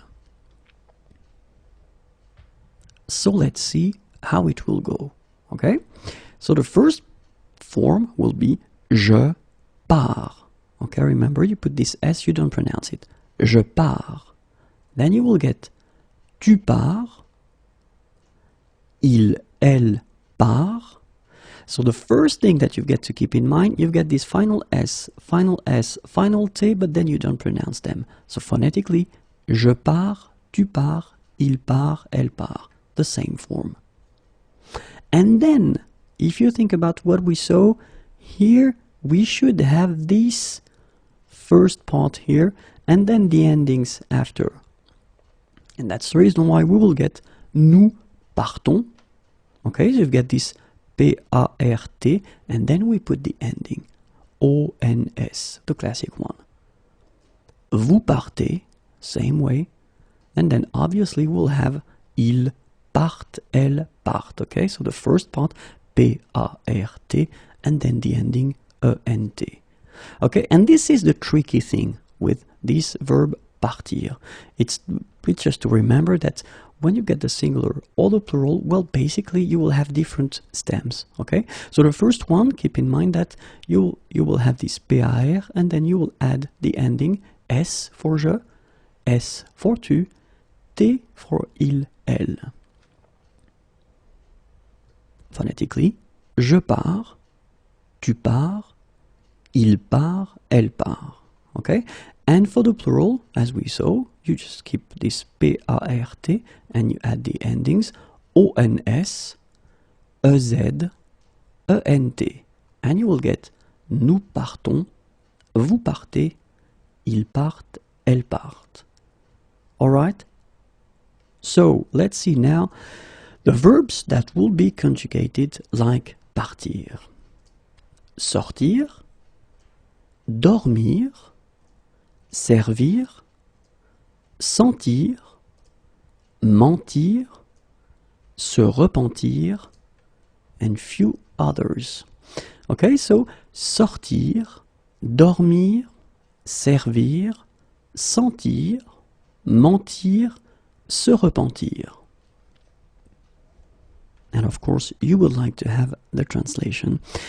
Sortir means to go out, dormir, sleep, servir, serve or be used for, sentir, smell, feel, mentir, lie, se repentir, express remorse. Okay, so keep in mind that these verbs will actually be conjugated like partir. Okay, and last but not least, don't be afraid. So now we've got the last group of verbs ending with er, and these verbs will belong to the group of verbes à trois radicaux. So obviously you understand now what I'm talking about, and we'll see how it goes. And in that case, well, basically the idea with venir, so I decided to take venir. Venir is to come. Same thing, it's a quite used verb, so that's the reason why I think it's important to see how it goes. And so the difficult thing with this group of verbs is actually you will have one form for the singular. So we're talking here about je, tu, il, elle. Okay, so in that case, the stem, the root will be vient, V-I-E-N. Okay, then we will have another root or stem for nous and vous at the plural form, and it will be V-E-N. Okay, so you can see that it's not the same. And last but not least, we'll have a third stem or root for il, elle at the plural form, and it will be viennent. And this is the tricky thing with venir, and we'll see the other verbs that will be conjugated like it. You've got three forms here. So vient for the singular, ven like that for the plural, but then it's only nous and vous, and then viennent for the plural, il, elle. So let's see how it goes. Je viens, tu viens, il vient, elle vient. Okay, so we do agree that we respect the rule, so you take this VEN and then you put it right here, and after that you will put the ending. Okay, then think about what we saw, nous and vous, so they're coming right now. We should use this VEN stem. So that's what we are going to do. Nous venons. Okay, so you put back this VEN, and after that you will put your ending ONS. Nous venons, then you will get vous venez. Okay, and the last one, remember here, for il, elle at the plural form, you will use this viennent here, and then you will add the ending ENT. Ils viennent, elles viennent.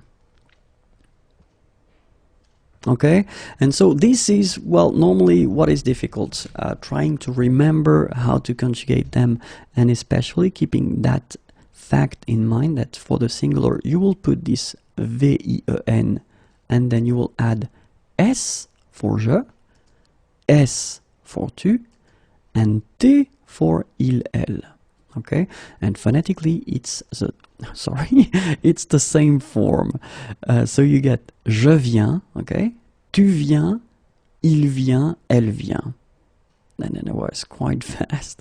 But then for nous and vous, okay, you will put this VEN, all right, and you will add the ending ONS for nous, EZ for vous, okay, and you get nous venons, vous venez.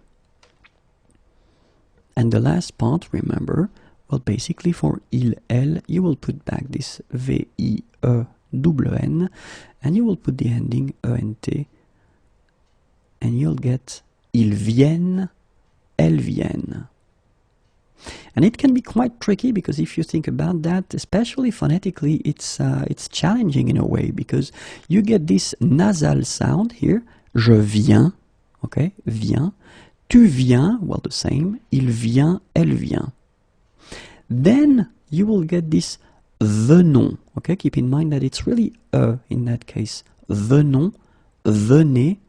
And the last one, because you've got this double N here, you need to pronounce this like eh. And that's the reason why you should pronounce it viennent, viennent. Okay, so ils viennent, elles viennent. So just one more time to make it clear. Je viens, tu viens, il vient, elle vient, nous venons, vous venez, ils viennent, elles viennent. And so let's see now the verbs that will actually be conjugated like venir. And we're talking about tenir, contenir, détenir, maintenir, obtenir, devenir, revenir, intervenir, se souvenir, and few others. Okay, so tenir, contenir, détenir, maintenir, obtenir, devenir, revenir, intervenir, se souvenir. So let's see now the translations. Tenir, hold, keep. Contenir, contain. Détenir, possess, have. Maintenir, keep, maintain. Obtenir, obtain, get. Devenir, become. Revenir, come back. Intervenir, intervene. Se souvenir, remember.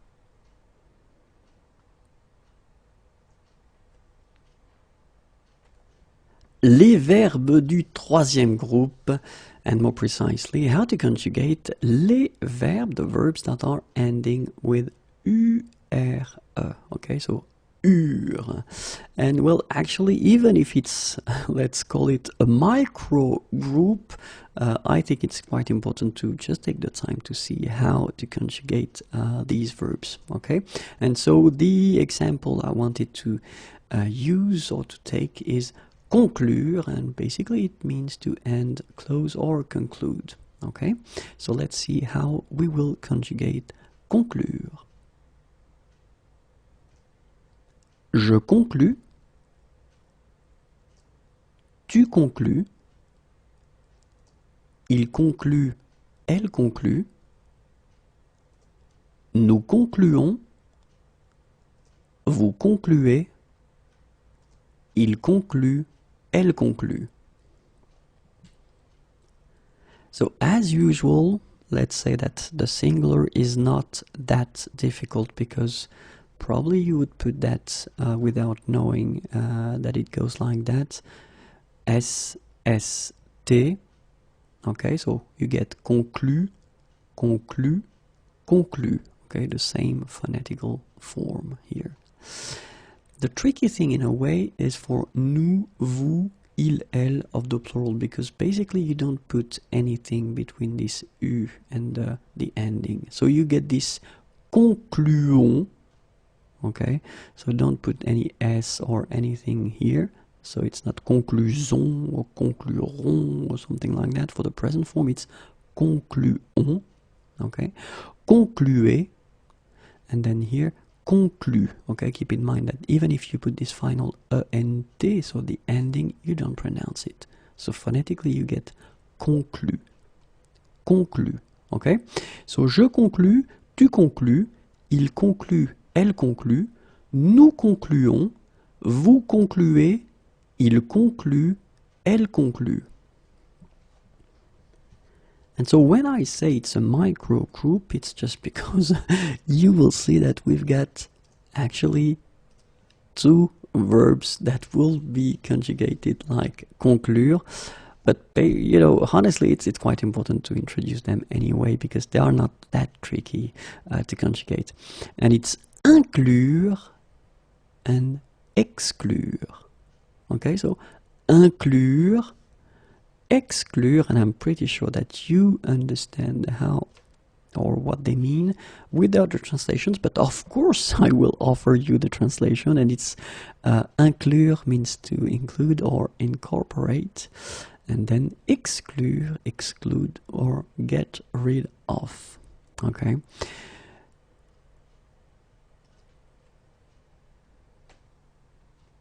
Les verbes du troisième groupe, and more precisely, we'll see together how to conjugate at the present form the verbs ending with VRE. Okay, vre. So let's see that together. And so the example I wanted to take is quite useful because it's vivre, and vivre means to live.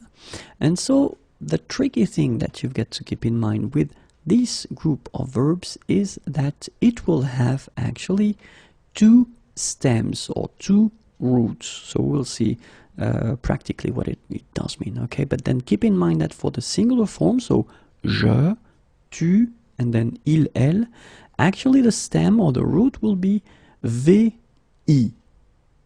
Okay, so basically you take away this vre ending. Okay, and then for the plural form, so it will be nous, vous, and then il, elle. The stem or the root will be v, i, v.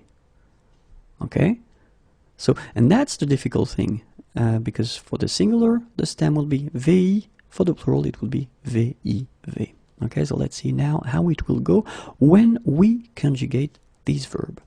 So you will get je vis, tu vis, il vit, elle vit.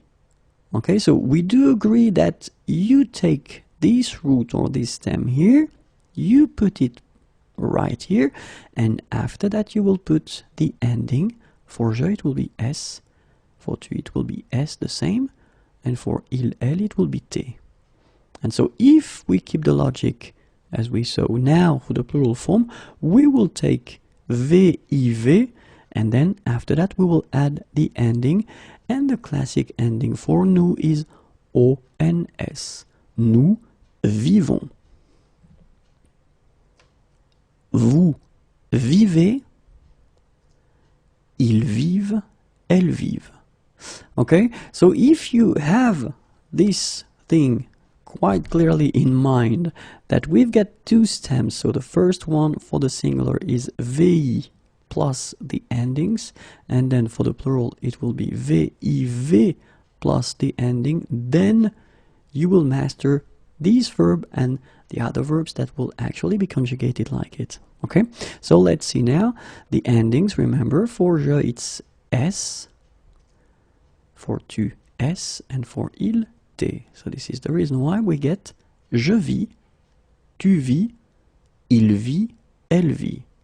Okay, and then for nous the ending is ONS, so you get nous vivons, then EZ, vous vivez, and after that ENT, ils vivent, elles vivent. Alright, so let's see now what verbs are actually conjugated like vivre. And we've got suivre,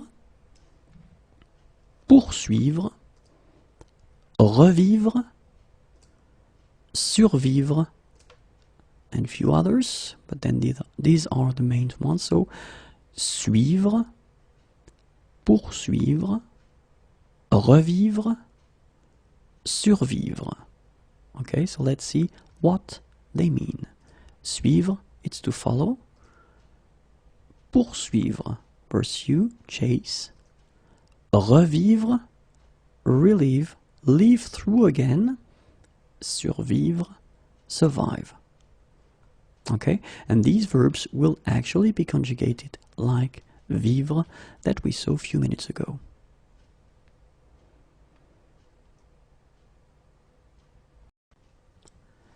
Les verbes du troisième groupe, and we'll see more precisely in this video how to conjugate the verbs that are ending with this IRE thing.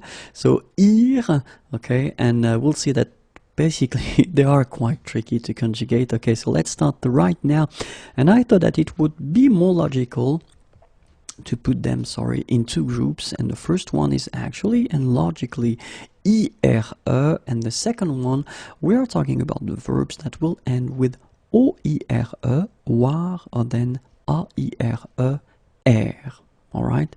My advice for this video is actually to probably make a list on your own and try to learn them by heart, because it will be the only way to actually remember them. Okay, but then let's start with the first group, IRE.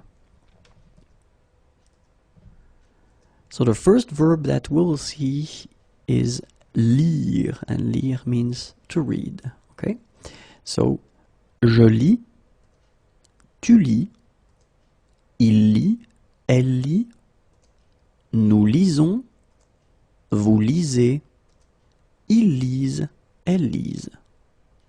Alright, so je lis, tu lis, il lit. Okay, so same form here, phonetical form, but then it's S at the end, S and then T. Then you will get nous lisons, vous lisez, ils lisent. Okay, so this one honestly is not that tricky, so that's the reason why I wanted to start with this one. Let's see now the second one, and it's dire, and dire means to say. Je dis, tu dis, il dit, elle dit. Nous disons, vous dites, and now you can see the tricky thing here. So it's not vous disiez, okay, as many would think, but then it's vous dites, okay, final S not pronounced, vous dites. Ils disent, elles disent. Alright, so let's see that one more time. Je dis, tu dis, il dit, elle dit. So basically here it's not that difficult, because I'm pretty sure that most of you would actually, without knowing that, try to conjugate it and put these forms. Okay, so je dis, tu dis, il dit, elle dit.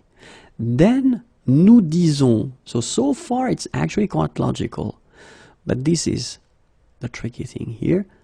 Vous dites.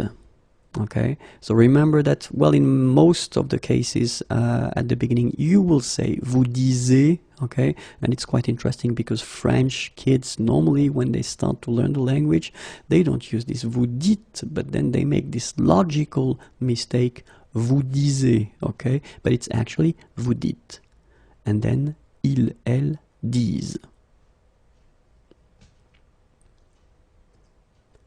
Third verb is écrire. Écrire is to write. And then j'écris, tu écris, il écrit, elle écrit. Same thing here. It's really easy, okay? It's getting normally tricky at the plural form. Nous écrivons, and this is the strange thing here. You've got to put this V here. Écrivons, okay? But then you keep the logic, in a way. Vous écrivez, okay, so V is coming here as well, and it will be here for the plural form as well, okay? Ils écrivent, elles écrivent. Alright, so j'écris, tu écris, il écrit, elle écrit, nous écrivons, vous écrivez, ils écrivent, elles écrivent. So keep in mind that for écrire, actually the tricky thing will be to put this V for the plural form.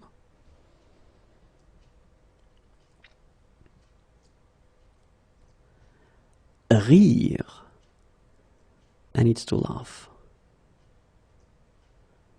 Je ris, tu ris, il rit, elle rit, nous rions. And this is a tricky thing, nothing between I and O, rions, vous riez, il rit, elle rit. And keep in mind that here at the end, okay, you've got this E and T, but if you remember, because I've been talking about that quite many times, you don't pronounce this final E and T, and so phonetically you get the sound ri, okay, exactly like you have here, ri, ri, ri, ri, okay? So, and then here, rions, riez. Okay, so you get je ris, tu ris, il rit, elle rit, nous rions, vous riez, il rit, elle rit. So now comes the second subgroup. Okay, we're talking about the verbs ending with war or er.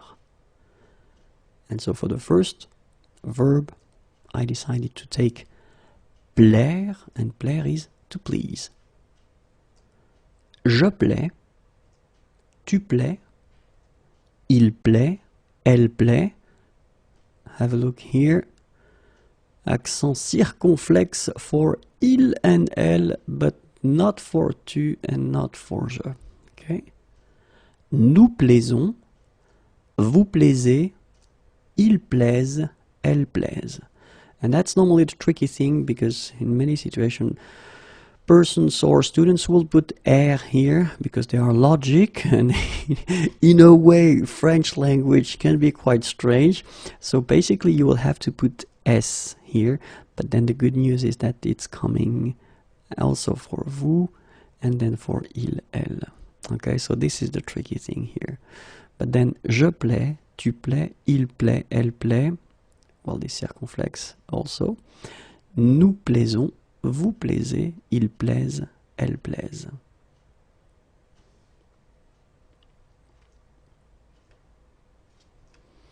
Faire is quite useful, and we use this verb quite often in French because it means to do. Okay, so let's see how we will conjugate it. Je fais, tu fais, il fait, elle fait, nous faisons, vous faites, ils font, elles font. Okay, so this one is a tricky one. Well, basically, if you think about je, tu, il and elle, well, this is not really tricky, and this is quite easy to make because phonetically it's fait, fait, fait.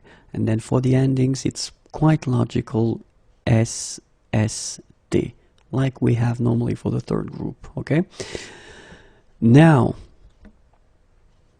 nous is actually quite strange because even if, of course, you put this s here, and in a way it's a surprise, but then the most difficult thing that you should keep in mind is the way you will pronounce it, because you don't pronounce it e as normally you should, but you will pronounce it like e. Nous faisons. Okay, it's really fe, fe, fe. Nous faisons. Okay, you see it with e, but then you pronounce it fe. Nous faisons. So this is the first difficulty, and the second one is here, because if you look, it's a bit like we had for dire previously. Actually, you don't have this faisait. If you would be logical, it would go like that, but then it's fait.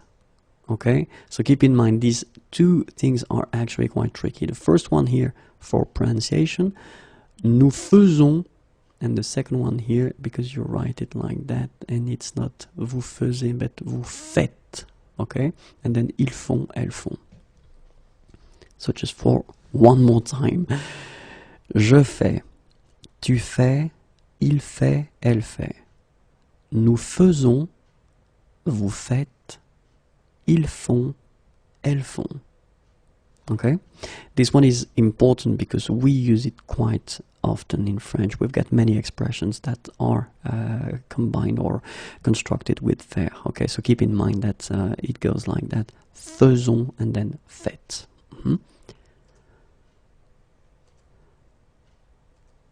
Croire. Croire is to believe, and it's quite useful as well. So, je crois, tu crois, il croit, elle croit, and now you've got this Y here, and the sound goes like nous croyons. Okay, croyons. Vous croyez, and last but not least, look, il croit, elle croit. And phonetically here, as we saw, and is not pronounced, so you get the sound croix. exactly the same sound as we've got here. Croix, croix, and then croix. Okay, so one more time. Je crois, tu crois, il croit, elle croit, nous croyons, vous croyez, il croit, elle croit. Okay, so keep in mind that here, when you get this Y and two vowels, one before, one after, it will be like yeah. So you combine it with O first, you will get croyons, croyons. And here, croyez, croyez. Okay?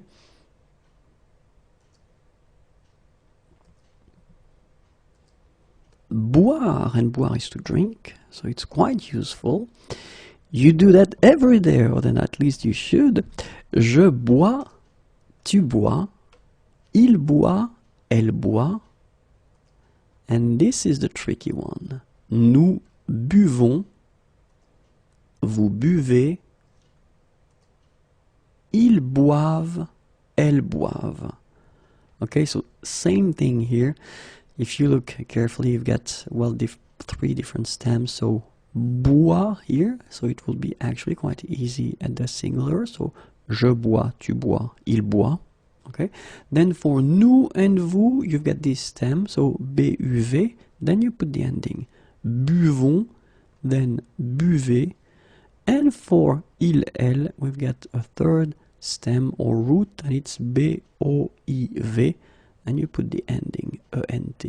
Okay, so you get je bois, tu bois, il boit, elle boit, nous buvons, vous buvez, ils boivent, elles boivent.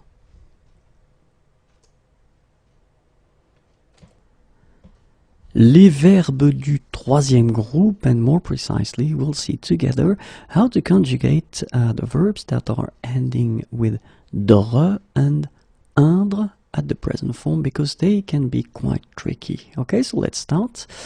So the first group, I thought it might be interesting to take a quite common verb, attendre. And attendre means to wait, okay, so attendre.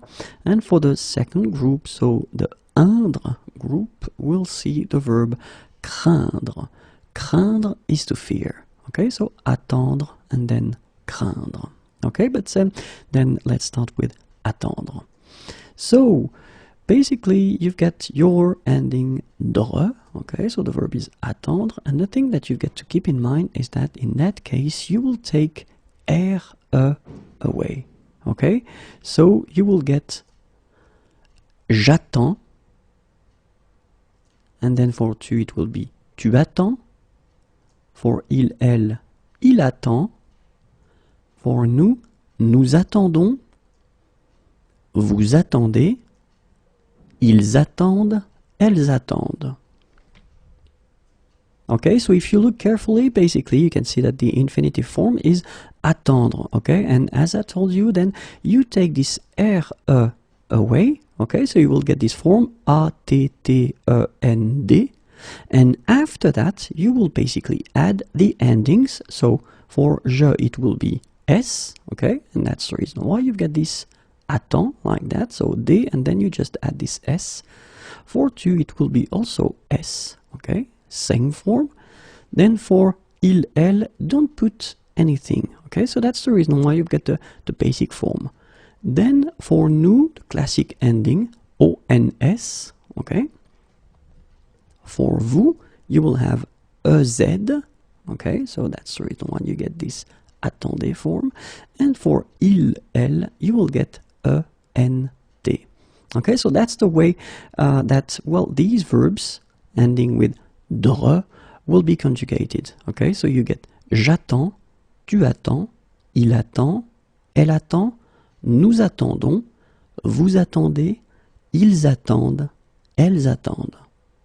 All right?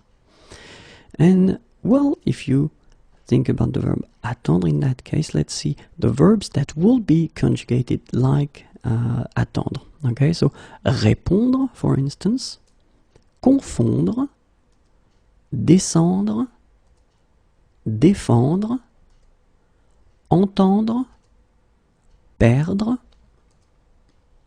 prétendre, rendre, répandre, tendre, vendre, and other verbs as well.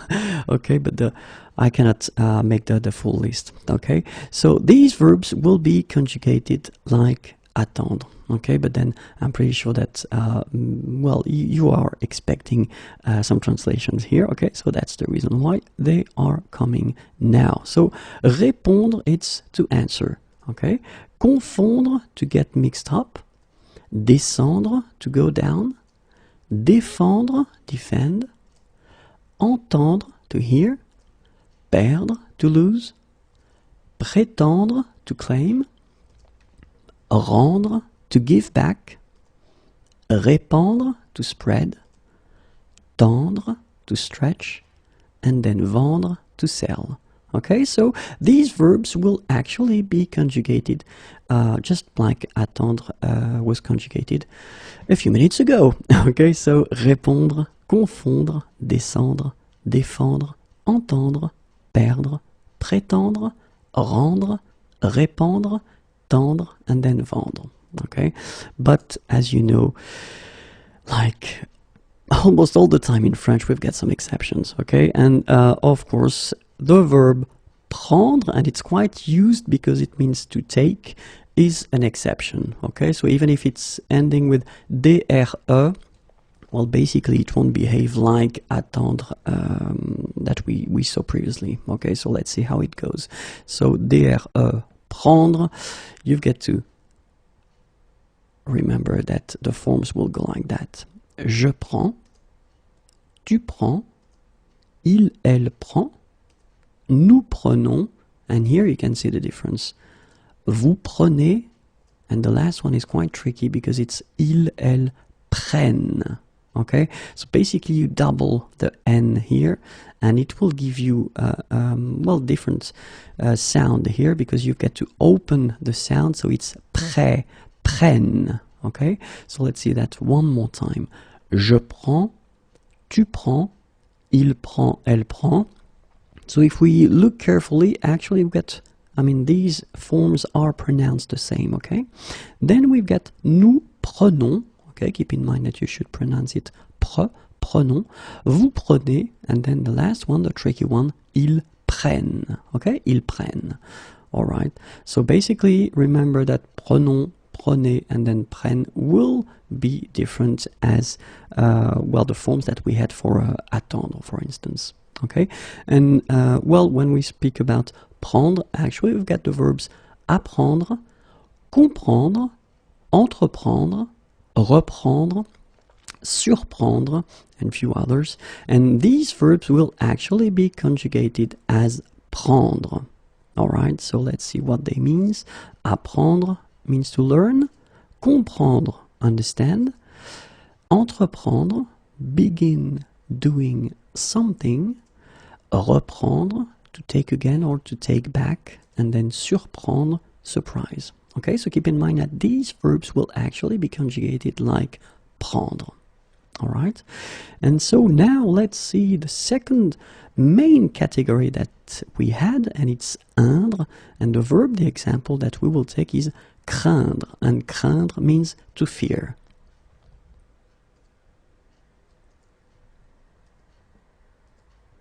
Je crains,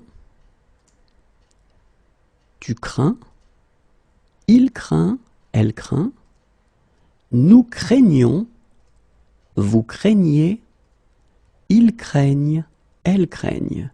Okay, so you can see that for nous, vous, and then il, elle at the plural form, it is quite tricky because you've got this gn coming right here, and then the sound is craignons, okay? You get the ñ sound, okay? Craignons, craignez, craignent, okay? But then if you remember to put it here, so the good news they say is that it will come for nous, it will come for vous, and then it will come for il, elle at the plural form.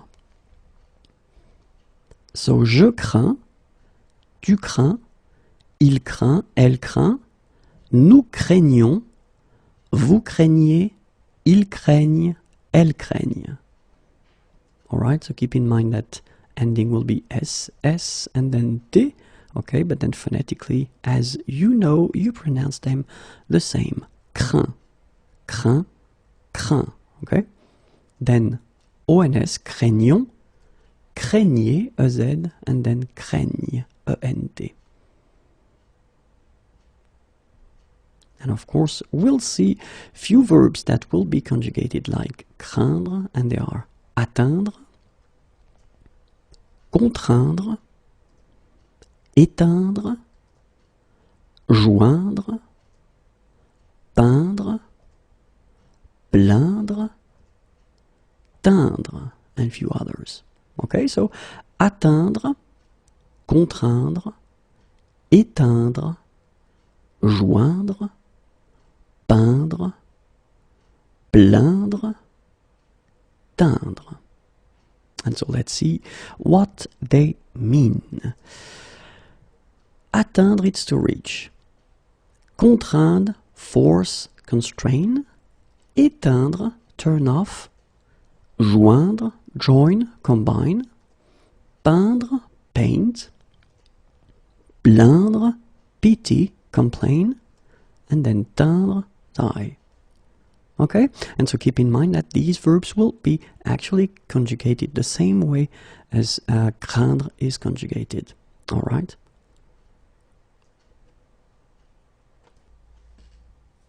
Les verbes du troisième groupe, and more precisely, we'll see together how to conjugate at the present form the verbs that will end with tre, tre. Okay, so we can start right now. And I thought it might be more logical or easier to divide them in two groups. Okay, the first one would be verbs ending with tre, so it's not a big surprise. But the second one, and I thought that maybe we should put them in a special group. So the verbs ending with être and ouatre. Okay, so A-I, accent circonflexe, T-R-E, être, ouatre, O-I, accent circonflexe, T-R-E. Okay, so because basically they will behave a bit differently. So let's start now with the first one, so the verbs ending with T-R-E. And for this group, I thought it might be interesting to use a quite useful verb, mettre. Mettre is to put, okay? And so the concept is that you will have, for the singular form, one stem or one root, okay, and it will be M-E-T. And for the plural, you will have actually another stem, another root, and it will be M-E-T-T, T-T. And this is the tricky thing if we're talking about these verbs, okay? So let's see how it will go. So, je mets. So you can see that now, as we saw, you put back this M-E-T, so the root, M-E-T, and then you add here the ending, S. Tu mets, il met, elle met. Okay? So then now, if we think about that, we should, for the plural form, put back this M-E-T-T, and after that we will put the ending. And this is the reason why we'll get nous mettons. So you can see that we put back M-E-T-T, and then the ending O-N-S. Nous mettons. Then vous mettez, so in the same way, we keep this first part, so the root or the stem, plus the ending. And then finally, il met, elle met, exactly the same thing. And this is basically the difficult thing when we're talking about this group of verbs, okay? Just to remember that for the singular form, you will have to use this stem here, and then for the plural, you will have to use another stem.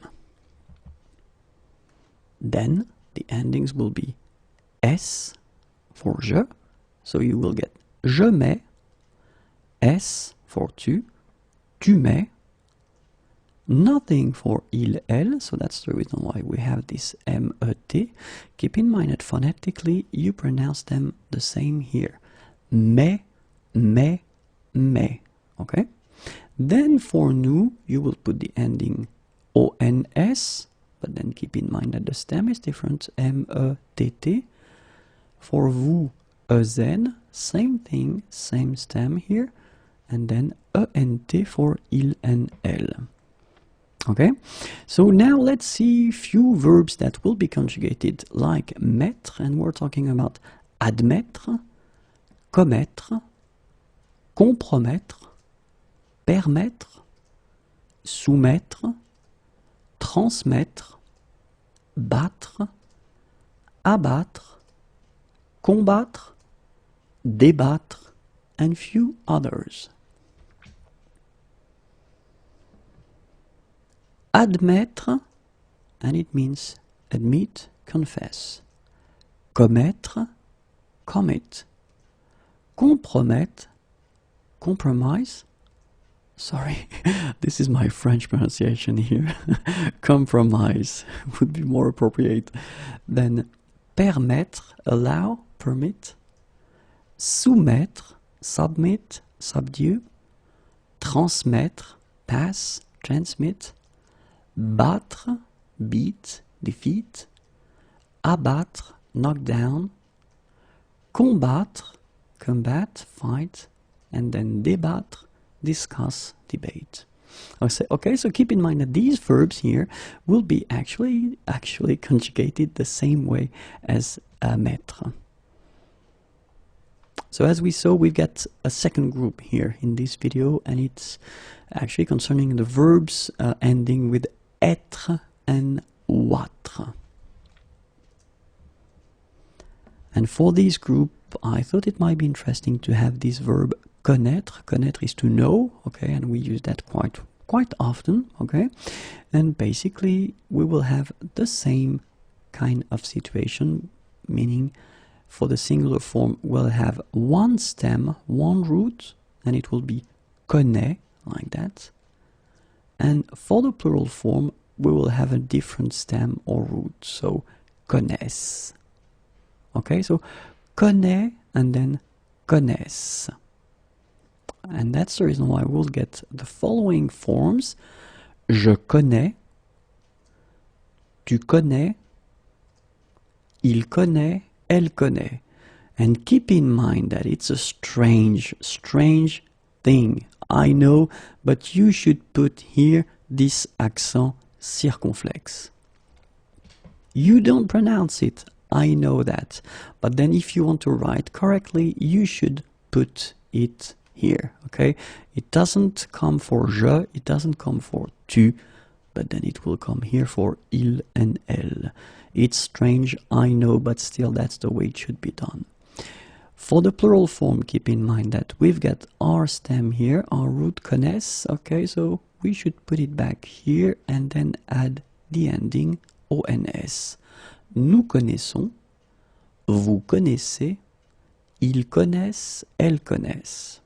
Alright, so one more time, you just put for the singular this stem here, and then for je you will add s, for tu you will add s, for il you will add t. And that's the reason why you will get je connais, tu connais, il connaît, elle connaît. And then keep in mind this little circumflex thing here. But then for the plural form, we've got a different stem, connaissent, and then the endings will be the same, ons as usual, ez and ent. So you will get the forms nous connaissons, vous connaissez, ils connaissent, elles connaissent. Alright? So it's actually a bit difficult probably at the beginning, but once you have the idea that actually you've got two different stems for the singular and for the plural, then it's actually quite easy. Regarding the circumflex thing, well, it's up to you if you want to write it or not, but you should put it, of course. Let's see now together the verbs that will actually be conjugated like connaître. And they are accroître, croître, paraître, apparaître, disparaître, naître, renaître, reconnaître, comparaître, and few others. So regarding the translation now, accroître, and it's to increase. Croître, grow. Paraître, appear, seem. Apparaître, come into being. Disparaître, disappear. Naître, be born. Renaître, rise, be reborn. Reconnaître, recognize. Comparaître, appear before. Okay, and these verbs will actually be conjugated like connaître. Le futur proche, so basically if you want to translate it directly, it would be the near future. So what is le futur proche exactly? It's the possibility that we have in French and in other languages to construct basically a future with aller at the present form followed by the infinitive, so the basic form of the verb. Okay, so like in English you would say I am going to travel, for instance. In French we would say je vais voyager. Okay, so remember, first aller that you conjugate at the present form, and then you will put your verb at the infinitive form. Okay, so first, of course, we did introduce the verb aller and the way to conjugate it, but still I think that it is really important to see how it goes. So we will see one more time the conjugation of aller at the present form. Okay, first person here, je vais.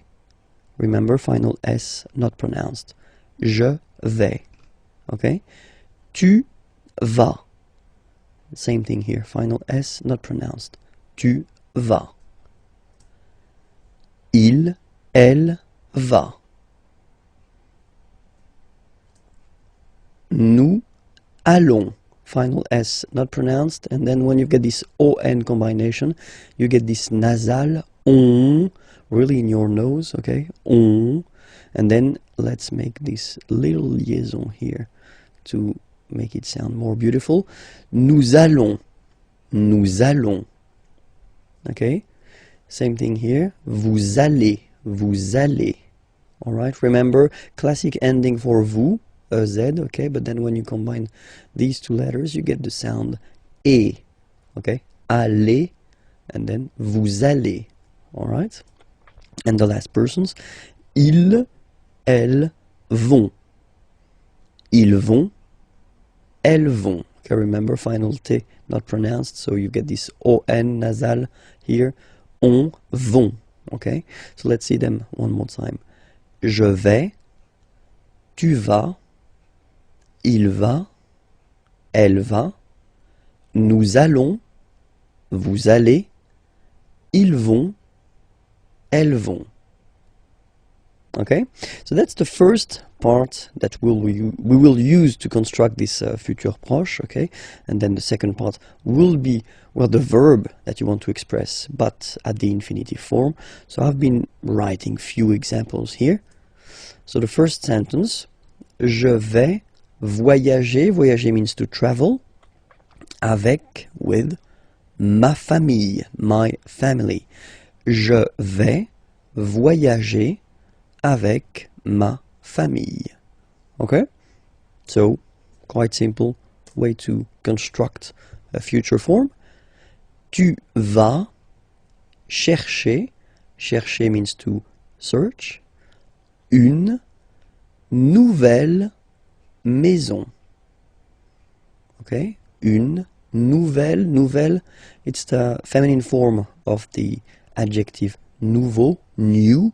Okay, because maison, house, as you can see here, is feminine, so une nouvelle maison, a new house.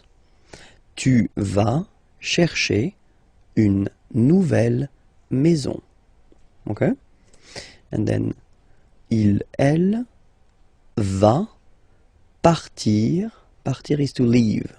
Okay, pour means for. Pour un an. 1 year. Un an. Okay, so I will make the liaison just to make it more normal after. Okay, but I just want to divide here. Un an. Okay, so let's read it normally now. Il va partir pour un an. Okay, so you can hear that now I make this link between the two. Un an, un an. So no break between the two. Un an. Okay, il va partir pour un an. Elle va partir pour un an.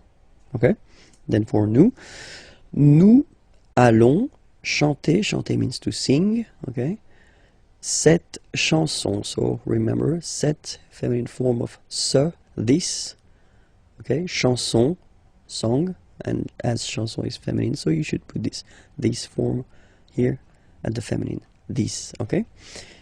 Nous allons chanter cette chanson. Nous allons chanter cette chanson. And then for vous allez adorer. So adorer, to adore, to love a lot. Ce film, okay? So you see now this, okay? But then it's the masculine form because film here is masculine. Ce film, this movie, okay? Vous allez adorer ce film. Vous allez adorer ce film. And the last one. Ils vont boire, boire is to drink, un café. A coffee. Ils vont boire un café. Elles vont boire un café. Okay, so let's repeat everything again. Je vais voyager avec ma famille. Tu vas chercher une nouvelle maison. Il va partir pour un an. Elle va partir pour un an. Nous allons chanter cette chanson. Vous allez adorer ce film. Ils vont boire un café. Elles vont boire un café. Bonjour à tous, hi everyone and welcome to Learn French with Vincent. This is Unité 4, leçon B.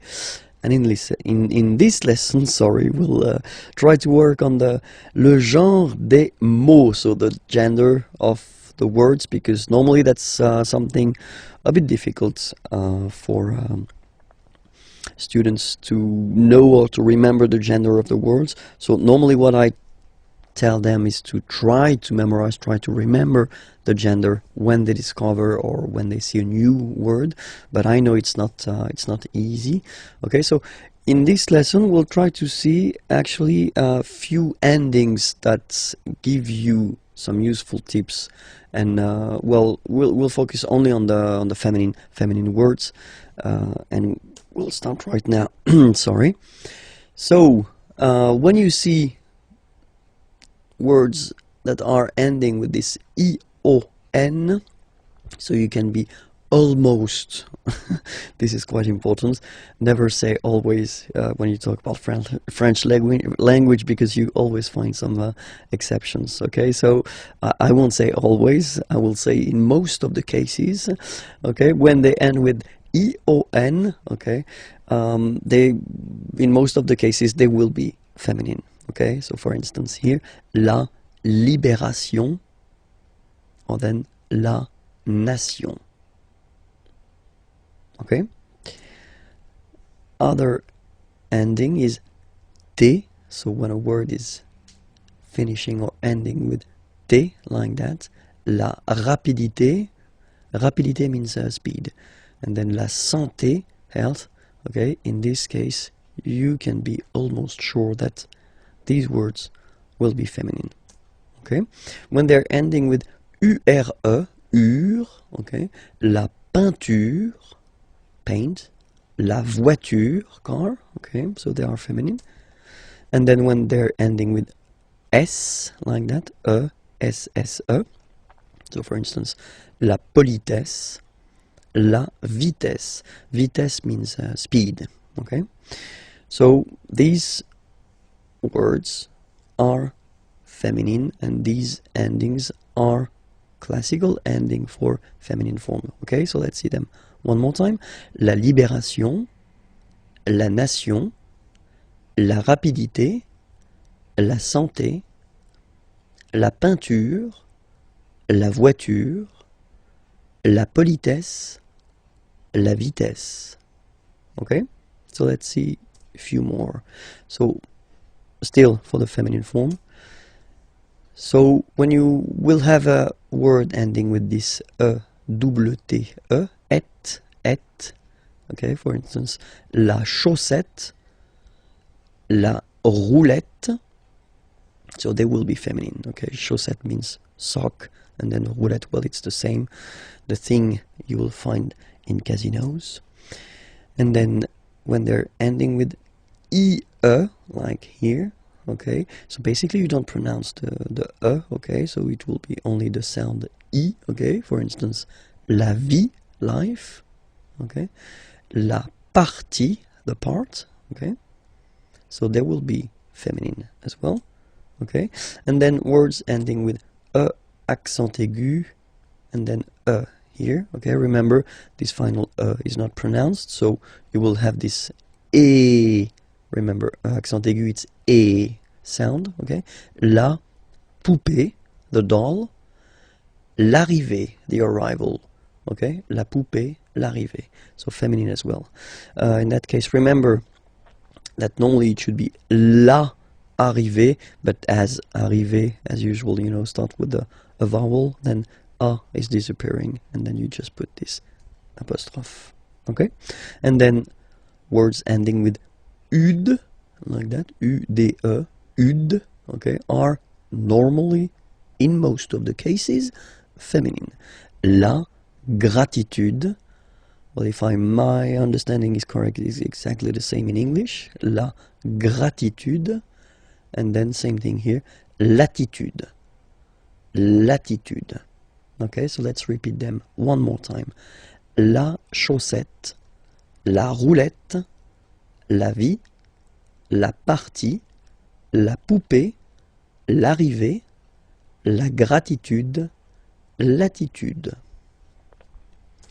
Okay, I know it's not the key, it's not the magic key that will help you forever and that will give you all the time the correct gender of the words, but still you've got some tips now. Okay, it was leçon B. Okay, remember that I've been doing many lessons, so they can be found there on youtube.com/imagier. Okay, and then the website is here, imagier.net. You can find more material there. Have a nice day. Bye bye. L'article partitif. So what's l'article partitif? Well, basically it's when you want to say that you want some sugar, for instance, so you don't want to specify the quantity, okay, just want to say that you want some, but you don't want to say 1, 2, 3, okay. Then, as usual, we will have the difference between the masculine form and the feminine form.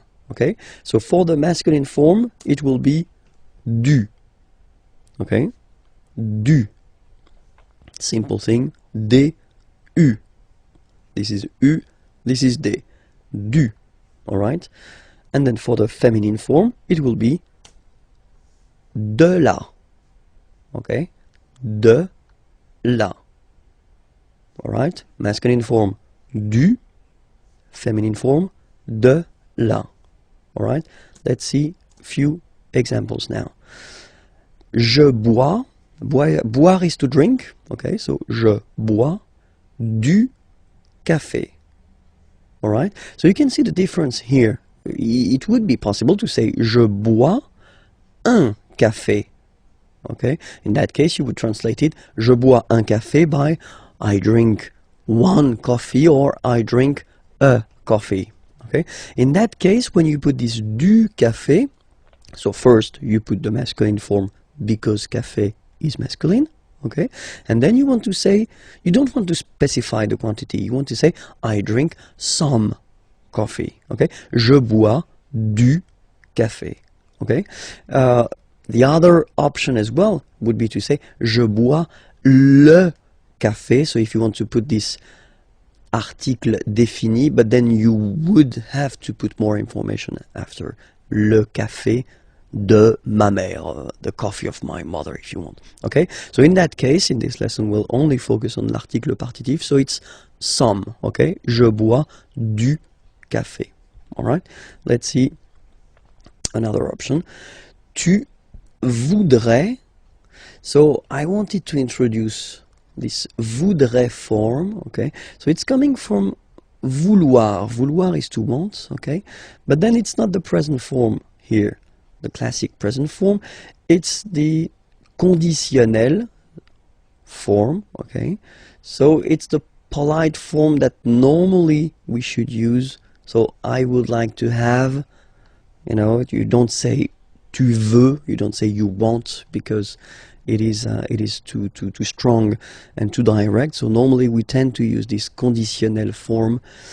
So tu voudrais, you would like to have, and then salade, okay, and it's feminine, so you should put the feminine form of this partitive, so de la salade, so some salad, okay. Tu voudrais de la salade. All right. Let's see another example here. Nous mangeons. So manger is to eat, okay, and that's the form for nous, okay. Nous mangeons du gâteau. Gâteau is cake, okay, and it's masculine, so du gâteau. We eat some cake. Vous voulez, okay, so vouloir again, all right, to want, okay, but here it's the present form, okay. Do you want? Vous voulez du fromage, cheese, du fromage, so some cheese, and it's a question. Vous voulez du fromage? Okay, and the last example here. So I've been putting this il y a, we'll see that a bit later in this unit, but it will come. Il y a means there is, okay? Il y a, there is, okay? Il y a de la neige. Neige is snow, okay? Par terre, on the ground, par terre. So there is snow on the ground. Il y a de la neige par terre. Okay, so let's repeat all these sentences. The first one, je bois du café. Second one, tu voudrais de la salade. Nous mangeons du gâteau. Vous voulez du fromage? It's a question, so I've been insisting a little bit too much maybe. Let's do it one more time. Vous voulez du fromage? And the last one, il y a de la neige par terre. Pourquoi? Why? Pourquoi? Why? Okay? So, if you ask a question with pourquoi? Why? Normally, the answer that you will have will start with whether parce que, because, okay? Or then pour plus one verb at the infinitive form, so the basic form, okay? So whether parce que, and then you just start a sentence, or then pour plus a verb at the infinitive form, okay? Let's see now some examples. First question, pourquoi es-tu ici?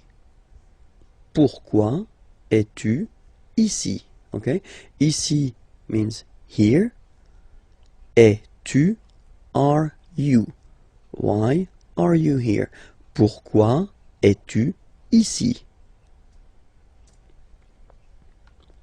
So the first answer, parce que, so because, je suis invité, I am invited, by Nicolas, because I am invited by Nicolas. Parce que je suis invité par Nicolas. Okay, so normally when you start with the parce que, so you want to express the reason why, okay? Parce que je suis invité par Nicolas. All right? And then other option would be pour passer la soirée. So in that case, passer should be translated like spend, okay? Pour, to spend, pour passer la soirée, the evening, avec, with, vous, you. Pour passer la soirée avec vous, to spend the evening with you. And in that case, when you will start your answer with pour, okay, so you will express what will you will do after that, okay, pour passer la soirée avec vous, okay, and in that case, parce que, you want to introduce the reason why, okay, so that's the way we will construct answers when you will ask a question with pourquoi, okay. Où est le cube? Where is the cube? Où est le cube? Okay, so let's see that together. So here, first situation, here, okay, so this is le cube and this is le cylindre, okay, so just to make it clear, because that's the things we'll use to introduce, well, the prepositions. Le cube est sur le cylindre. So you can see it's on, okay, so sur le cylindre, okay, and there is contact here, okay, it's quite important. Second option, same thing, but it's basically under here. Le cube est sous le cylindre, okay, le cube est sous le cylindre. Don't pronounce the final S, and then this OU combination of vowels is pronounced OU, okay? Sous, sous. Le cube est sous le cylindre. Alright? Then, here, no contact, and that's really important, okay? Le cube est au-dessus du cylindre. So let's repeat it. Le cube est au-dessus, final S not pronounced here, au-dessus du cylindre. Okay? Then, same situation, sorry, but then the opposite, so it's here and no contact here. You can see no contact. Le cube est au-dessous du cylindre. Okay? Au-dessous, final S not pronounced, du cylindre. Le cube est au-dessous du cylindre. Alright? So here, I've been putting the plural form because we've got two here. Les cubes sont à côté du cylindre. So next to, okay? Les cubes sont à côté du cylindre. Le cube est à gauche du cylindre. Okay, gauche, left, on the left of le cylindre. Le cube est à gauche du cylindre. Okay, then the next one. Droite, obviously it's right, on the right. Le cube est à droite du cylindre. Le cube est à droite du cylindre. Okay? In front of. Le cube est devant le cylindre. Le cube est devant le cylindre. And now, behind, it's not possible to see it, that's the reason why. Le cube est derrière, so behind, le cylindre. Le cube est derrière le cylindre. So I've been taking away the color just to show you that it's inside, okay? So in, le cube est dans, so in, le cylindre. Le cube est dans le cylindre. Les adverbes de lieu. So really useful, and we're starting right now. So the first one that we'll see, so I've been putting each time the English first and then the French version here. Okay, so here. So I won't read the English one. I will focus on the French one if that's okay with you. Ici. Ici. Okay, then là. So remember, you've got this accent, but well, you don't pronounce it, okay, so it's la, la. Oops. Là-bas, là-bas. Remember, final S not pronounced. Là-bas. Loin, loin. So remember, when you get this combination O-I-N, it's ouin, ouin, ouin, okay? Loin, all right? So let's see them one more time. Ici, là, là-bas, loin, okay? Devant, final T not pronounced. Devant, devant.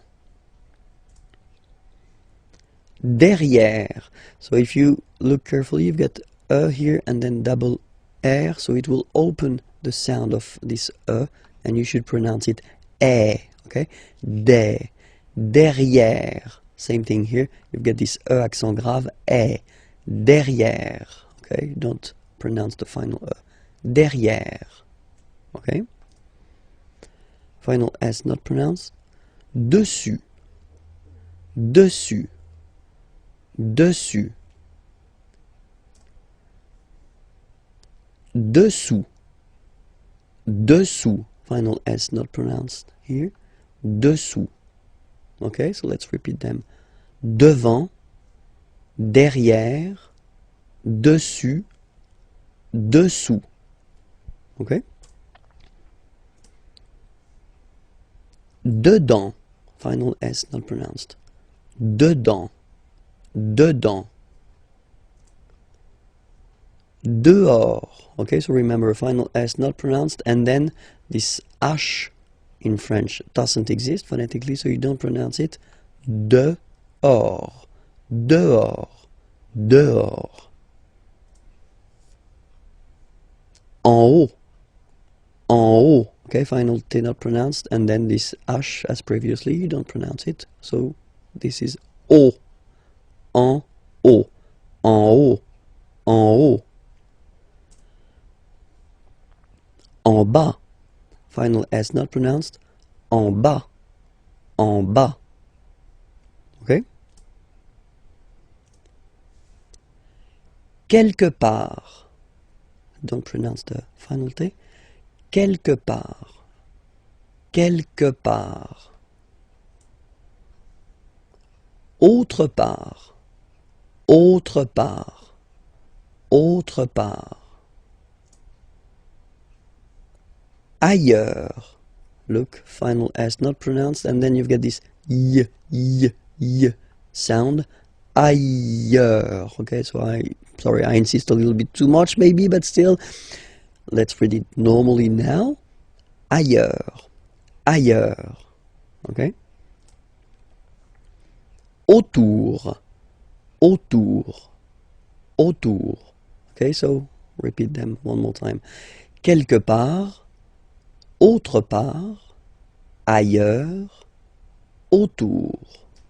Comment exprimer, comment exprimer l'obligation. So when you must do something, well, there is a verb for that to express must, and this is falloir. Falloir, okay, falloir, and then you will have two options. The first one will be il faut, so you've got to remember that falloir is what we call verb impersonnel, okay, because there is only one form and it's il, third person of the singular. Il faut. Okay, so je, tu, nous, vous, etc. They don't exist for falloir. It's only il. Okay, il faut, and then the verb coming after will be at the infinitive. Okay, so that's the way to express to must. Okay, and then, or to have to if you want, il faut. Okay, same form, but then you will add after that un nom, a noun. Okay, so whether a verb at the infinitive form or then a noun. So we'll see few examples now. So the first scénario, as we would say in French, is falloir plus infinitif. Okay, so here, il faut respecter les règles. All right, il faut respecter, so to respect, les règles, the rules. Il faut respecter les règles.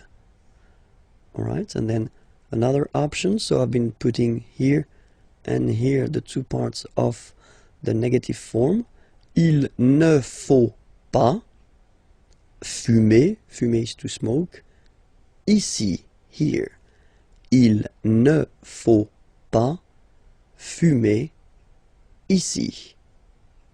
Okay, so now we'll see the way it works with a noun. And here, for instance, il faut, so still il faut, remember, as I said, it's only il faut, so it's a verbe impersonnel, okay? Une carte d'identité. Il faut une carte d'identité. Second example here, il faut un parapluie, umbrella, un parapluie, car, because, il pleut. It's raining.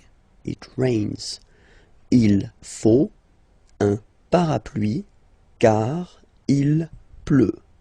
Les adjectifs ordinaux. Les adjectifs ordinaux, so in English it would be first, second, third, fourth, etc., etc. So we'll see how they go in French.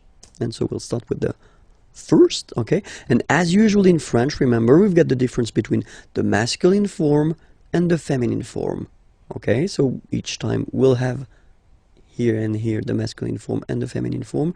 Here, that's the way you can see them written when you get to make them short, okay? So they can be written like that, okay? So we'll pronounce them. Le premier, so the first, le premier, la première. Le premier, la première. Okay? Then, le deuxième, la deuxième. So in that case, it's only the le and la that will be different, because deuxième will be the same if you look at them. Okay? Then, same thing here. Le troisième, la troisième. Le troisième, la troisième. Okay? Le quatrième, la quatrième. Le quatrième, la quatrième. Le cinquième, la cinquième. Le cinquième, la cinquième. Le sixième, la sixième. Le sixième, la sixième. Le septième, so remember we don't pronounce this P here. Le septième, la septième. Okay? Le huitième, remember H doesn't exist. Huitième, huitième, la huitième. Le neuvième, neuvième, so it's V here, remember, vième, la neuvième. Le neuvième, la neuvième. Le dixième, so remember, even if you've got this X here, you pronounce it Z. Dixième, dixième. Same thing as we had here. Sixième. Okay? Le dixième, la dixième. Le verbe partir, partir means to leave, okay, at the present form. So we see this verb because this verb is normally quite useful, and then it is not regular, so it belongs to the third group of verbs, so it's always good to see the conjugation together, okay? So the first form is je pars. So final S not pronounced, je pars. Tu pars. Same form, you can see here and here. So final S not pronounced. Tu pars. Il, elle, part. Final T not pronounced. Il, elle, part. Okay, so you can see that it's part, sorry, part, part, and then part. Okay, so the same phonetical form for these persons, but then obviously and of course for nous it will be different. So classic ending ONS, you don't pronounce the S, you just have this on sound nasal. Nous partons. Nous partons. Okay, then for vous, classic ending for vous as well, EZ, but then you pronounce it et, vous partez.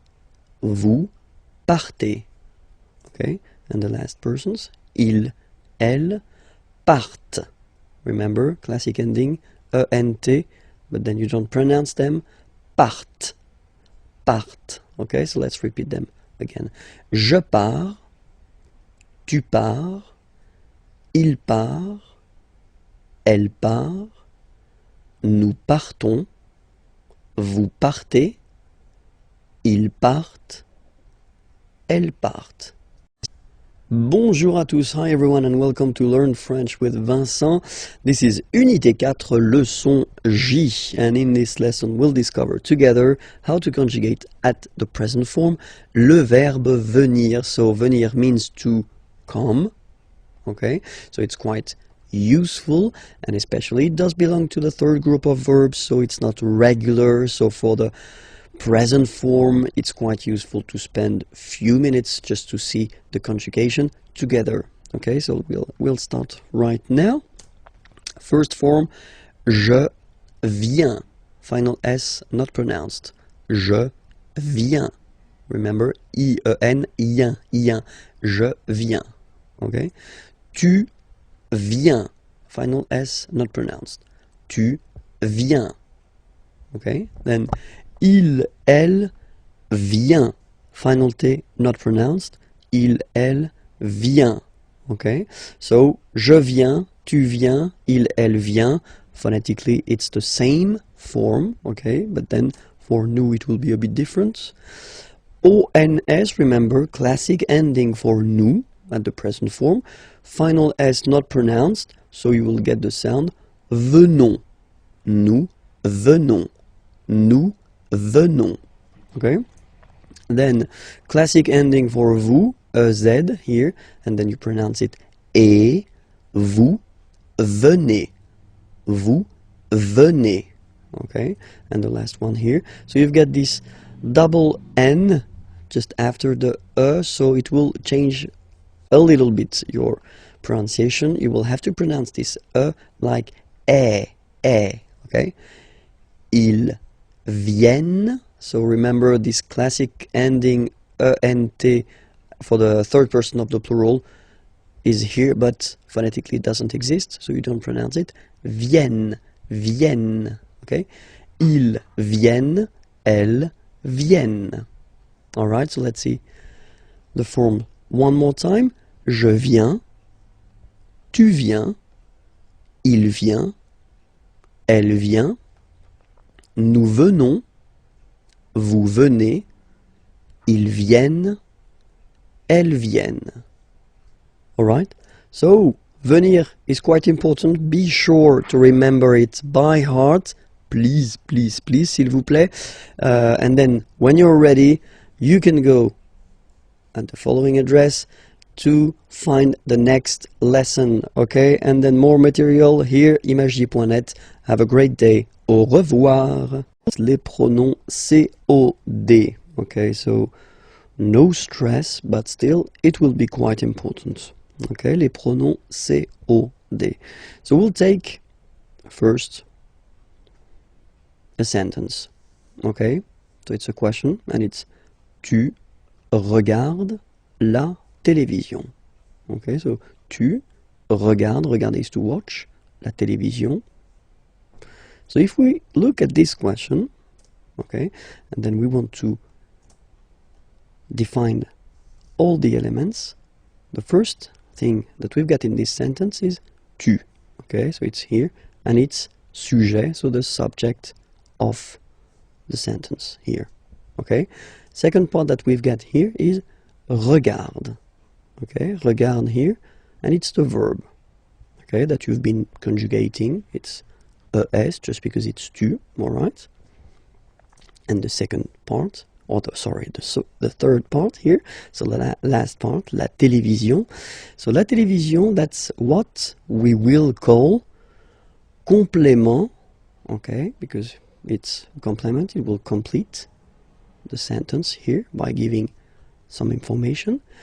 It's objet, it doesn't have anything to do because it's la télévision, okay, so it's not an object like that, but it's what we call grammatical object, okay, and we say that it's direct because you don't have any preposition between the verb and this complément, okay, so no preposition, so it's direct, okay.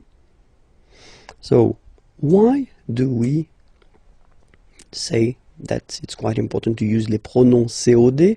Just because when you've got a question, so if someone is asking you, tu regardes la télévision, okay, the first option would be oui, je regarde la télévision. So of course it's possible to repeat, I mean, this part, la télévision, okay, but then if we are honest, then in most of the cases we won't repeat la télévision. In that case, we will use what we call pronouns, okay, just to avoid repeating this word, okay. So let's see these pronouns together. So as usual, we will have the difference between the masculine, the feminine, and the plural, okay. In that case here, we'll start with the masculin singulier. Masculin singulier will be first le, or then, as usual, if we've got a vowel coming after, the E will disappear, so it will be L apostrophe, okay? Le, or then L, like that, okay? If it's feminine, and at the singular form, so we're talking here about the third person of the singular, it will be la, or for the same reasons as previously, L apostrophe if you get a vowel after, okay. And then for the plural form, so here we're talking about the third person of the plural, then it will be les. Okay, so let's repeat them one more time. So for the masculine singular form it's le, for the feminine singular form it's la, okay, and then if they are followed by vowels, then you take a and a away, and then you get this l, okay, and for the plural form here it's les. All right, so let's see that in action now. So if you get the same question, tu regardes la télévision, all right, so now we've got all the elements. So we know that tu was the subject, regarde the verb, la télévision complément d'objet direct, and that's the thing we want to replace. We don't want to repeat la télévision, okay? So first, what do we need to do is first to spot the gender of the word. We know that la télévision is feminine, okay? So we've got all the keys necessary. Oui, je la regarde. So as I said a long time ago in a lesson, remember that in French the pronouns, like this one for instance, are coming before the verb. So that's the reason why you will have this la here before the verb. Oui, je la regarde. Okay? Let's take another question. And here you've got tu vas regarder la télévision. So what's the difference between the previous question and this question? Well, this is, and we saw that in a previous lesson, I guess it was on this unit, so you can check it if you're not sure about that. That's what we call the futur proche, so the near future. Tu vas regarder la télévision, you are going to watch. Okay, so that's the near future. Tu vas regarder la télévision. Okay, and then here, if you look carefully, well, you've got two verbs. And that's the important thing here.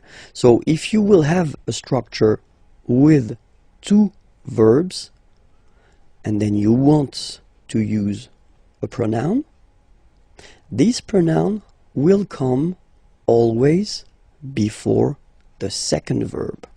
Like here, oui, je vais la regarder. Okay?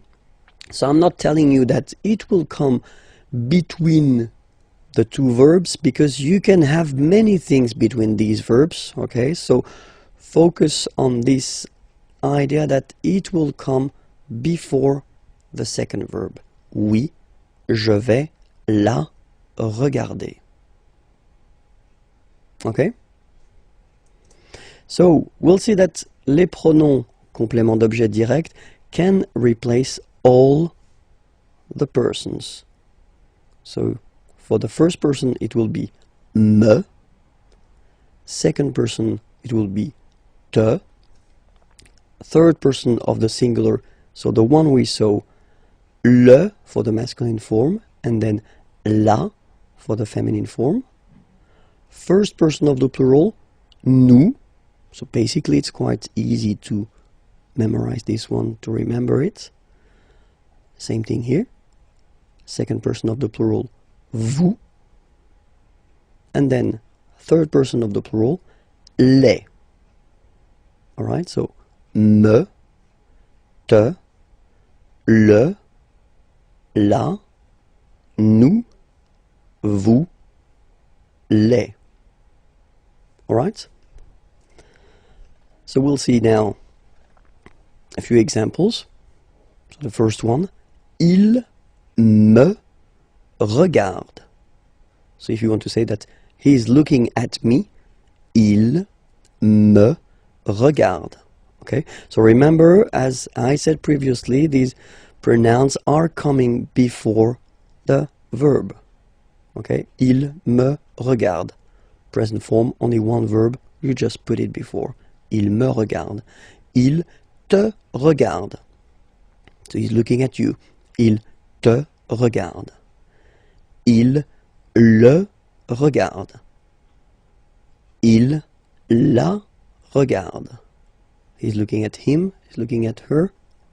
Il nous regarde. Il vous regarde. Il les regarde. Okay, it's not that difficult when you try to remember, well, first of course the pronouns, and then this idea that it will come before the verb. Well, honestly, it's not that tricky. Okay, I've been putting the same sentence but then at this near future form. Okay, so just to show you, if you forgot it, that it should come before the second verb. Okay, so il va me regarder, so he's going to watch me, or to look at me. Okay, il va me regarder. Il va te regarder. Il va le regarder. Il va la regarder. Il va nous regarder. Il va vous regarder. Il va les regarder. Les pronoms COI. Okay, les pronoms COI. So, well, let's say that it's the second part of les pronoms CO, complément d'objet. Okay, so if you didn't watch the previous lesson, well, maybe it would be better to do so that you could understand maybe more clearly the whole thing. Okay, but then still we're starting right now. So, les pronoms complément d'objet direct. So we'll start with a une question, a question, okay, so we'll see. It's a basic question, okay, you get tu parles à ton frère. Okay, parler is to talk, tu parles, you talk to your brother, à ton frère. Okay, so if we have a look at the elements in this sentence, the first part or the first element is tu, okay, and that's the subject of the sentence, tu, all right. Then the second element is parle, okay, and that's the verb. So it's ending like that because you've been conjugating this verb according to tu, okay, but it's a verb here. And then we've got this last part here, à ton frère. So that's what we call complément, so it will come to complete the sentence, okay, and it's objet, okay, so be careful, it's really what we call a grammatical object. So it's not an object because in that case it's a good example because it's a person, okay, but then it's a grammatical object and it's indirect because you've got this preposition à here, okay. So in the previous lesson we saw the direct ones, okay, they were without any preposition, okay, but then in this lesson it's indirect because you've got the preposition à here, okay, and it will change the things. So let's see the question. You can ask the question, so it's the same, tu parles à ton frère, okay, and then the answer that you could give, of course, would be oui, je parle à mon frère. But let's say that in most of the cases in French we won't repeat this à mon frère part, okay, we'd rather use pronouns just to avoid repeating this complément d'objet indirect, okay. So we'll see how they go. As usual in French we will have the difference between the masculine form, the feminine form and the plural form, okay, and here just to start we'll start with masculine singular, okay. Masculine singular form will be lui, okay, ui, lui, lui, all right. Féminin singulier, so feminine form and the singular form here, it will be lui. So it's quite easy to memorize, to remember, okay, because it is the same form for the masculine and the feminine form, okay. And then for the plural form, so third person of the plural, to be more precise, it will be leur, okay. So masculine singular, third person of the singular, lui. Féminin singulier, feminine singular form, third person of the singular, lui. And then the plural form, third person of the plural, leur, okay. Let's see now the same question, okay. Tu parles à ton frère, okay. And the idea in that case, of course, is to avoid repeating this part here, so complément d'objet indirect, and to replace it with the pronoun, okay. So first we know that it's indirect because we've got the preposition here. We know here that it's masculine because it's brother, okay, and then we've got the information here because it's ton, all right. So we've got all the elements just to reply using the pronoun. Oui, je lui parle, okay. So the only thing you should really think about here is the position. So you should remember, as I said previously, that the pronouns in French will be placed before the verb. So je lui parle. Oui, je lui parle. All right? And then we could have, well, basically the same question, but then this question would be like it is here at the near future. So if you didn't see the lesson regarding the near future, maybe it would be more useful for you to watch it, but still the near future, it's a way to construct the future but at the present tense. with the verb aller, to go. You are going to speak or talk, okay, to your brother. Okay, so you are going to, but then the important thing in that case is that you've got two verbs. Okay, you've got aller here, to go, and then you've got parler, to speak or to talk. Okay, and when you've got two verbs, then for the pronoun that you would like to use, you will have to put it just before the second verb. Oui, je vais lui parler.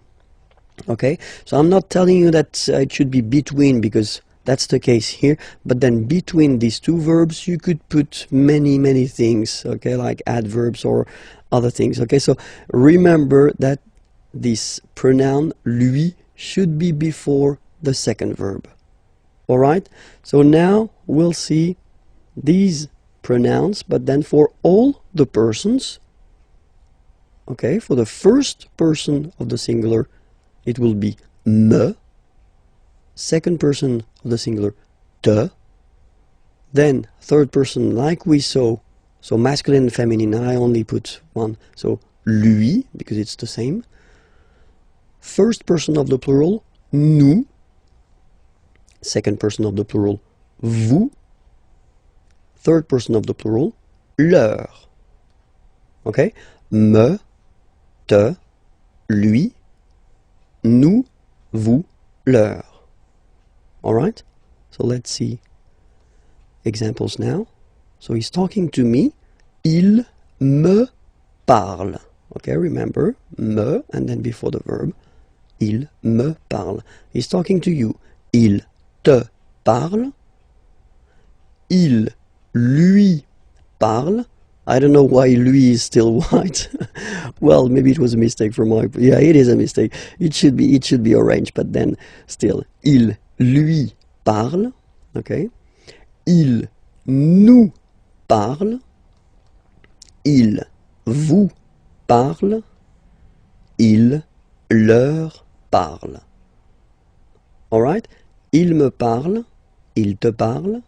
Il lui parle. Il nous parle. Il vous parle. Il leur parle. Okay, so these examples are with one verb, okay, and then I've been rewriting the same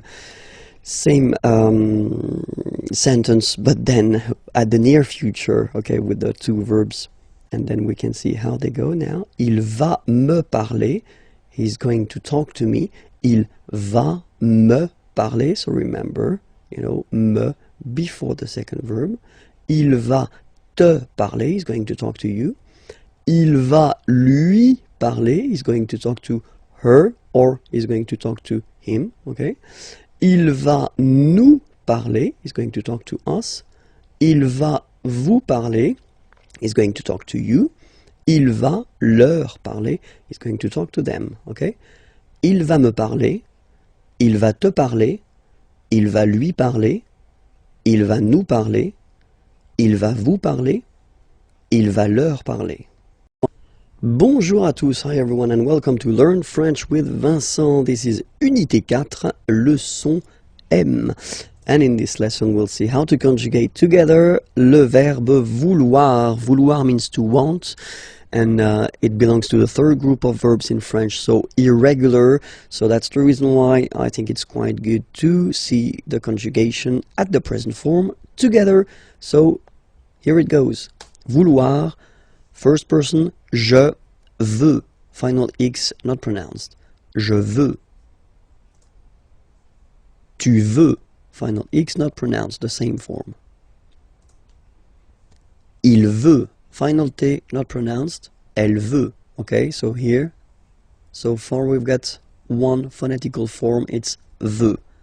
Then for nous, classic ending, ONS, don't pronounce the S, just pronounce the on. Nous voulons. Nous voulons. Same thing here, classic ending EZ for vous, but then you pronounce it et. Vous voulez. Vous voulez. Vous voulez. And the last one, here, EU, and then E-N-T, classic ending, but then you don't pronounce it, so you get veulent, veulent. Ils veulent, elles veulent. Ils veulent, elles veulent. Okay, so let's repeat it one more time. Je veux, tu veux, il veut, elle veut, nous voulons, vous voulez, ils veulent, elles veulent. So that's it for this lesson. It was leçon M. Well, you can find more lessons right here. Imagier is the name of the channel on YouTube, and then more material can be found there at imagier.net. Have a great day. Au revoir. Le verbe savoir. Savoir means to know, and it's quite useful. And but then it is irregular, so it belongs to the third group of verbs. So it's quite good to see the way to conjugate it together. Okay, at the present form, and we'll see it right now. Okay, so let's start now. Je sais. Okay, final S not pronounced, and then you get this A-I, E. Okay, je sais, sais. Okay, tu sais, same form, final S not pronounced, tu sais. Il sait, final T not pronounced, elle sait. So one phonetical form so far. Nous savons, so classic ending for nous, O-N-S, you don't pronounce the final S, nous savons, nous savons, okay? Then vous savez, classic ending for vous, E-Z, but then phonetically it's E, vous savez, savez. And then il, here classic ending for il and elle at the plural form, E-N-T, you don't pronounce it, so you get the sound savent, v-v-v-v, savent, okay? Ils savent, elles savent. So let's see that one more time. Je sais, tu sais, il sait, elle sait, nous savons, vous savez, ils savent, elles savent. Il y a, so we saw it in a previous lesson quite shortly. So il y a means there is or there are. But then in French, we will have only one form, il y a. Okay? So let's see, for instance, here, a question. Est-ce qu'il y a un magasin dans le quartier? Okay? Est-ce qu'il y a? So, is there un magasin, a shop, dans le quartier, in the neighborhood? Okay? Est-ce qu'il y a un magasin dans le quartier? All right. So the answer would be oui, il est juste ici. Yes, it is right here. Oui, il est juste ici. Okay. So in that case, we've been using this il y a, there is. Okay. Just because un magasin, well, it's singular. Okay. So it's basically there is a shop, there is something. Okay. Let's see now. Here. Same thing. Il y a une piscine, a swimming pool, dans cette ville. Il y a une piscine dans cette ville. All right. So you can see that in the first example, I've been using this est-ce que. You remember we saw that previously that you can add if you want to ask a question, okay? Or then it's possible here just to keep the same order. There is, il y a, okay? Une piscine, a swimming pool, dans cette ville, in this town, okay? But then don't forget to raise your voice at the end because it's a question. Il y a une piscine dans cette ville? Il y a une piscine dans cette ville? Okay, just a little bit to make it clear that it's a question, okay? So answer, oui, elle est à côté de la mairie. À côté, remember it was next or near, okay? And then la mairie, city hall. Oui, elle est à côté de la mairie. All right? So in both cases here, il y a, just because it was masculin singulier, okay? And then here, il y a une piscine, féminin singulier. all right? And we'll see now the other option that we would have to ask correctly the question. So first, look at it. Il y a, actually, you should change the order and put it like that.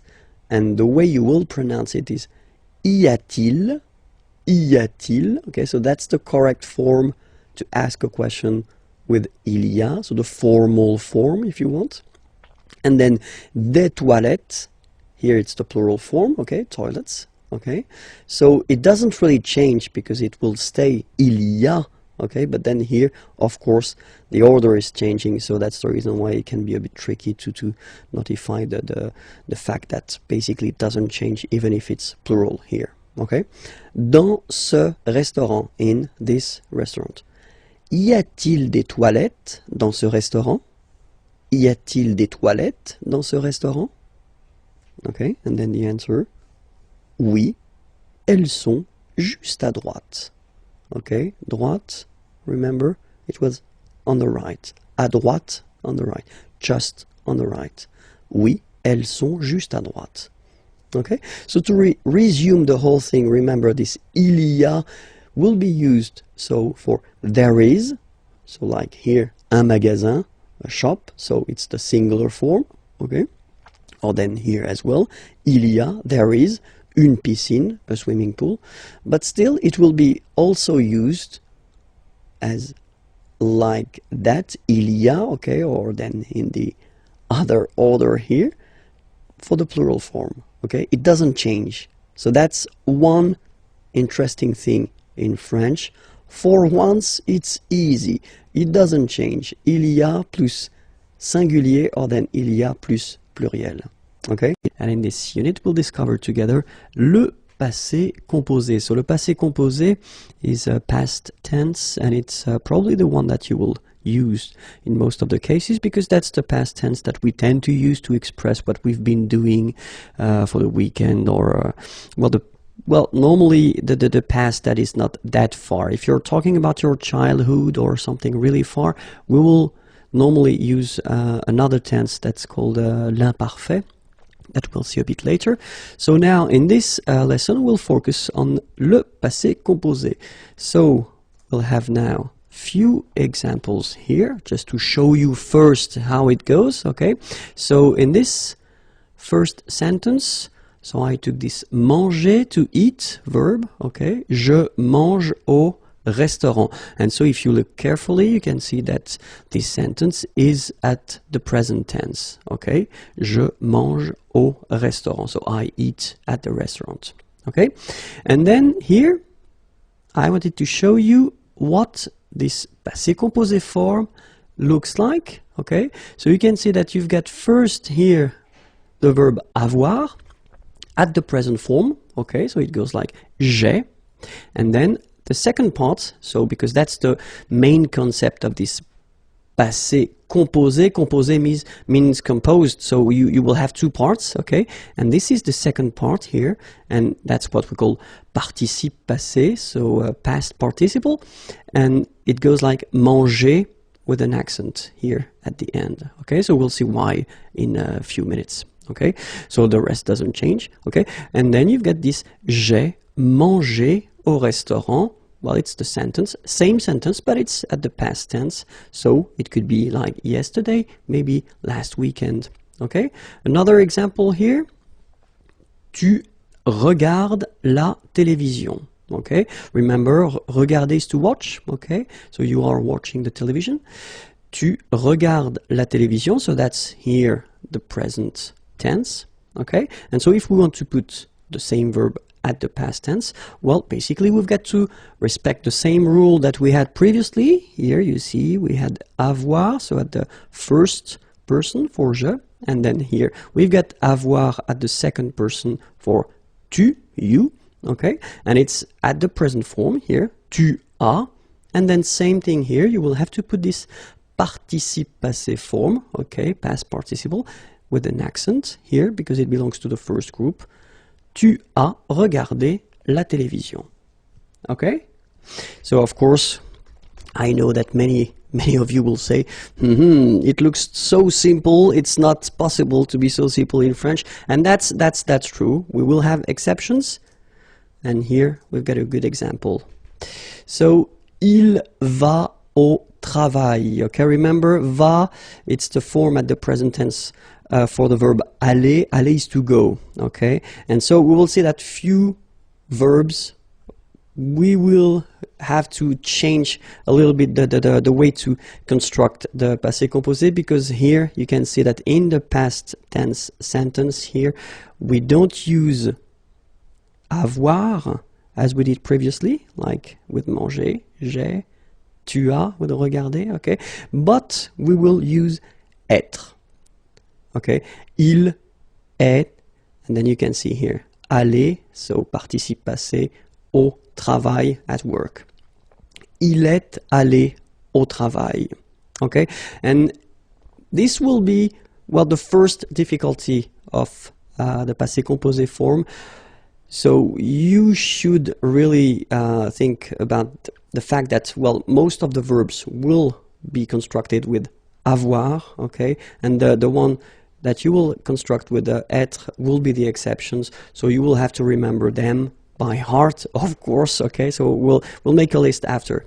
But then, so if we want to make it simple, so just to resume the whole thing first, okay, so normally if you want to construct this passé composé form, then the first part that you will have to put is avoir at the present tense, and then the second part will be this participe passé form, okay, that we will see, and then you will get this passé composé, okay. For the exceptions, as I said, we will have to use être at the present form, then the participe passé form, so you will get this passé composé. Okay? Now, let's see the verbs that will require être at the passé composé. The first one that we saw in the example that I gave you previously was aller. Aller is to go. Okay? Second one, arriver. Arriver means to arrive. Third one, descendre. Descendre means to go down. Then devenir. Devenir means to become. Then entrer. Entrer, to enter. Monter. Monter, to go up. Mourir. Mourir, to die. Naître. Naître, to born. Partir. Partir, to leave. Rester. Rester, to stay. Retourner. Retourner, to return. Sortir. Sortir, to go out. Tomber. Tomber, to fall. Venir. Venir, to come. Okay? So remember that all these verbs here that we saw will require the verb être at the passé composé form. Okay? So the others will require avoir. Okay? So you can see now that, I mean, most of the verbs will require avoir. Okay? And then these verbs will require être. Okay? So let's repeat them one more time. Aller, arriver, descendre, devenir, entrer, monter, mourir, naître, partir, rester, retourner, sortir, tomber, venir. Okay? So let's see the other group of verbs that will all the time require être. And these verbs are, well, what we call this réfléchi, sorry, verb réfléchi, so thinking about the reflexive in English, okay? So, se regarder, for instance, Okay, so remember that we've got these verbs like, so regarder is to watch or to look, and then when you put this se regarder, well, basically you will have the meaning like to look or to watch at oneself. Okay, and all these verbs will require être. Okay, s'appeler as well, to call oneself, se présenter, to present oneself. So all these verbs, but then more generally, all the verbs constructed with this se form, okay, so to have this reflexive form, will require être. Okay?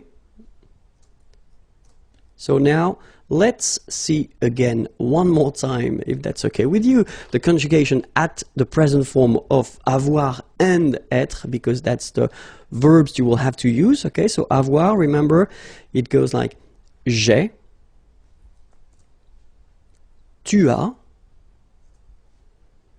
il a, elle a, so remember, masculine, feminine. Nous avons, so you can put this little liaison, link between the two. Nous avons. Vous avez, same thing here, little link between the two. And then ils ont, so the link as well, the liaison. Elles ont. All right, so j'ai, tu as, il a, elle a, nous avons, vous avez, ils ont, elles ont. Okay, so it's avoir at the present form, so the form you will have to use for the first part of the passé composé, and then être, je suis, tu es, il est, elle est, nous sommes, vous êtes, okay, little liaison here, little link, vous êtes, ils sont, elles sont. Okay, so one more time. Je suis, tu es, il est, elle est, nous sommes, vous êtes, ils sont, elles sont. All right? And so for the second part, so what we call this participe passé, so the past participle, you get to remember that the first group of verbs, so if you remember, they end with this er, okay, so we had parler, regarder, etc. So the infinitive form, like er, will give you accent aigu at the participe passé. So for example here, we've got parler. Parler is to talk or to speak. So it ends like here with er, you can see that. First group of verbs, so it will go like parler, like that. The funny thing is that phonetically, they are the same. So infinitive parler, so if you remember, we saw that previously, so I mean this combination of two letters at the end of the words normally gives the sound e, okay? Parler, and then past participle, participe passé, parler. Same thing here, regarder, regarder, okay? And then even the high irregular verb aller, because aller doesn't belong to the first group, even if it ends with er, we saw that previously, but then even this verb will give, well, normal or easy participe passé, okay? It goes like aller, like that, okay? So, parler, regarder, regarder is to watch, and then aller, aller is to go. Okay, the verbs from the second group, so second group, not all the er verbs, unfortunately, but most of them. Well, it will be quite simple because this er will become I, all right? So you will have verbs like choisir, choisir is to choose, will become choisi for the participe passé form. Okay, finir, to finish, to end, fini, like that. Unir, to unite, uni, all right? So it's not that difficult, okay? So choisi, fini, uni. After that, the difficulties are for the third group of verbs, so the irregular ones. So usually it's quite difficult to make some groups and subgroups, but then we can have few examples here, like Connaître, connaître is to know, okay? And it will give you connu, okay? Voir, like O-I-R, will become vu, all right? Then verbs like partir, okay? Even if it doesn't belong to the second group, it will give you parti, okay? Rire, I-R-E, it will give you ri, okay? Partir to leave, and then rire to laugh, okay? Écrire to write, so I-R-E will give it, écrit, okay? Remember that even if you've got this final T, you don't pronounce it, so it goes like écrit, okay? Dire, I-R-E as well, will give you dit, same thing here, it, but then you pronounce it I, okay? Écrire to write, dire to say. And then mettre to put, so E-T-T-R-E will give you this I-S, mi. Same thing here, final S is not pronounced. Mi, okay? And then prendre, so E-N-D-R-E will give I-S, pris, okay? Same thing here, we don't pronounce the final S, okay? So let's see that again. So when you get this être, it will go like U, connaître, connu. Then when you will have this O-I-R, it will give you U. Voir, vu, okay? I-R, I. Partir, parti. I-R-E will give you I. Rire, ri, okay? I-R-E here, I-T. But then phonetically it's I as well, because you don't pronounce the final T, okay? Écrire, écrit. I-R-E-I-T, same group. Dire, dit. Okay, then E-T-T-R-E will give you this I-S, but then you don't pronounce the S, so you get I.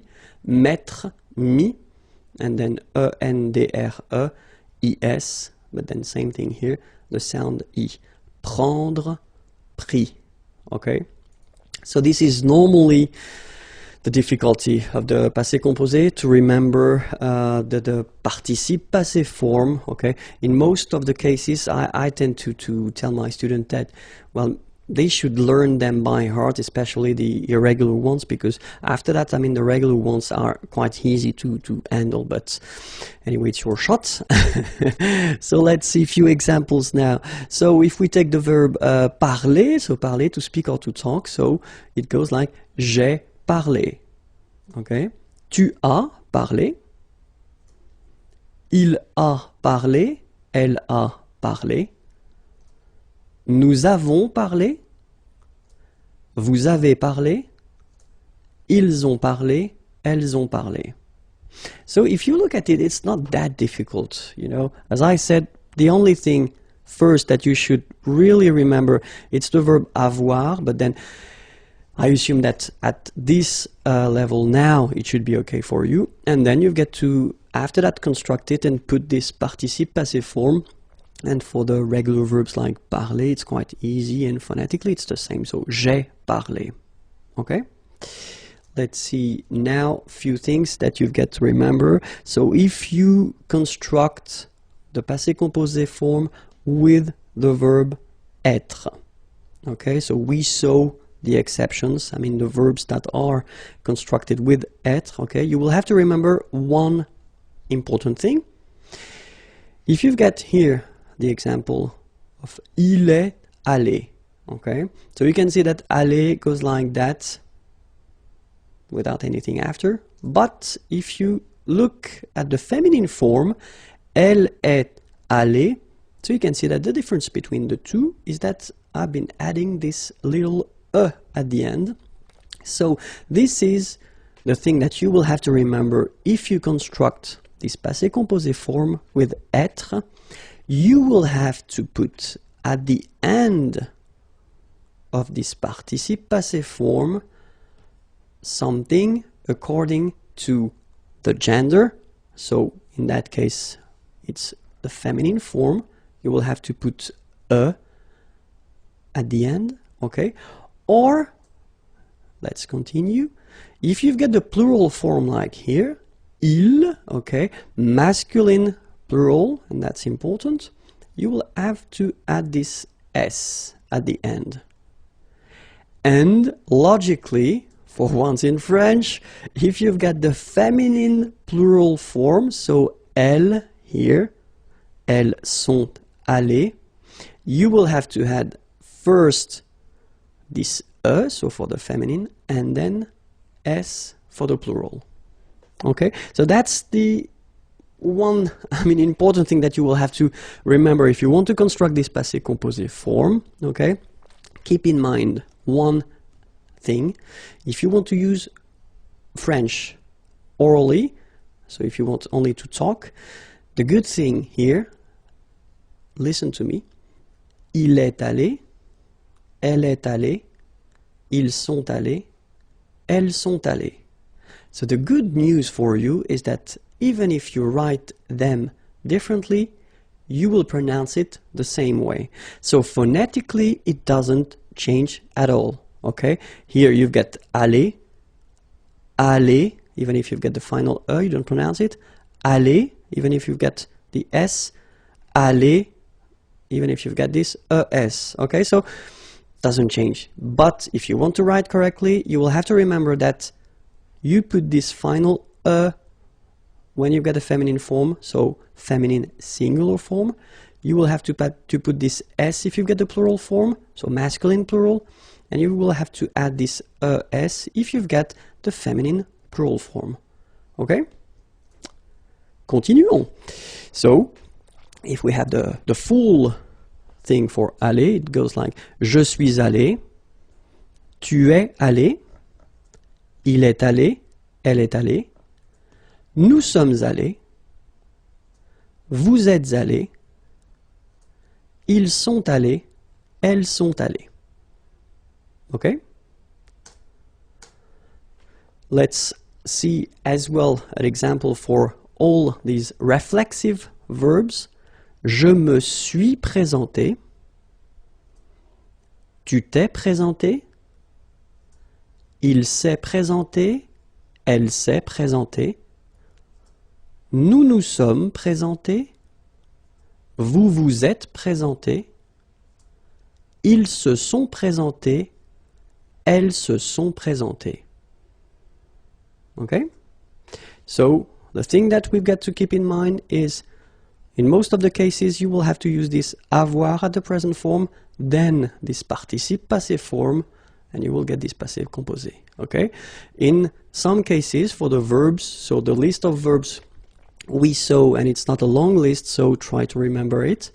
And all the reflexive verbs, you will have to use this être at the present form, then the participe passé. Then you will get this passé composé form. This lesson will work on le participe passé. So in the previous lesson, I introduced the passé composé form, okay? And if you remember, it was quite important to know how to construct this participe passé. So participe passé is a past participle in English. Just because, well, in most of the cases, it is easy for the regular group, so the two first group of verbs that we have in the French language, but for the rest of the verbs, it's a bit tricky, to be honest. Okay, so we'll see that together. But then, so as I said, for the first group, so the group of verbs ending with er, like that, it is quite easy because you only need to take this er away and replace it with accent aigu. Okay, so parler, to talk, to speak, will give you parler. Okay, the good thing for the phonetical part is that it is the same. Parler, parler, you pronounce it the same. Okay, regarder, so to watch, will give you regarder. Okay, and then even this aller verb, so irregular verb, but then it will behave like the regular verbs. So aller will give you aller, accent aigu like that. Okay. Second group of verbs, not all the er verbs. We'll see that a bit later, but most of them, and it's quite easy as well because you will have to take this er away and just replace it with I. Okay. So choisir, to choose, will give you choisi. Finir will become fini. Unir, uni. Okay, choisir to choose, finir to finish or to end, unir to unite. Okay, so the two first group of verbs are quite easy to modify just to make this participe passé form. Okay, but then the third group is a bit more tricky, so we saw a few examples. So like this one, A-I-T-R-E will become U, connaître, to know, connu. O-I-R, voir, to see, will become U, vu. Okay, I-R, so even if partir doesn't belong to the second group, then it will behave the same way. It will become I, partir, to leave, parti. Rire, I-R-E, same thing here, will become I. Rire, ri, okay? I-R-E will become I-T, okay? Écrire, to write, will become écrit, okay? Remember that phonetically this final T doesn't exist, okay? So the sound will be only this I, écrit, all right? Dire, I-R-E, will become I-T, dit. Okay, phonetically, same thing here. You don't pronounce the final T.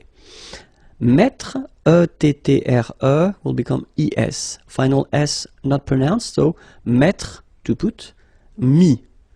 Prendre, so E-N-D-R-E, will become I-S.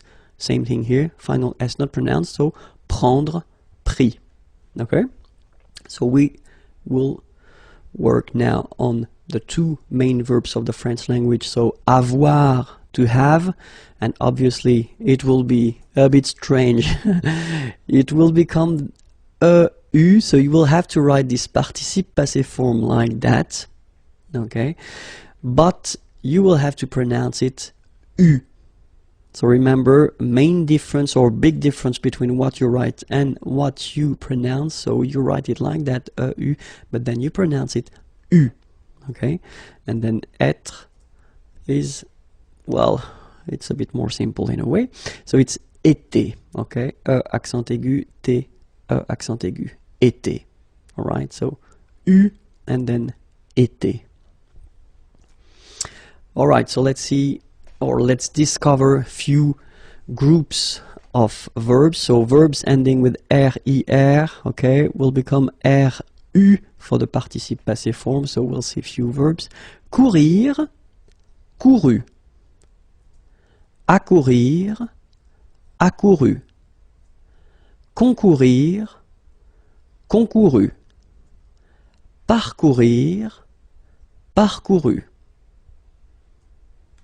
Now a new group, so NER, so verbs ending with NER, and it will become NU, okay? Tenir, tenu.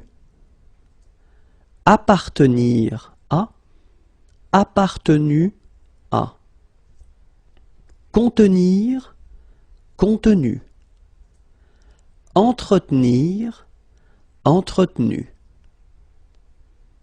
And then it continues. Maintenir, maintenu. Obtenir, obtenu. Retenir, retenu. Okay? So now another group, so verbs ending with U-I-R-E, and they will become U-I-T, okay, for the participe passé. Let's see. Conduire, conduit.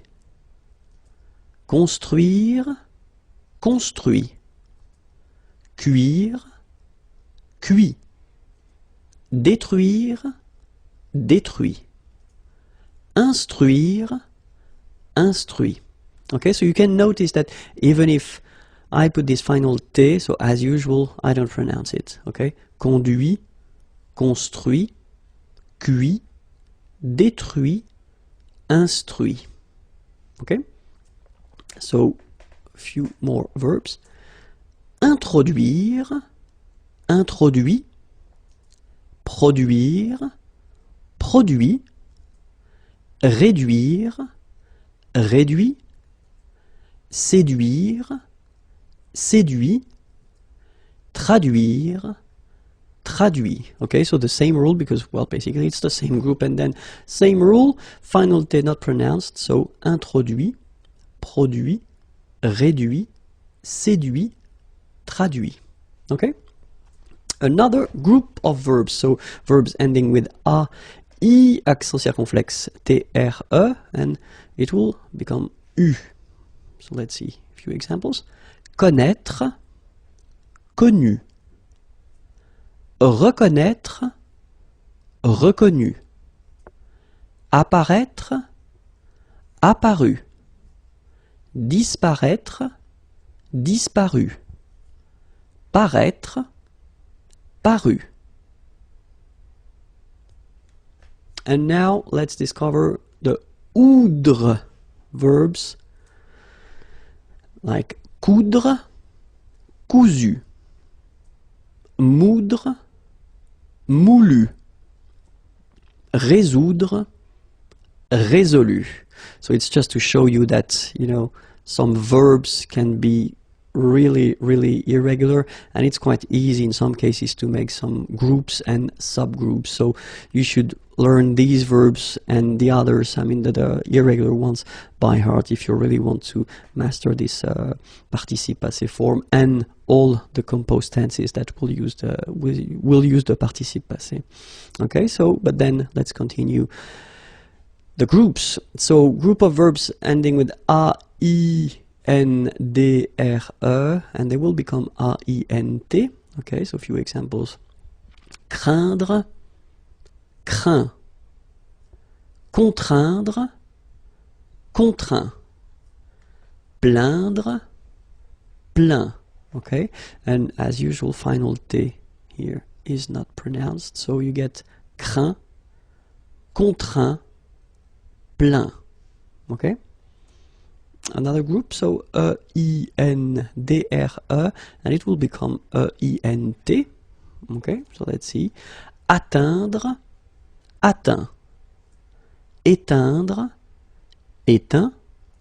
Feindre, feint. Peindre, peint. Teindre, teint. Okay, as usual, final T not pronounced. Atteint, éteint, fin, peint, teint. Okay.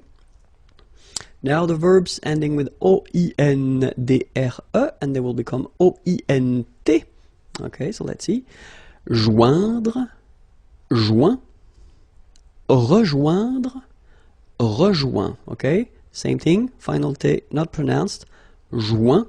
So when you get this O-I-N combination of letters, you get the sound ouin. Okay, joint, and then rejoint. Another group, so verbs ending with O-I-R, so it will become U, or then U accent circonflexe. So even if you put this accent circonflexe, you don't pronounce it, okay, it doesn't change the sound of the letter U, so it's the same phonetically, it's U and then U, okay. A few examples. Décevoir, déçu. Apercevoir, aperçu. Concevoir, conçu.